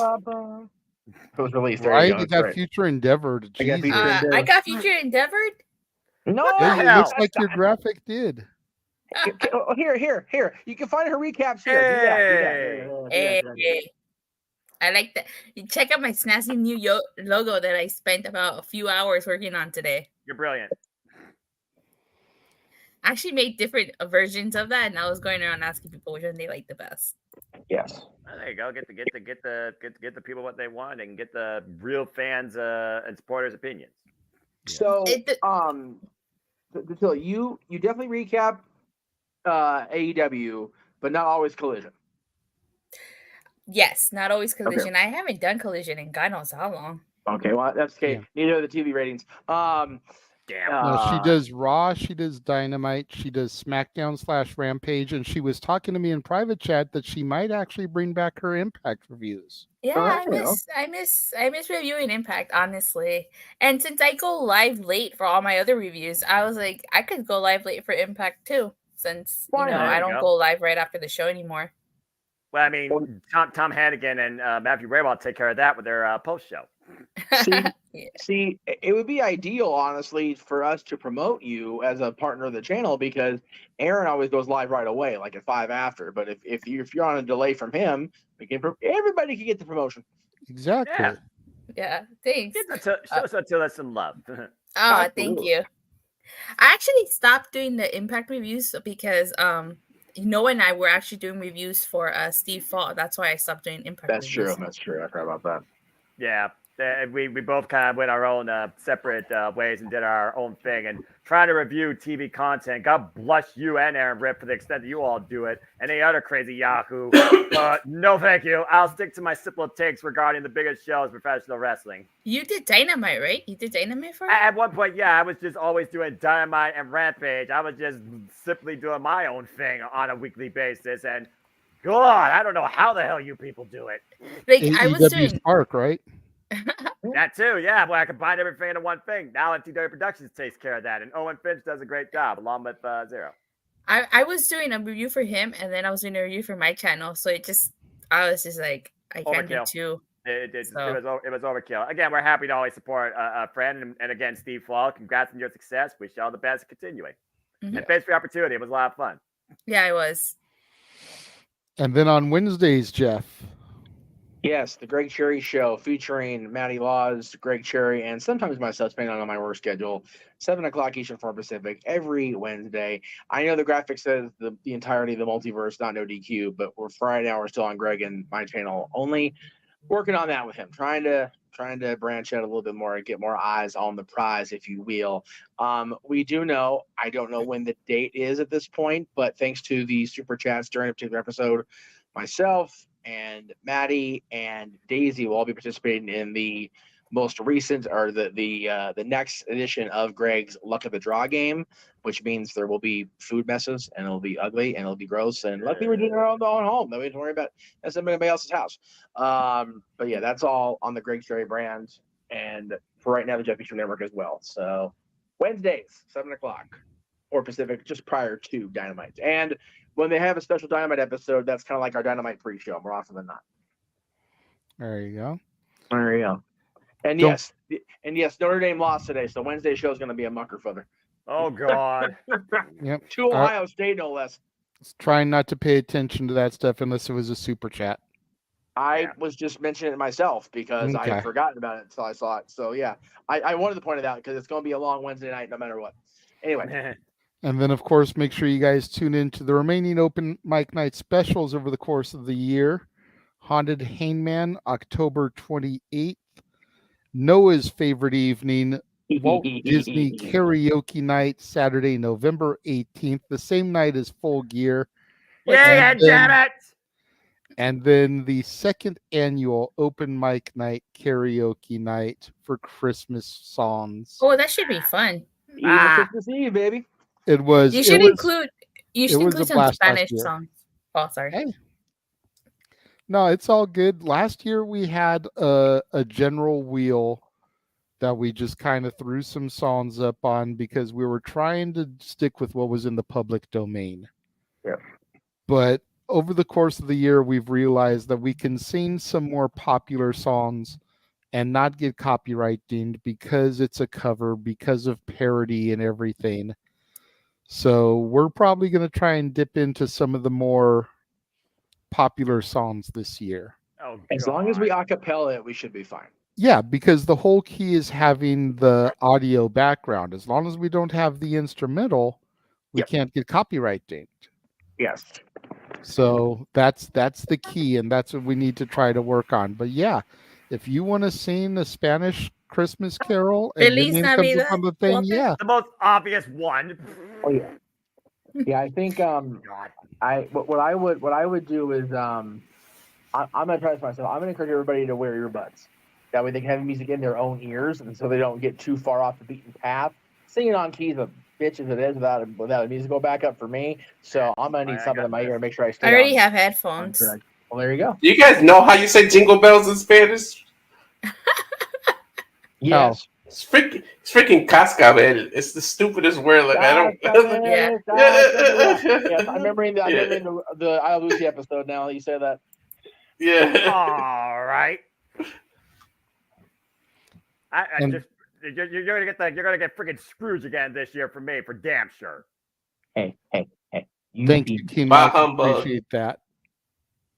I always have 31 days of Christmas movies also that I do over the course of that month. So that sounds like fun. And unlike ABC Family / Freeform, it's not 25 days of freaking the same movie. Yeah, it's not 25 days of 7 movies. It's actually 31 different movies. Well, at least USA freaking marathons Elf only one day out of the 25. God forbid. And actually, are you counting? Go ahead, Walter. Are you counting Die Hard as a Christmas movie? No, it's not a Christmas movie. Not a Christmas movie. And actually, I give people more than 31 because there's a few days where I do multiples because I'll break down some of the OG like cartoons. Like last year, I did Frosty the Snowman, Frosty's Winter Wonderland, Frosty Returns all in one day. Damn. Rudolph the Red-Nosed Reindeer, Santa Claus is Coming to Town. 'Twas the Night Before Christmas, like all in one day. Like the claymation versions of it? Yes. Yeah. Rankin the old classics. The OGs. Yeah. You know what I was thinking of doing for Christmas this year? I didn't do it last year. I wanted to. I was talking about the Power Rangers Christmas episodes. I definitely have those coming down the pike. Not this year, but like December 1st this year, I'm going to do Charlie Brown Christmas. It's Christmas time again, Charlie Brown, and I Want a Dog for Christmas, Charlie Brown. So get all the Charlie Brown Christmas ones done in like one day. And then JJ was seeing Christmas time following that. Damn right. My brother's name is Nestor, and they used to make fun of him because of the long-eared donkey Christmas. Remember that from the claymations? So they used to, I remember, as a kid, they made fun of him for that. Look, I may not be as open as I once was. When I was once a wee lad, I do remember the claymation movies on CBS, and it was always a holiday tradition, as I said last year. The first movie you watched was A Year Without Santa Claus, and I sung the Snow Miser song, and my mom sung the Heat Miser song, but that hasn't happened in over like 2 decades. Well, now that you said it hasn't happened in over 2 decades, we're going to make sure people super chat for that show to have you seen the Snow Miser song. If I had to see Miracle on 34th Street one more damn time, I would have lost my mind. What the fuck you gonna do next, JJ? Sung a dance number of Annie Thompson holiday season? Stop it! Well, we've already got you doing a song and dance number for Disney karaoke because you're going to be doing Eye to Eye with the perfect cast dance for $100 super chat. Fuck hell no! People are gonna freaking save the money for Black Friday or freaking Cyber Monday, whatever the fuck holiday it is.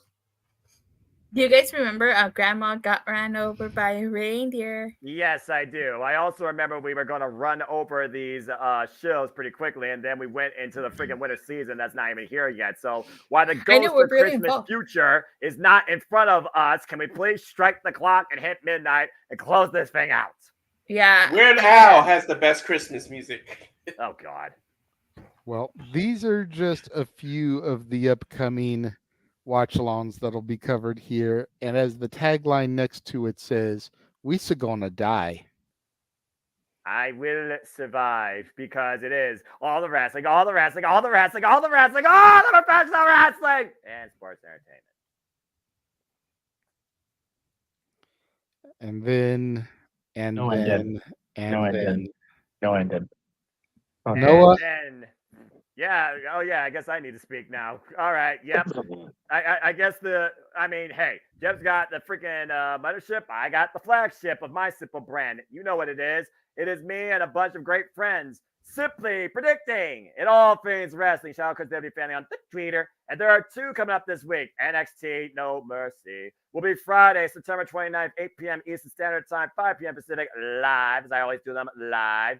Up to a panel of 6 fine folk. Might be 2, might be 1, might be 3. You don't know. And then the following day, oh man, I'm ready for this.